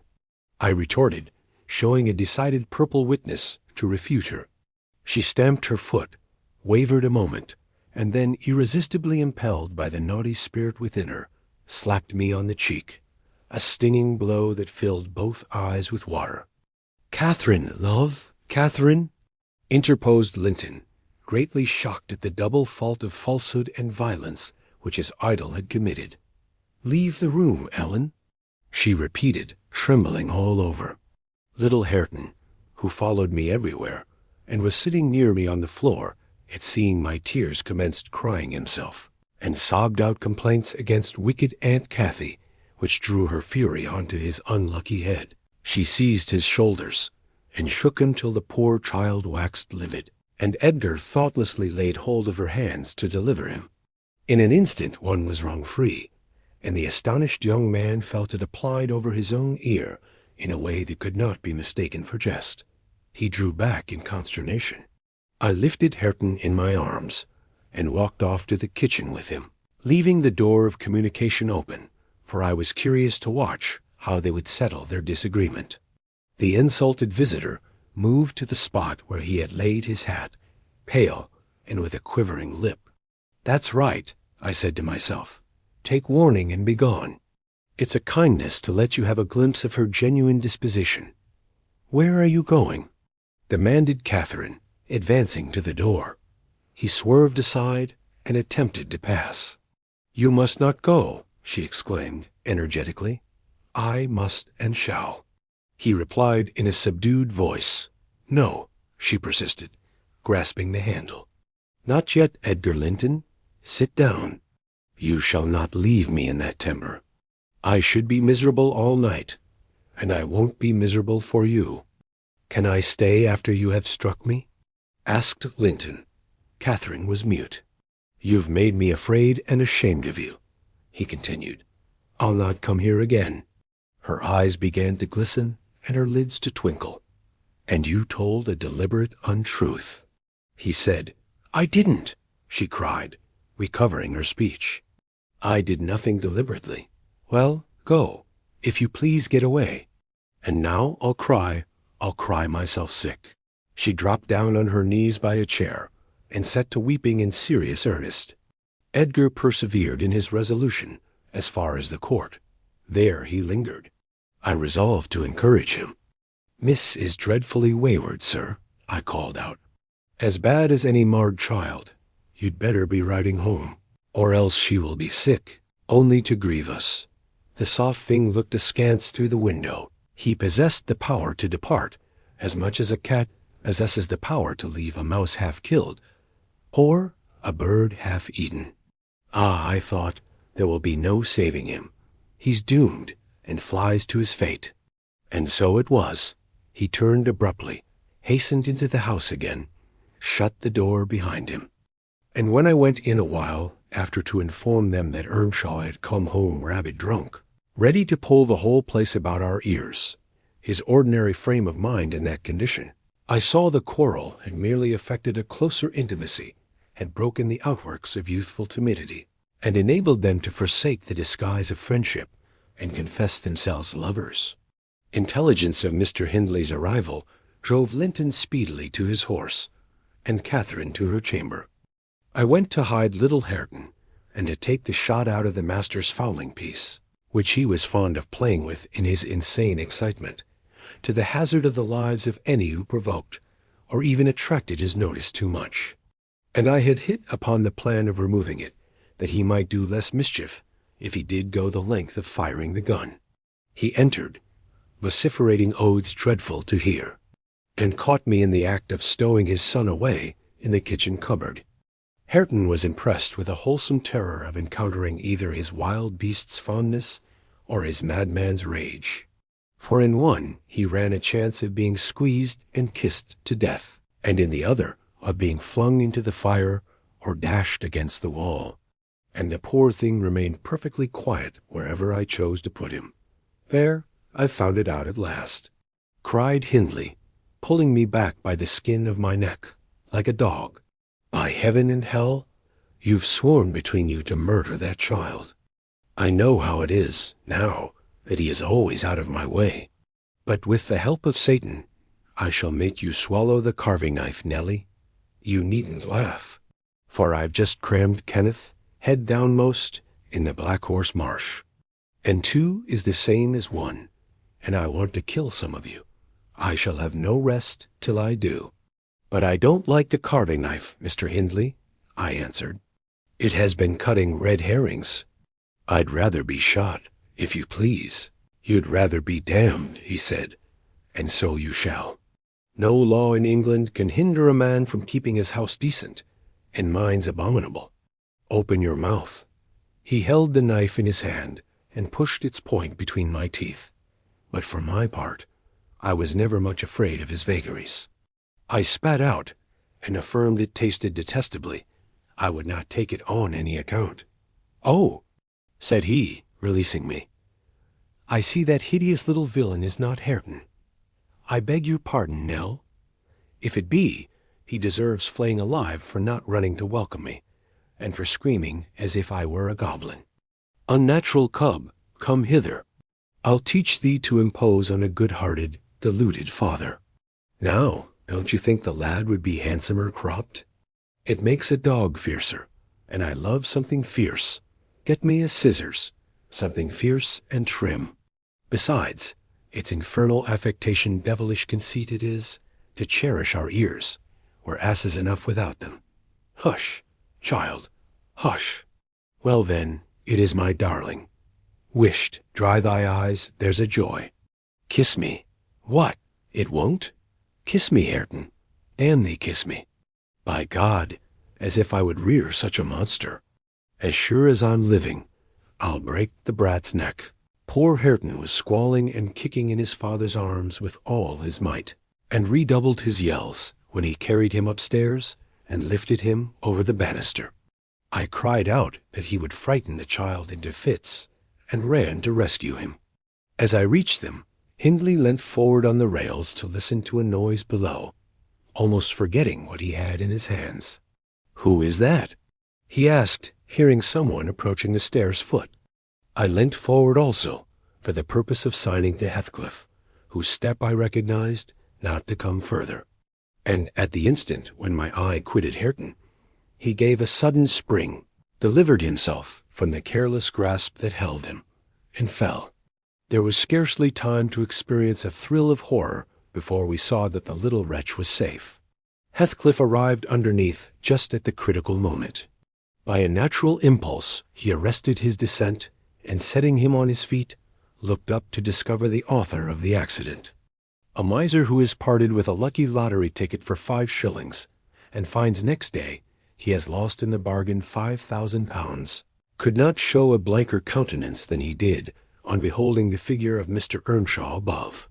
It expressed, plainer than words could do, the intensest anguish at having made himself the instrument of thwarting his own revenge.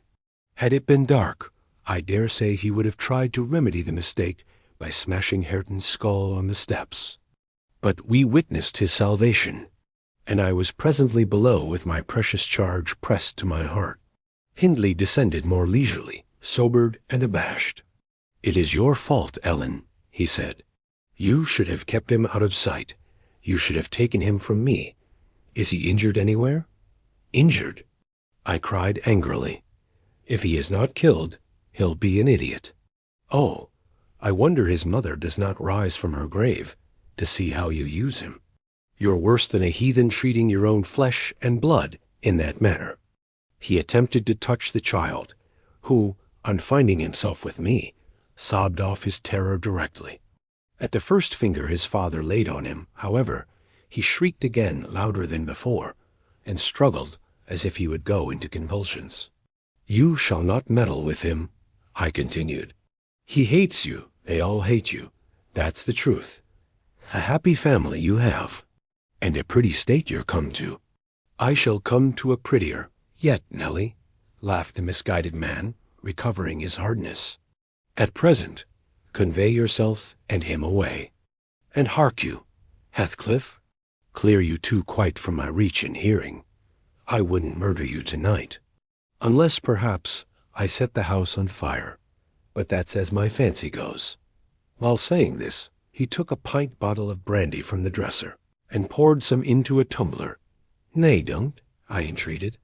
"Mr. Hindley, do take warning. Have mercy on this unfortunate boy, if you care nothing for yourself." "Anyone will do better for him than I shall," he answered. "Have mercy on your own soul," I said, endeavoring to snatch the glass from his hand. "Not I. On the contrary, I shall have great pleasure in sending it to perdition to punish its maker," exclaimed the blasphemer. "Here's to its hearty damnation." He drank the spirits and impatiently bade us go, terminating his command with a sequel of horrid imprecations too bad to repeat or remember. "It's a pity he cannot kill himself with drink," observed Heathcliff, muttering an echo of curses back when the door was shut. "He's doing his very utmost, but his constitution defies him. Mr. Kenneth says he would wager his mare that he'll outlive any man on this side Gimmerton, and go to the grave a hoary sinner, unless some happy chance out of the common course befall him."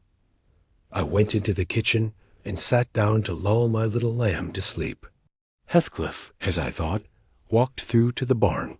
It turned out afterwards that he only got as far as the other side the settle, when he flung himself on a bench by the wall, removed from the fire, and remained silent. I was rocking Hareton on my knee, and humming a song that began, "It was far in the night, and the bairnies grat, the mither beneath the mools heard that," when Miss Cathy, who had listened to the hubbub from her room, put her head in and whispered, "Are you alone, Nellie?" "Yes, miss," I replied. She entered and approached the hearth. I, supposing she was going to say something, looked up. The expression of her face seemed disturbed and anxious. Her lips were half asunder, as if she meant to speak, and she drew a breath. But it escaped in a sigh instead of a sentence. I resumed my song, not having forgotten her recent behavior. "Where's Heathcliff?" she said, interrupting me. "About his work in the stable," was my answer. He did not contradict me. Perhaps he had fallen into a doze. There followed another long pause, during which I perceived a drop or two trickle from Catherine's cheek to the flags. Is she sorry for her shameful conduct? I asked myself. That will be a novelty, but she may come to the point as she will. I shan't help her. No, she felt small trouble regarding any subject, save her own concerns. "Oh dear," she cried at last, "I'm very unhappy." "A pity," observed I. "You're hard to please. So many friends and so few cares, and can't make yourself content. Nellie, will you keep a secret from me?" she pursued, kneeling down by me, and lifting her winsome eyes to my face with that sort of look which turns off bad temper, even when one has all the right in the world to indulge it. "Is it worth keeping?" I inquired, less sulkily. "Yes, and it worries me, and I must let it out, I want to know what I should do. Today, Edgar Linton has asked me to marry him, and I've given him an answer. Now, before I tell you whether it was a consent or denial, you tell me which it ought to have been." "Really, Miss Catherine, how can I know?" I replied. "To be sure, considering the exhibition you performed in his presence this afternoon, I might say it would be wise to refuse him. Since he asked you after that, he must either be hopelessly stupid or a venturesome fool. If you talk so, I won't tell you any more," she returned, peevishly rising to her feet. "I accepted him, Nellie. Be quick, and say whether I was wrong." "You accepted him. Then what good is it discussing the matter? You have pledged your word, and cannot retract. But say whether I should have done so do," she exclaimed in an irritated tone, chafing her hands together and frowning. "There are many things to be considered before that question can be answered properly," I said sententiously. "First and foremost, do you love Mr. Edgar?" "Who can help it?" "Of course I do," she answered. Then I put her through the following catechism. For a girl of 22, it was not injudicious. "Why do you love him, Miss Cathy?" "Nonsense. I do, that's sufficient. By no means, you must say why." "Well, because he is handsome and pleasant to be with." "Bad," was my commentary. "And because he is young and cheerful." "Bad still. And because he loves me." "Indifferent." "Coming there." "And he will be rich, and I shall like to be the greatest woman of the neighborhood, and I shall be proud of having such a husband. Worst of all. And now, say how you love him?" "As everybody loves. You're silly, Nellie." "Not at all answer.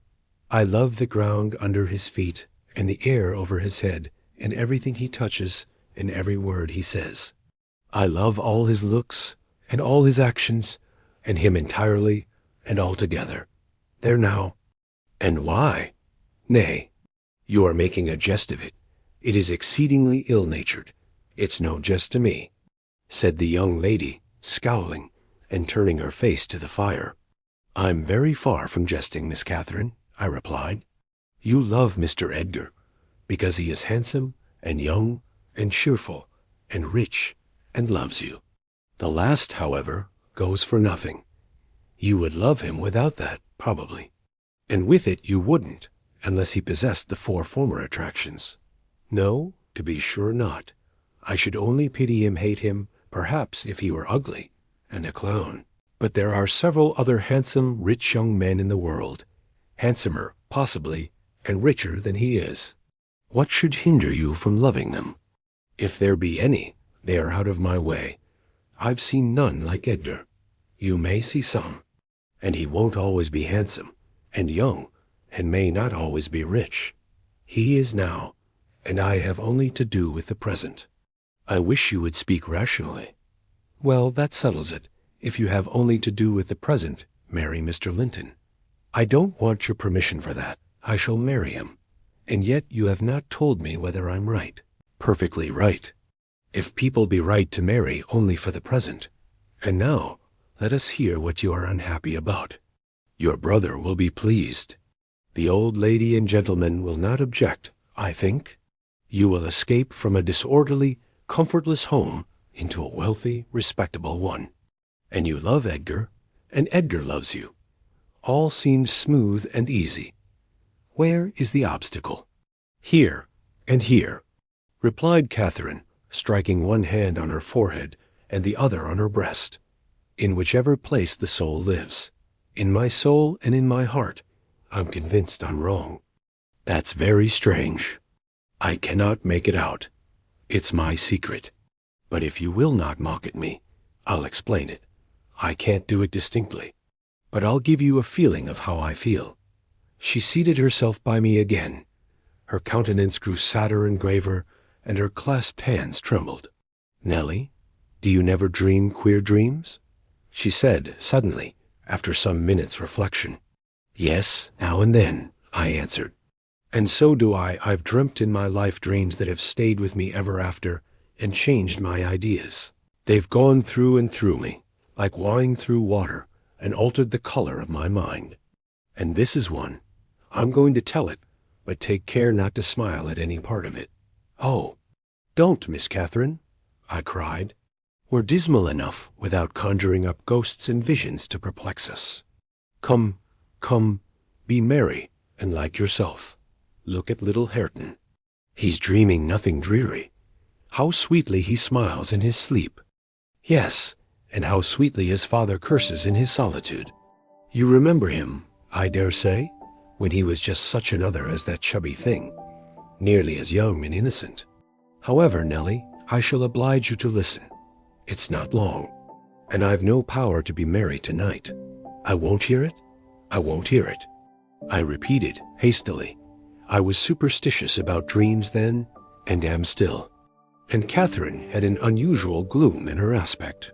That made me dread something from which I might shape a prophecy and foresee a fearful catastrophe. She was vexed, but she did not proceed. Apparently taking up another subject, she recommenced in a short time. If I were in heaven, Nellie, I should be extremely miserable. Because you are not fit to go there, I answered. All sinners would be miserable in heaven, but it is not for that. I dreamt once that I was there. I tell you I won't hearken to your dreams, Miss Catherine. I'll go to bed, I interrupted again. She laughed and held me down, for I made a motion to leave my chair. This is nothing, cried she. I was only going to say that heaven did not seem to be my home. And I broke my heart with weeping to come back to earth. And the angels were so angry that they flung me out into the middle of the heath on the top of Wuthering Heights, where I woke sobbing for joy. That will do to explain my secret as well as the other. I've no more business to marry Edgar Linton than I have to be in heaven. And if the wicked man in there had not brought Heathcliff so low, I shouldn't have thought of it. It would degrade me to marry Heathcliff now. So he shall never know how I love him. And that, not because he's handsome, Nellie, but because he's more myself than I am. Whatever our souls are made of, his and mine are the same. And Linton's is as different as a moonbeam from lightning or frost from fire. Ere this speech ended, I became sensible of Heathcliff's presence. Having noticed a slight movement, I turned my head and saw him rise from the bench and steal out noiselessly. He had listened till he heard Catherine say it would degrade her to marry him, and then he stayed to hear no further. My companion, sitting on the ground, was prevented by the back of the settle from remarking his presence or departure. But I started and bade her hush. Why? She asked, gazing nervously round. Joseph is here, I answered, catching opportunely the roll of his cartwheels up the road, and Heathcliff will come in with him. I'm not sure whether he were not at the door this moment. Oh, he couldn't overhear me at the door, said she. Give me Hareton while you get the supper, and when it is ready ask me to sup with you. I want to cheat my uncomfortable conscience, and be convinced that Heathcliff has no notion of these things. He has not, has he? He does not know what being in love is. I see no reason that he should not know, as well as you, I returned. And if you are his choice, he'll be the most unfortunate creature that ever was born. As soon as you become Mrs. Linton, he loses friend and love and all. Have you considered how you'll bear the separation, and how he'll bear to be quite deserted in the world? Because, Miss Catherine, he quite deserted, we separated, she exclaimed with an accent of indignation. Who is to separate us, pray? They'll meet the fate of Milo. Not as long as I live, Ellen, for no mortal creature. Every Linton on the face of the earth might melt into nothing before I could consent to forsake Heathcliff. Oh, that's not what I intend, that's not what I mean. I shouldn't be Mrs. Linton were such a price demanded. He'll be as much to me as he has been all his lifetime. Edgar must shake off his antipathy, and tolerate him, at least. He will, when he learns my true feelings towards him. Nellie, I see now you think me a selfish wretch. But did it never strike you that if Heathcliff and I married, we should be beggars? Whereas, if I marry Linton, I can aid Heathcliff to rise and place him out of my brother's power. With your husband's money, Miss Catherine? I asked. you'll find him not so pliable as you calculate upon. And, though I'm hardly a judge, I think that's the worst motive you've given yet for being the wife of young Linton." "It is not," retorted she. "It is the best. The others were the satisfaction of my whims, and for Edgar's sake, too, to satisfy him. This is for the sake of one who comprehends in his person my feelings to Edgar and myself. I cannot express it. But surely you and everybody have a notion that there is or should be an existence of yours beyond you. What were the use of my creation if I were entirely contained here? My great miseries in this world have been Heathcliff's miseries, and I watched and felt each from the beginning. My great thought in living is himself. If all else perished, and he remained, I should still continue to be. And if all else remained, and he were annihilated, the universe would turn to a mighty stranger. I should not seem a part of it. My love for Linton is like the foliage in the woods. Time will change it, I'm well aware, as winter changes the trees. My love for Heathcliff resembles the eternal rocks beneath, a source of little visible delight, but necessary. Nellie, I am Heathcliff. He's always in my mind, not as a pleasure, any more than I am always a pleasure to myself, but as my own being. So don't talk of our separation again. It is impracticable." And she paused and hid her face in the folds of my gown, but I jerked it forcibly away. I was out of patience with her folly. "If I can make any sense of your nonsense, miss," I said, "it only goes to convince me that you are ignorant of the duties you undertake in marrying, or else that you are a wicked, unprincipled girl. But trouble me with no more secrets. I'll not promise to keep them. You'll keep that?" she asked eagerly. "No, I'll not promise," I repeated. She was about to insist when the entrance of Joseph finished our conversation, and Catherine removed her seat to a corner and nursed Hareton while I made the supper. After it was cooked, my fellow servant and I began to quarrel who should carry some to Mr. Hindley, and we didn't settle it till all was nearly cold. Then we came to the agreement that we would let him ask if he wanted any, for we feared particularly to go into his presence when he had been some time alone. "And how isn't that Nowt Cumden fro T.H. Field be this time? What is he about? Girt idle seat," demanded the old man, looking round for Heathcliff. "I'll call him," I replied. "He's in the barn, I've no doubt." I went and called, but got no answer. On returning, I whispered to Catherine that he had heard a good part of what she said, I was sure, and told how I saw him quit the kitchen just as she complained of her brother's conduct regarding him. She jumped up in a fine fright, flung Hareton on to the settle, and ran to seek for her friend herself, not taking leisure to consider why she was so flurried, or how her talk would have affected him. She was absent such a while that Joseph proposed we should wait no longer. He cunningly conjectured they were staying away in order to avoid hearing his protracted blessing. They were ill enough for ony fall manners, he affirmed, and on their behalf he added that night a special prayer to the usual quarter of an hour's supplication before meat, and would have tacked another to the end of the grace, had not his young mistress broken in upon him with a hurried command that he must run down the road, and wherever Heathcliff had rambled, find and make him re-enter directly. "I want to speak to him, and I must before I go upstairs," she said, "and the gate is open. He is somewhere out of hearing." For he would not reply, though I shouted at the top of the fold as loud as I could. Joseph objected at first. She was too much in earnest, however, to suffer contradiction, and at last he placed his hat on his head and walked grumbling forth. Meantime, Catherine paced up and down the floor, exclaiming, "I wonder where he is. I wonder where he can be. What did I say, Nellie? I've forgotten. Was he vexed at my bad humor this afternoon? Dear, tell me what I've said to grieve him. I do wish he'd come. I do wish he would. What a noise for nothing." I cried, though rather uneasy myself. "What a trifle scares you? It's surely no great cause of alarm that Heathcliff should take a moonlight saunter on the moors, or even lie too sulky to speak to us in the hayloft. I'll engage he's lurking there, see if I don't ferret him out. I departed to renew my search. Its result was disappointment, and Joseph's quest ended in the same. "Yon lad gets war on war," observed he on re-entering. "He's left T.H. Gate at T full swing, and Mrs. Pony has trodden Dan 2 rigs o' corn, and ploddered through, right o'er into t' meadow. Hossum diver, T. Maester all play de devil to morn, and he'll do weel.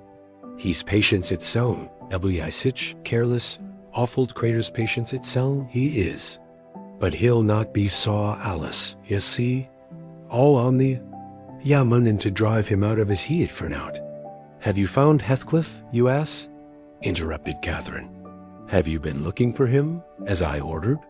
"I sud more liquor look for T.A. horse," he replied. "It ud be to more sense. But I can look for norther horse nor man of a neat like this, as black as T. Chimbley. Und Heathcliff's no on T. chap, to coom at my whistle happen, he'll be less hard, hearing doubly." It was a very dark evening for summer.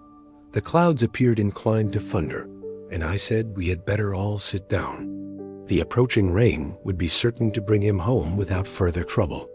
However, Catherine would not be persuaded into tranquility.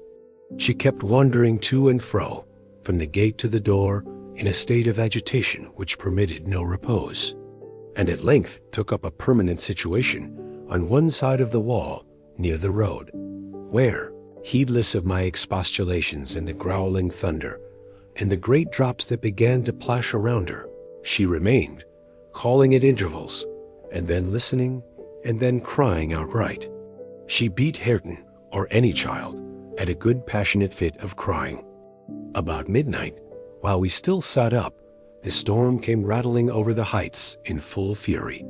There was a violent wind, as well as thunder, and either one or the other split a tree off at the corner of the building. A huge bough fell across the roof, and knocked down a portion of the east chimney stack, sending a clatter of stones and soot into the kitchen fire. We thought a bolt had fallen in the middle of us, and Joseph swung on to his knees, beseeching the Lord to remember the patriarchs, Noah and Lot, and as in former times, spare the righteous, though he smote the ungodly. I felt some sentiment that it must be a judgment on us also. The Jonah, in my mind, was Mr. Earnshaw, and I shook the handle of his den, that I might ascertain if he were yet living. He replied audibly enough, in a fashion which made my companion vociferate, more clamorously than before, that a wide distinction might be drawn between saints like himself and sinners like his master. But the uproar passed away in 20 minutes, leaving us all unharmed, excepting Cathy, who got thoroughly drenched for her obstinacy in refusing to take shelter, and standing bonnetless and shawlless to catch as much water as she could with her hair and clothes. She came in and lay down on the settle, all soaked as she was, turning her face to the back and putting her hands before it. "Well, miss," I exclaimed, touching her shoulder, "you are not bent on getting your death, are you? Do you know what o'clock it is? 12:30. Come to bed. There's no use waiting any longer on that foolish boy. He'll be gone to Gimmerton, and he'll stay there now. He guesses we shouldn't wait for him till this late hour. At least, he guesses that only Mr. Hindley would be up, and he'd rather avoid having the door opened by the master." Nay, he's no on at Gimmerton," said Joseph. "I's niver wonder, but he's at T bottom of a bog hole. This visitation ward for nowt, and I would have the to look out, Nisyama be to next. Thank Heaven for all. All works together for good to them as is chosen, and piked out fro tiwe rubbish. Ya know what T scripture says." And he began quoting several texts, referring us to chapters and verses where we might find them. I, having vainly begged the wilful girl to rise and remove her wet things, left him preaching and her shivering, and betook myself to bed with little Hareton, who slept as fast as if everyone had been sleeping round him. I heard Joseph read on a while afterwards. Then I distinguished his slow step on the ladder, and then I dropped asleep, Coming down somewhat later than usual, I saw, by the sunbeams piercing the chinks of the shutters, Miss Catherine still seated near the fireplace. The house door was ajar too. Light entered from its unclosed windows. Hindley had come out and stood on the kitchen hearth, haggard and drowsy. "What ails you, Cathy?" he was saying when I entered. "You look as dismal as a drowned whelp. Why are you so damp and pale, child?" "I've been wet," she answered reluctantly, "and I'm cold, that's all. Oh, she is naughty," I cried, perceiving the master to be tolerably sober. "She got steeped in the shower of yesterday evening, and there she has sat the night through, and I couldn't prevail on her to stir." Mr. Earnshaw stared at us in surprise. "The night through," he repeated. "What kept her up? Not fear of the thunder, surely? That was over hours since. Neither of us wished to mention Heathcliff's absence as long as we could conceal it. So I replied, I didn't know how she took it into her head to sit up. And she said nothing. The morning was fresh and cool. I threw back the lattice, and presently the room filled with sweet scents from the garden. But Catherine called peevishly to me, "Ellen, shut the window. I'm starving." And her teeth chattered as she shrank closer to the almost extinguished embers. "She's ill," said Hindley, taking her wrist. "I suppose that's the reason she would not go to bed. Damn it, I don't want to be troubled with more sickness here. What took you into the rain?" "Running after tea, lads, as usual," croaked Joseph, catching an opportunity from our hesitation to thrust in his evil tongue. "If I wore ya, maester, I'd just slam the boards, their faces all on 'em. Gentle and simple. Never a day at yar off, but yon Caddo Linton comes sneaking hither. And Miss Nelly, Shu's a fine lass. Shu sits watching for the it kitchen, and as you're in at one door, he's out at t'other. And then, where grand lady goes a-courting of her side. It's bonny behavior, lurking among the fields. After 12 O.D. night, W.I. that fall, flaysome divil of a gypsy, Heathcliff. They think I'm blind, but I'm no one, nowt ut te sort. I seed young Linton both coming and going, and I seed ya," directing his discourse to me, "ya good furnout, slatternly witch. And I pee up and bolt into Tia house. To minute ya heard de maester's horse-fit clatter up the road." "Silence, eavesdropper," cried Catherine. "None of your insolence before me. Edgar Linton came yesterday by chance, Hindley, and it was I who told him to be off, because I knew you would not like to have met him as you were." "You lie." "Cathy, no doubt," answered her brother, "and you are a confounded simpleton. But never mind Linton at present. Tell me, were you not with Heathcliff last night? Speak the truth now. You need not be afraid of harming him. Though I hate him as much as ever, he did me a good turn a short time since that will make my conscience tender of breaking his neck. To prevent it, I shall send him about his business this very morning. And after he's gone, I'd advise you all to look sharp. I shall only have the more humor for you." "I never saw Heathcliff last night," answered Catherine, beginning to sob bitterly. "And if you do turn him out of doors, I'll go with him. But perhaps you'll never have an opportunity. Perhaps he's gone." Here she burst into uncontrollable grief, and the remainder of her words were inarticulate. Hindley lavished on her a torrent of scornful abuse, and bade her get to her room immediately, or she shouldn't cry for nothing. I obliged her to obey, and I shall never forget what a scene she acted when we reached her chamber. It terrified me. I thought she was going mad, and I begged Joseph to run for the doctor. It proved the commencement of delirium. Mr. Kenneth, as soon as he saw her, pronounced her dangerously ill. She had a fever. He bled her, and he told me to let her live on whey and water gruel, and take care she did not throw herself downstairs or out of the window.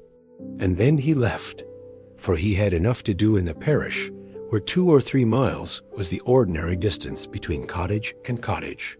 Though I cannot say I made a gentle nurse, and Joseph and the master were no better.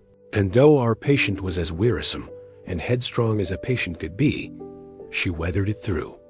Old Mrs. Linton paid us several visits, to be sure, and set things to rights, and scolded and ordered us all.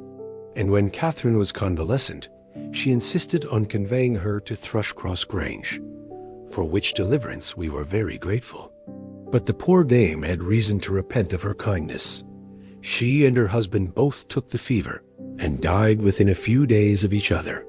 Our young lady returned to us saucier and more passionate, and haughtier than ever.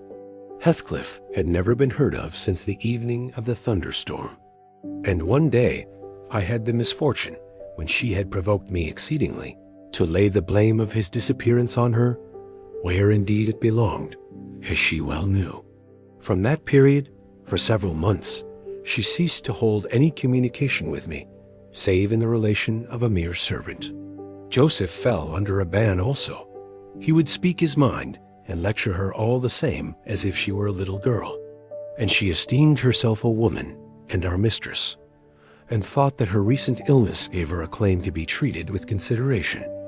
Then the doctor had said that she would not bear crossing much. She ought to have her own way, and it was nothing less than murder in her eyes for anyone to presume to stand up and contradict her. From Mr. Earnshaw and his companions she kept aloof, and tutored by Kenneth, and serious threats of a fit that often attended her rages. Her brother allowed her whatever she pleased to demand, and generally avoided aggravating her fiery temper.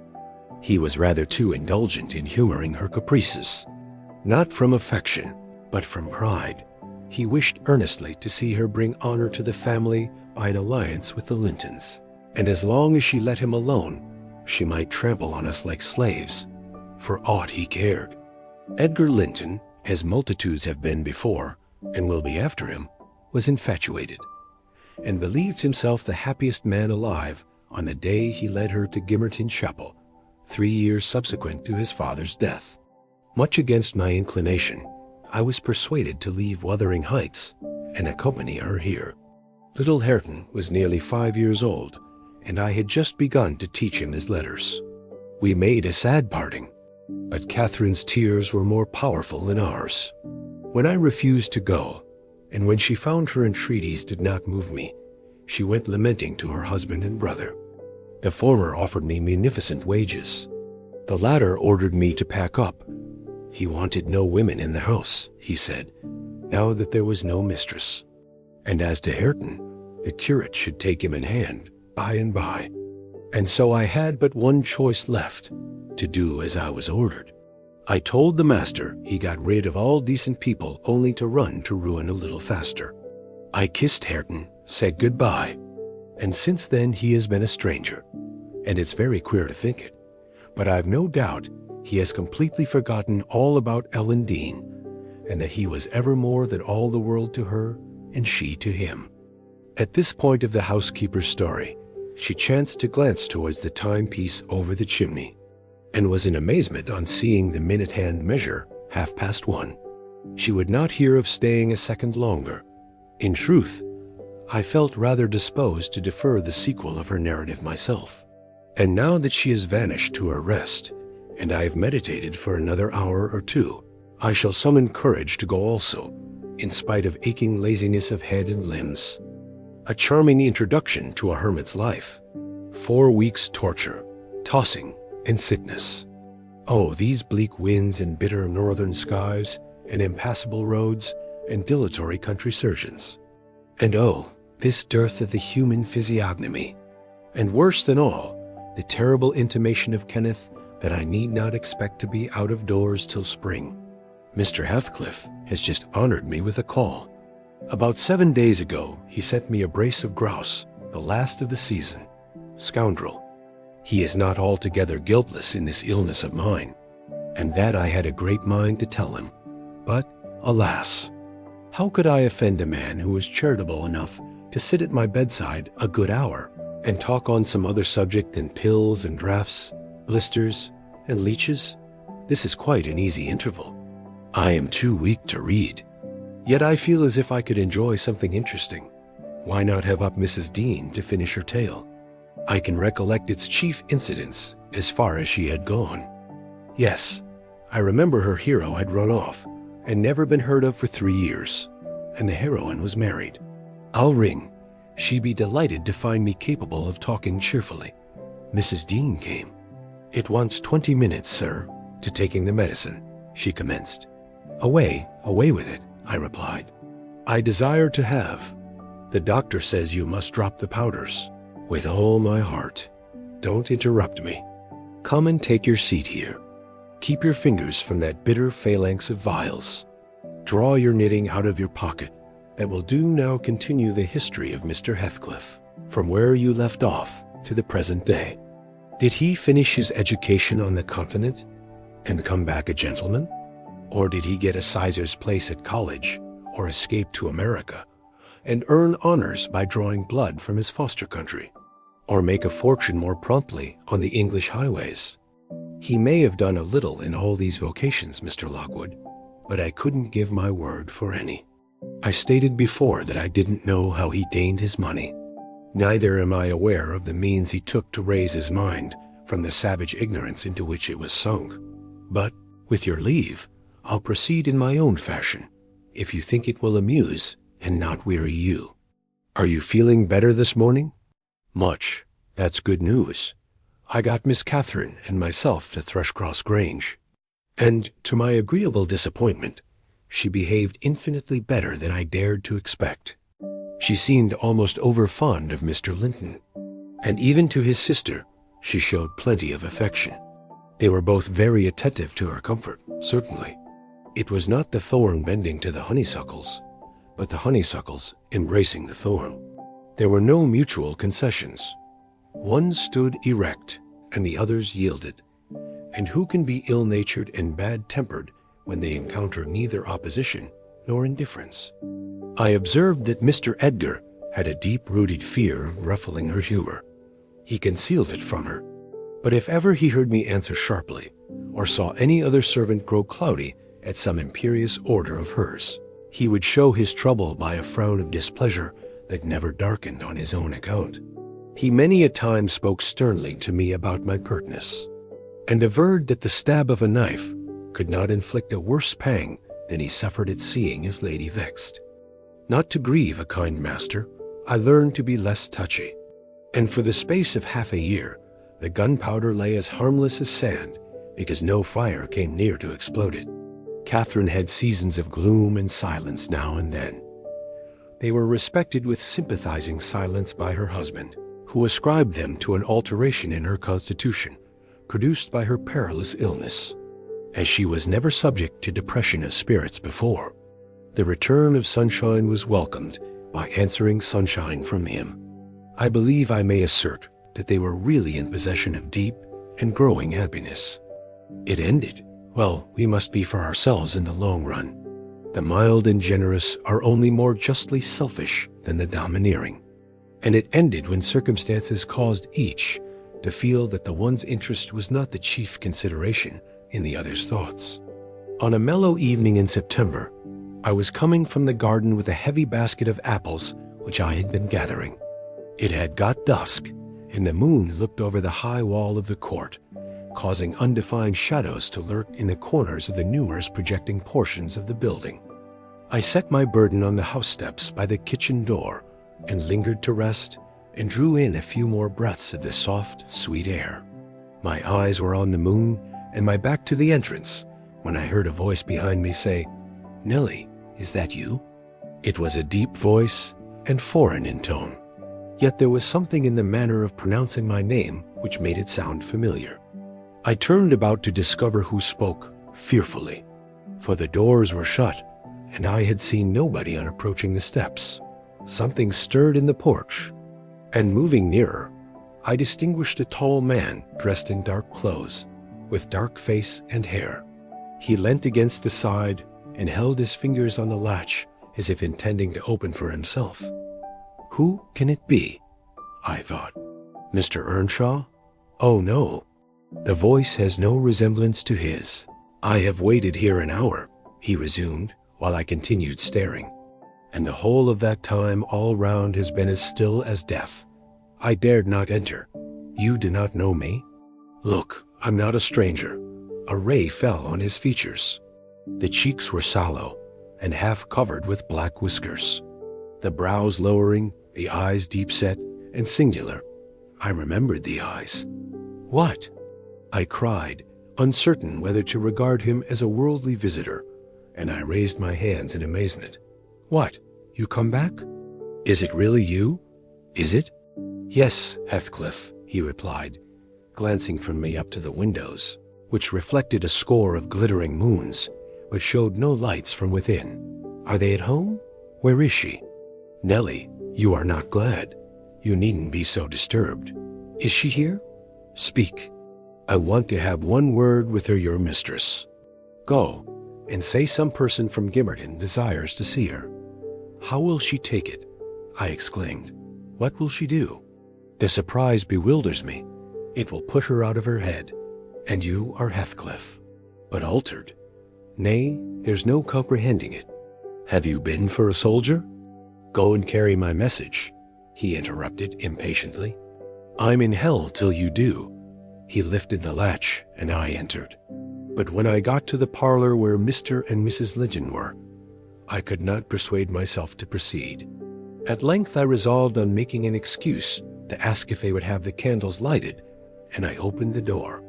They sat together in a window, whose lattice lay back against the wall, and displayed, beyond the garden trees and the wild green park, the valley of Gimmerton, with a long line of mist winding nearly to its top. For very soon after you pass the chapel, as you may have noticed, the sough that runs from the marshes joins a beck which follows the bend of the glen. Wuthering Heights rose above this silvery vapor, but our old house was invisible. It rather dips down on the other side. Both the room and its occupants, and the scene they gazed on, looked wondrously peaceful. I shrank reluctantly from performing my errand, and was actually going away, leaving it unsaid, after having put my question about the candles, when a sense of my folly compelled me to return and mutter, "A person from Gimmerton wishes to see you, ma'am." "What does he want?" "Ask Mrs. Linton." I did not question him. I answered. "Well, close the curtains, Nellie," she said, "and bring up tea. I'll be back again directly." She quitted the apartment. Mr. Edgar inquired, carelessly, who it was. "Someone mistress does not expect," I replied. "That Heathcliff, you recollect him, sir, who used to live at Mr. Earnshaw's." "What, the gypsy, the ploughboy?" he cried. "Why did you not say so to Catherine?" "Hush, you must not call him by those names, master," I said. "She'd be sadly grieved to hear you. She was nearly heartbroken when he ran off. I guess his return will make a jubilee to her." Mr. Linton walked to a window on the other side of the room that overlooked the court. He unfastened it and leant out. I suppose they were below, for he exclaimed quickly, "Don't stand there, love.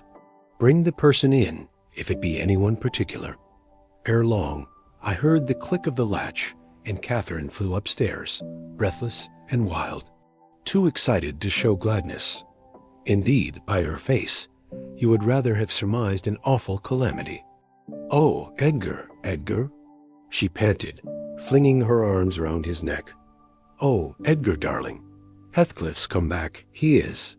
And she tightened her embrace to a squeeze. "Well, well," cried her husband crossly, "don't strangle me for that. He never struck me as such a marvelous treasure. There is no need to be frantic." "I know you didn't like him," she answered, repressing a little the intensity of her delight. "Yet, for my sake, you must be friends now. Shall I tell him to come up?" "Here," he said. "Into the parlor? Where else?" she asked. He looked vexed, and suggested the kitchen as a more suitable place for him. Mrs. Linton eyed him with a droll expression, half angry, half laughing at his fastidiousness. "No," she added, after a while, "I cannot sit in the kitchen. Set 2 tables here, Ellen, one for your master and Miss Isabella, being gentry, the other for Heathcliff and myself, being of the lower orders. Will that please you, dear? Or must I have a fire lighted elsewhere? If so, give directions. I'll run down and secure my guest. I'm afraid the joy is too great to be real." She was about to dart off again, but Edgar arrested her. "You bid him step up," he said, addressing me. And Catherine tried to be glad without being absurd. "The whole household need not witness the sight of your welcoming a runaway servant as a brother." I descended and found Heathcliff waiting under the porch, evidently anticipating an invitation to enter. He followed my guidance without waste of words, and I ushered him into the presence of the master and mistress, whose flushed cheeks betrayed signs of warm talking. But the ladies glowed with another feeling when her friend appeared at the door. She sprang forward, took both his hands, and led him to Linton. And then she seized Linton's reluctant fingers and crushed them into his. Now, fully revealed by the fire and candlelight, I was amazed, more than ever, to behold the transformation of Heathcliff. He had grown a tall, athletic, well-formed man, beside whom my master seemed quite slender and youth-like. His upright carriage suggested the idea of his having been in the army. His countenance was much older in expression and decision of feature than Mr. Linton's. It looked intelligent, and retained no marks of former degradation. A half-civilized ferocity lurked yet in the depressed brows and eyes full of black fire, but it was subdued, and his manner was even dignified, quite divested of roughness, though too stern for grace. My master's surprise equaled or exceeded mine. He remained for a minute at a loss how to address the ploughboy, as he had called him. Heathcliff dropped his slight hand and stood looking at him coolly till he chose to speak. "Sit down, sir," he said, at length. "Mrs. Linton, recalling old times, would have me give you a cordial reception. And of course, I am gratified when anything occurs to please her." "And I also," answered Heathcliff, "especially if it be anything in which I have a part. I shall stay an hour or two willingly." He took a seat opposite Catherine, who kept her gaze fixed on him, as if she feared he would vanish were she to remove it. He did not raise his to her often. A quick glance now and then sufficed, but it flashed back, each time more confidently, the undisguised delight he drank from hers. They were too much absorbed in their mutual joy to suffer embarrassment. Not so Mr. Edgar. He grew pale with pure annoyance, a feeling that reached its climax when his lady rose, and stepping across the rug, seized Heathcliff's hands again, and laughed like one beside herself. "I shall think it a dream tomorrow," she cried. "I shall not be able to believe that I have seen and touched and spoken to you once more. And yet, cruel Heathcliff, you don't deserve this welcome. To be absent and silent for 3 years and never to think of me." "A little more than you have thought of me," he murmured. "I heard of your marriage, Cathy, not long since. And while waiting in the yard below, I meditated this plan, just to have one glimpse of your face, a stare of surprise, perhaps, and pretended pleasure. Afterwards settle my score with Hindley, and then prevent the law by doing execution on myself. Your welcome has put these ideas out of my mind, but beware of meeting me with another aspect next time. Nay, you'll not drive me off again. You were really sorry for me, were you? Well, there was cause. I've fought through a bitter life since I last heard your voice, and you must forgive me, for I struggled only for you. Catherine, unless we are to have cold tea, please to come to the table," interrupted Linton, striving to preserve his ordinary tone in a due measure of politeness. "Mr. Heathcliff will have a long walk, wherever he may lodge tonight. And I'm thirsty." She took her post before the urn, and Miss Isabella came, summoned by the bell. Then, having handed their chairs forward, I left the room. The meal hardly endured 10 minutes. Catherine's cup was never filled. She could neither eat nor drink. Edgar had made a slop in his saucer, and scarcely swallowed a mouthful. Their guest did not protract his stay that evening above an hour longer. I asked, as he departed, if he went to Gimmerton. "No, to Wuthering Heights," he answered. "Mr. Earnshaw invited me. When I called this morning, Mr. Earnshaw invited him, and he called on Mr. Earnshaw." I pondered this sentence painfully after he was gone. Is he turning out a bit of a hypocrite, and coming into the country to work mischief under a cloak? I mused. I had a presentiment in the bottom of my heart that he had better have remained away. About the middle of the night, I was wakened from my first nap by Mrs. Linton gliding into my chamber, taking a seat on my bedside, and pulling me by the hair to rouse me. "I cannot rest, Ellen," she said, by way of apology, "and I want some living creature to keep me company in my happiness. Edgar is sulky, because I'm glad of a thing that does not interest him. He refuses to open his mouth, except to utter pettish, silly speeches. And he affirmed I was cruel and selfish for wishing to talk when he was so sick and sleepy. He always contrives to be sick at the least cross." I gave a few sentences of commendation to Heathcliff, and he, either for a headache or a pang of envy, began to cry, so I got up and left him. "What use is it praising Heathcliff to him?" I answered. As lads they had an aversion to each other, and Heathcliff would hate just as much to hear him praised. It's human nature. Let Mr. Linton alone about him, unless you would like an open quarrel between them. "But does it not show great weakness?" pursued she. "I'm not envious. I never feel hurt at the brightness of Isabella's yellow hair and the whiteness of her skin, at her dainty elegance and the fondness all the family exhibit for her. Even you, Nellie, if we have a dispute sometimes, you back Isabella at once, and I yield like a foolish mother. I call her a darling and flatter her into a good temper. It pleases her brother to see us cordial, and that pleases me. But they are very much alike. They are spoiled children and fancy the world was made for their accommodation. And though I humor both, I think a smart chastisement might improve them all the same." "You're mistaken, Mrs. Linton," said I. "They humor you. I know what there would be to do if they did not. You can well afford to indulge their passing whims, as long as their business is to anticipate all your desires. You may, however, fall out at last over something of equal consequence to both sides. And then those you term weak are very capable of being as obstinate as you. And then we shall fight to the death, shunty we, Nellie?" she returned, laughing. "No, I tell you, I have such faith in Linton's love that I believe I might kill him, and he wouldn't wish to retaliate. I advised her to value him the more for his affection." "I do," she answered, "but he needn't resort to whining for trifles. It is childish." And instead of melting into tears, because I said that Heathcliff was now worthy of anyone's regard, and it would honor the first gentleman in the country to be his friend, he ought to have said it for me, and been delighted from sympathy. He must get accustomed to him, and he may as well like him. Considering how Heathcliff has reason to object to him, I'm sure he behaved excellently. "What do you think of his going to Wuthering Heights?" I inquired. "He is reformed in every respect, apparently.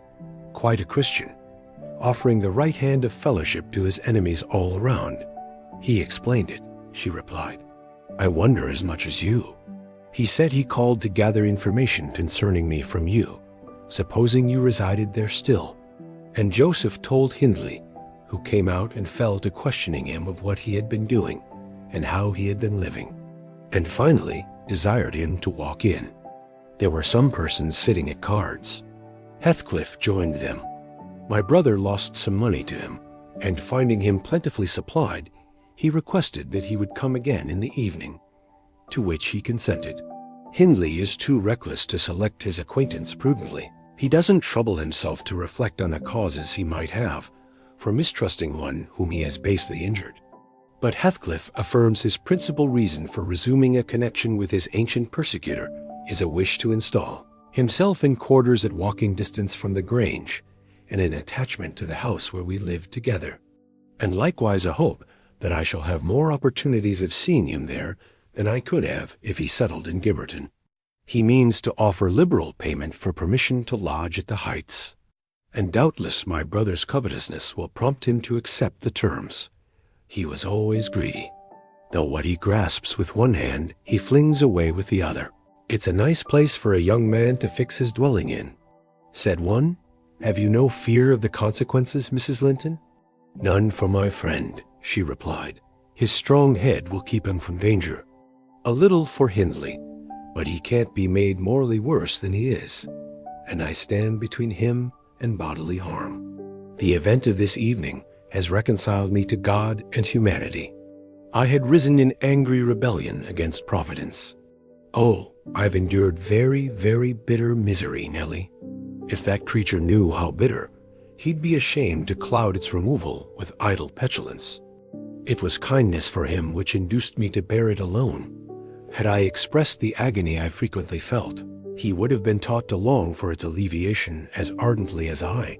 However, it's over, and I'll take no revenge on his folly. I can afford to suffer anything hereafter. Should the meanest thing alive slap me on the cheek, I'd not only turn the other, but I'd ask pardon for provoking it. And as a proof, I'll go make my peace with Edgar instantly. Good night. I'm an angel. In this self-complacent conviction she departed, and the success of her fulfilled resolution was obvious on the morrow. Mr. Linton had not only abjured his peevishness, though his spirits seemed still subdued by Catherine's exuberance of vivacity, but he ventured no objection to her taking Isabella with her to Wuthering Heights in the afternoon, and she rewarded him with such a summer of sweetness and affection in return as made the house a paradise for several days, both master and servants profiting from the perpetual sunshine. Heathcliff, Mr. Heathcliff, I should say in future, used the liberty of visiting at Thrushcross Grange cautiously. At first, he seemed estimating how far its owner would bear his intrusion. Catherine also deemed it judicious to moderate her expressions of pleasure in receiving him, and he gradually established his right to be expected. He retained a great deal of the reserve for which his boyhood was remarkable, and that served to repress all startling demonstrations of feeling. My master's uneasiness experienced a lull, and further circumstances diverted it into another channel for a space. His new source of trouble sprang from the not anticipated misfortune of Isabella Linton evincing a sudden and irresistible attraction towards the tolerated guest. She was at that time a charming young lady of 18, infantile in manners, though possessed of keen wit, keen feelings, and a keen temper too, if irritated. Her brother, who loved her tenderly, was appalled at this fantastic preference. Leaving aside the degradation of an alliance with a nameless man, and the possible fact that his property, in default of heirs male, might pass into such a one's power, he had sense to comprehend Heathcliff's disposition, to know that, though his exterior was altered, his mind was unchangeable and unchanged. And he dreaded that mind. It revolted him. He shrank forebodingly from the idea of committing Isabella to its keeping. He would have recoiled still more had he been aware that her attachment rose unsolicited and was bestowed where it awakened no reciprocation of sentiment. For the minute he discovered its existence, he laid the blame on Heathcliff's deliberate designing. We had all remarked, during some time, that Miss Linton fretted and pined over something. She grew cross and wearisome, snapping at and teasing Catherine continually, at the imminent risk of exhausting her limited patience. We excused her, to a certain extent, on the plea of ill health. She was dwindling and fading before our eyes. But one day, when she had been peculiarly wayward, rejecting her breakfast, complaining that the servants did not do what she told them, that the mistress would allow her to be nothing in the house, and Edgar neglected her, that she had caught a cold with the doors being left open, and we let the parlor fire go out on purpose to vex her, with 100 yet more frivolous accusations. Mrs. Linton peremptorily insisted that she should get to bed, and having scolded her heartily, threatened to send for the doctor. Mention of Kenneth caused her to exclaim, instantly, that her health was perfect, and it was only Catherine's harshness which made her unhappy. "How can you say I am harsh, you naughty fondling?" cried the mistress, amazed at the unreasonable assertion. "You are surely losing your reason. When have I been harsh? Tell me." "Yesterday," sobbed Isabella. "And now?" "Yesterday," said her sister-in-law. "On what occasion?" "In our walk along the moor, you told me to ramble where I pleased, while you sauntered on with Mr. Heathcliff." "And that's your notion of harshness?" said Catherine, laughing. It was no hint that your company was superfluous. We didn't care whether you kept with us or not. I merely thought Heathcliff's talk would have nothing entertaining for your ears. Oh no, wept the young lady. You wished me away because you knew I liked to be there. Is she sane? Asked Mrs. Linton, appealing to me. I'll repeat our conversation, word for word, Isabella, and you point out any charm it could have had for you. I don't mind the conversation, she answered. I wanted to be with, well, said Catherine, perceiving her hesitate to complete the sentence. With him, and I won't be always sent off, she continued, kindling up. You are a dog in the manger, Cathy, and desire no one to be loved but yourself. You are an impertinent little monkey, exclaimed Mrs. Linton in surprise. But I'll not believe this idiocy. It is impossible that you can covet the admiration of Heathcliff, that you consider him an agreeable person. I hope I have misunderstood you, Isabella? No, you have not, said the infatuated girl. I love him more than ever you loved Edgar, and he might love me, if you would let him. I wouldn't be you for a kingdom then, Catherine declared emphatically, and she seemed to speak sincerely. Nellie, help me to convince her of her madness. Tell her what Heathcliff is, an unreclaimed creature, without refinement, without cultivation, an arid wilderness of firs and whinstone. I'd as soon put that little canary into the park on a winter's day as recommend you to bestow your heart on him.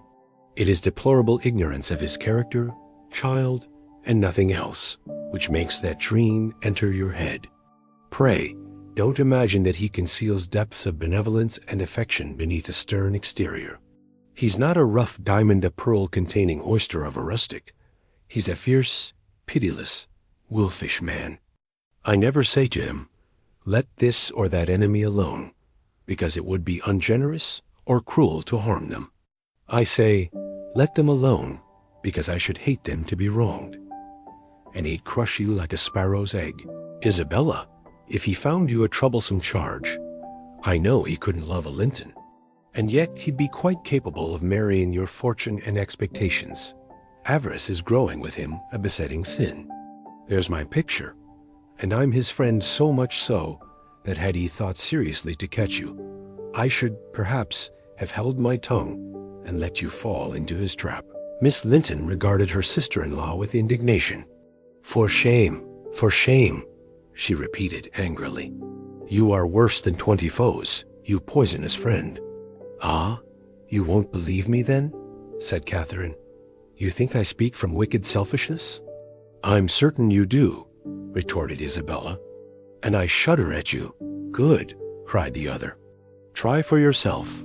If that be your spirit, I have done, and yield the argument to your saucy insolence. And I must suffer for her egotism. She sobbed as Mrs. Linton left the room. All is against me. She has blighted my single consolation. But she uttered falsehoods, didn't she? Mr. Heathcliff is not a fiend. He has an honorable soul, and a true one, or how could he remember her? Banish him from your thoughts, miss, I said. He's a bird of bad omen, no mate for you. Mrs. Linton spoke strongly, and yet I can't contradict her. She is better acquainted with his heart than I, or anyone besides. And she never would represent him as worse than he is. Honest people don't hide their deeds. How has he been living? How has he got rich? Why is he staying at Wuthering Heights, the house of a man whom he abhors? They say Mr. Earnshaw is worse and worse since he came. They sit up all night together continually, and Hindley has been borrowing money on his land, and does nothing but play and drink. I heard only a week ago, it was Joseph who told me I met him at Gimmerton. Nellie, he said, we's hae a crowner's quest now at our folks. One on 'em as almost getting his finger cut off, to be the hauding t'other, fro sticking hisseln like a cough. That's meester, you know, at es soa up, o going to de grand sizes. He's no unfeared o de bench o judges, nor the Paul, nor Peter, nor Matthew, nor no one on him, not he. He fair likes, He langs to set his brazen face Asian. And yon bonny lad Heathcliff, ye mind, he's a rare un. He can girn a laugh as well as onybody at a rate divil's jest. Does he niver say nowt of his fine living among us when he goes to Tea Grange? This is to weigh on too. Up at sundown, dice, brandy, closed shutters, and candlelight till next day at noon. Then, tea fool gangs banning on raving to his chamber, macking decent folks dig their fingers eye their lugs for very shame. On the knave, why he can cate his brass, unate, and sleep, off to his neighbours to gossip double-eyed wife. I course, he tells Dame Catherine, how her father's goold runs into his pocket, and her father's son gallops down Two Broad Road, while he flees afore to Oppen to Pikes. Now, Miss Linton, Joseph is an old rascal, but no liar. And if his account of Heathcliff's conduct be true, you would never think of desiring such a husband, would you? He took a seat opposite Catherine, who kept her gaze fixed on him, as if she feared he would vanish were she to remove it. He did not raise his to her often. A quick glance now, and then sufficed. But it flashed back, each time more confidently, the undisguised delight he drank from hers. They were too much absorbed in their mutual joy to suffer embarrassment. Not so Mr. Edgar.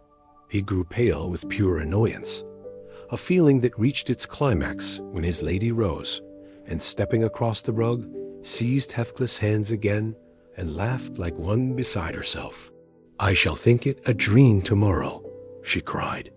"I shall not be able to believe that I have seen and touched and spoken to you once more. And yet, cruel Heathcliff, you don't deserve this welcome. To be absent and silent for 3 years, and never to think of me. A little more than you have thought of me," he murmured. "I heard of your marriage, Cathy, not long since. And, while waiting in the yard below, I meditated this plan, just to have one glimpse of your face, a stare of surprise, perhaps, and pretended pleasure. Afterwards settle my score with Hindley, and then prevent the law by doing execution on myself. Your welcome has put these ideas out of my mind. But beware of meeting me with another aspect next time. Nay, you'll not drive me off again. You were really sorry for me, were you? Well, there was cause. I've fought through a bitter life since I last heard your voice. And you must forgive me, for I struggled only for you. Catherine, unless we are to have cold tea, please to come to the table," interrupted Linton, striving to preserve his ordinary tone and a due measure of politeness. "Mr. Heathcliff will have a long walk wherever he may lodge tonight. And I'm thirsty." She took her post before the urn, and Miss Isabella came, summoned by the bell. Then, having handed their chairs forward, I left the room. The meal hardly endured 10 minutes. Catherine's cup was never filled. She could neither eat nor drink. Edgar had made a slop in his saucer, and scarcely swallowed a mouthful. Their guest did not protract his stay that evening above an hour longer. I asked, as he departed, if he went to Gimmerton. "No, to Wuthering Heights," he answered. "Mr. Earnshaw invited me. When I called this morning, Mr. Earnshaw invited him, and he called on Mr. Earnshaw." I pondered this sentence painfully after he was gone. Is he turning out a bit of a hypocrite, and coming into the country to work mischief under a cloak? I mused. I had a presentiment in the bottom of my heart that he had better have remained away. About the middle of the night, I was wakened from my first nap by Mrs. Linton gliding into my chamber, taking a seat on my bedside, and pulling me by the hair to rouse me. "I cannot rest, Ellen," she said, by way of apology, "and I want some living creature to keep me company in my happiness. Edgar is sulky, because I'm glad of a thing that does not interest him. He refuses to open his mouth, except to utter pettish, silly speeches. And he affirmed I was cruel and selfish for wishing to talk when he was so sick and sleepy. He always contrives to be sick at the least cross." I gave a few sentences of commendation to Heathcliff, and he, either for a headache or a pang of envy, began to cry, so I got up and left him. What use is it praising Heathcliff to him? I answered. As lads they had an aversion to each other, and Heathcliff would hate just as much to hear him praised. It's human nature. Let Mr. Linton alone about him, unless you would like an open quarrel between them. But does it not show great weakness? Pursued she. I'm not envious. I never feel hurt at the brightness of Isabella's yellow hair and the whiteness of her skin, at her dainty elegance and the fondness all the family exhibit for her. Even you, Nellie, if we have a dispute sometimes, you back Isabella at once. And I yield like a foolish mother. I call her a darling and flatter her into a good temper. It pleases her brother to see us cordial, and that pleases me. But they are very much alike. They are spoiled children, and fancy the world was made for their accommodation. And though I humor both, I think a smart chastisement might improve them all the same. You're mistaken.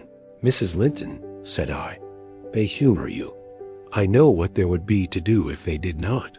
You can well afford to indulge their passing whims, as long as their business is to anticipate all your desires. You may, however, fall out at last over something of equal consequence to both sides. And then those you term weak are very capable, being as obstinate as you. And then we shall fight to the death. Shan't we, Nellie? She returned, laughing. No, I tell you, I have such faith in Linton's love that I believe I might kill him, and he wouldn't wish to retaliate. I advised her to value him the more for his affection. I do, she answered, but he needn't resort to whining for trifles. It is childish. And instead of melting into tears, because I said that Heathcliff was now worthy of anyone's regard, and it would honor the first gentleman in the country to be his friend, he ought to have said it for me, and been delighted from sympathy. He must get accustomed to him, and he may as well like him. Considering how Heathcliff has reason to object to him, I'm sure he behaved excellently. What do you think of his going to Wuthering Heights? I inquired. He is reformed in every respect, apparently. Quite a Christian, offering the right hand of fellowship to his enemies all around. He explained it, she replied. I wonder as much as you. He said he called to gather information concerning me from you, supposing you resided there still. And Joseph told Hindley, who came out and fell to questioning him of what he had been doing and how he had been living, and finally desired him to walk in. There were some persons sitting at cards. Heathcliff joined them. My brother lost some money to him, and finding him plentifully supplied, he requested that he would come again in the evening, to which he consented. Hindley is too reckless to select his acquaintance prudently. He doesn't trouble himself to reflect on the causes he might have for mistrusting one whom he has basely injured. But Heathcliff affirms his principal reason for resuming a connection with his ancient persecutor is a wish to install himself in quarters at walking distance from the Grange, and an attachment to the house where we lived together, and likewise a hope that I shall have more opportunities of seeing him there than I could have if he settled in Gimmerton. He means to offer liberal payment for permission to lodge at the Heights, and doubtless my brother's covetousness will prompt him to accept the terms. He was always greedy, though what he grasps with one hand he flings away with the other. It's a nice place for a young man to fix his dwelling in, said one. Have you no fear of the consequences, Mrs. Linton? None for my friend, she replied. His strong head will keep him from danger. A little for Hindley, but he can't be made morally worse than he is, and I stand between him and bodily harm. The event of this evening has reconciled me to God and humanity. I had risen in angry rebellion against Providence. Oh, I've endured very, very bitter misery, Nellie. If that creature knew how bitter, he'd be ashamed to cloud its removal with idle petulance. It was kindness for him which induced me to bear it alone. Had I expressed the agony I frequently felt, he would have been taught to long for its alleviation as ardently as I. However, it's over, and I'll take no revenge on his folly. I can afford to suffer anything hereafter. Should the meanest thing alive slap me on the cheek, I'd not only turn the other, but I'd ask pardon for provoking it. And as a proof, I'll go make my peace with Edgar instantly. Good night. I'm an angel." In this self-complacent conviction she departed, and the success of her fulfilled resolution was obvious on the morrow. Mr. Linton had not only abjured his peevishness, though his spirits seemed still subdued by Catherine's exuberance of vivacity, but he ventured no objection to her taking Isabella with her to Wuthering Heights in the afternoon, and she rewarded him with such a summer of sweetness and affection in return as made the house a paradise for several days, both master and servants profiting from the perpetual sunshine. Mr. Heathcliff, I should say in future, used the liberty of visiting at Thrushcross Grange cautiously. At first, he seemed estimating how far its owner would bear his intrusion. Catherine also deemed it judicious to moderate her expressions of pleasure in receiving him, and he gradually established his right to be expected.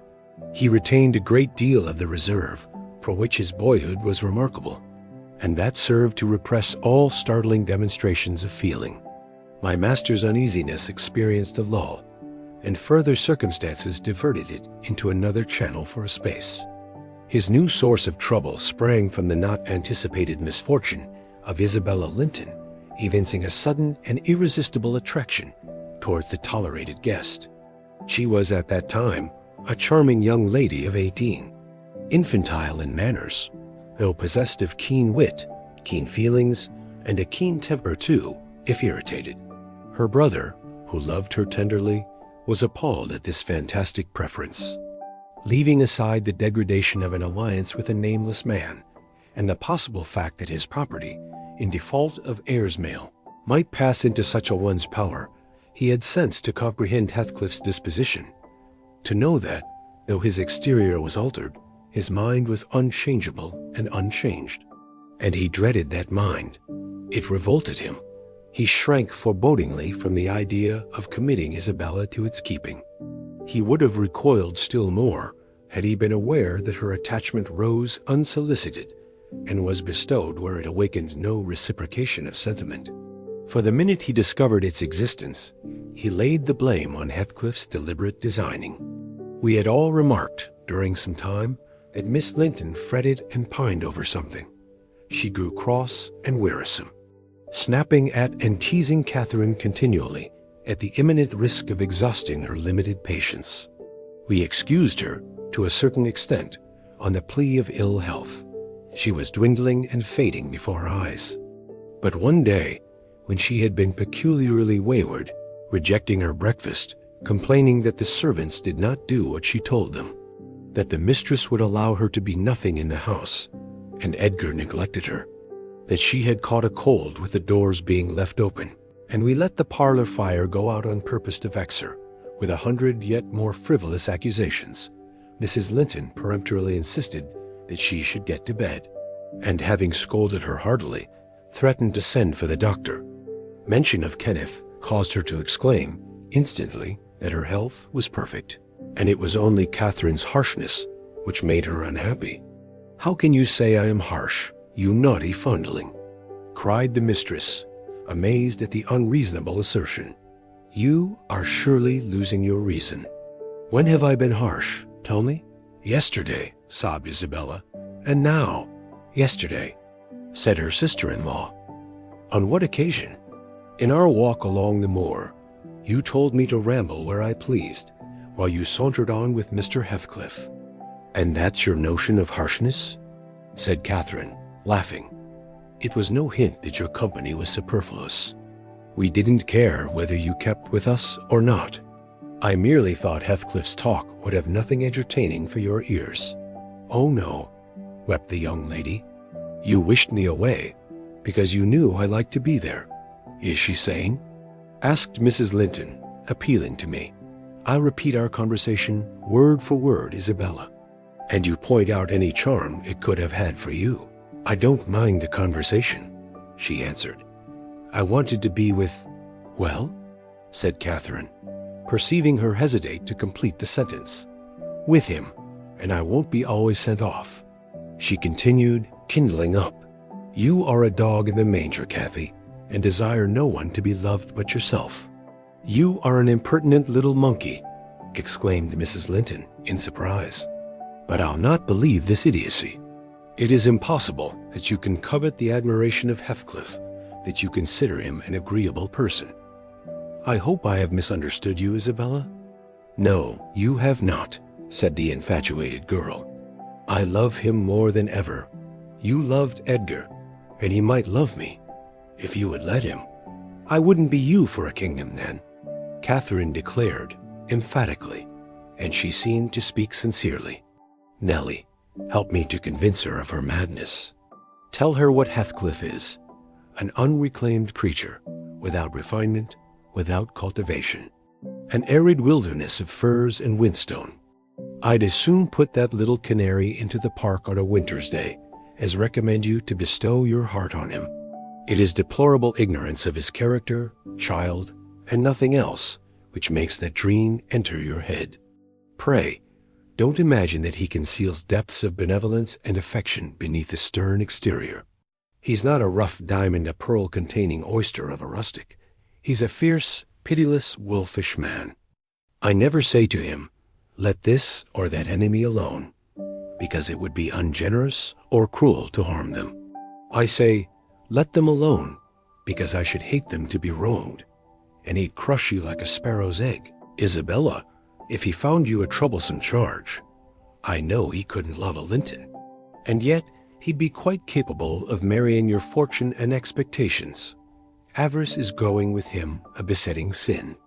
There's my picture, and I'm his friend, so much so that had he thought seriously to catch you, I should, perhaps, have held my tongue and let you fall into his trap." Miss Linton regarded her sister-in-law with indignation. For shame, she repeated angrily. "You are worse than 20 foes, you poisonous friend." "Ah, you won't believe me then?" said Catherine. "You think I speak from wicked selfishness?" "I'm certain you do," retorted Isabella, "and I shudder at you." "Good," cried the other. "Try for yourself, if that be your spirit. I have done, and yield the argument to your saucy insolence. And I must suffer for her egotism." She sobbed as Mrs. Linton left the room. All is against me. She has blighted my single consolation." "But she uttered falsehoods, didn't she? Mr. Heathcliff is not a fiend. He has an honorable soul, and a true one, or how could he remember her?" "Banish him from your thoughts, miss," I said. "He's a bird of bad omen, no mate for you." Mrs. Linton spoke strongly, and yet I can't contradict her. She is better acquainted with his heart than I, or anyone besides, and she never would represent him as worse than he is. Honest people don't hide their deeds. How has he been living? How has he got rich? Why is he staying at Wuthering Heights, the house of a man whom he abhors? They say Mr. Earnshaw is worse and worse since he came. They sit up all night together continually, and Hindley has been borrowing money on his land, and does nothing but play and drink. I heard only a week ago, it was Joseph who told me I met him at Gimmerton. 'Nellie,' he said, 'we's hae a crowner's question now at our folks. One on 'em has almost getten his finger cut off, to be a hauding t' other, fro sticking hisseln like a cough. That's measter, you know, 'at's soa up oin to G grand sizes. He's no unfeared to bench judges, nor their Paul, nor Peter, nor Matthew, nor no one on him, not he. He fair likes, he langs to set his brazen face agin. And yon bonny lad Heathcliff, ya mind, he's a rare un. He can girn a laugh as well as onybody at a rate divil's jest. Does he never say nowt of his fine living among us when he goes to T Grange? This is two-way on tea, up at sundown, dice, brandy, closed shutters, unconnell light till next day at noon. Then, to fool gangs banning on raving to his chamber, making decent folks dig their fingers, eye their lugs for very shame. On the knave, why he can cate his brass, unate, unsleep, off to his neighbours to gossip double-live wife. I course, he tells Dame Catherine how her father's goold runs into his pocket, and her father's son gallops down D Broad Road, while he flees afore to up into Pikes. Now, Miss Linton, Joseph is an old rascal, but no liar. And if his account of Heathcliff's conduct be true, you would never think of desiring such a husband, would you?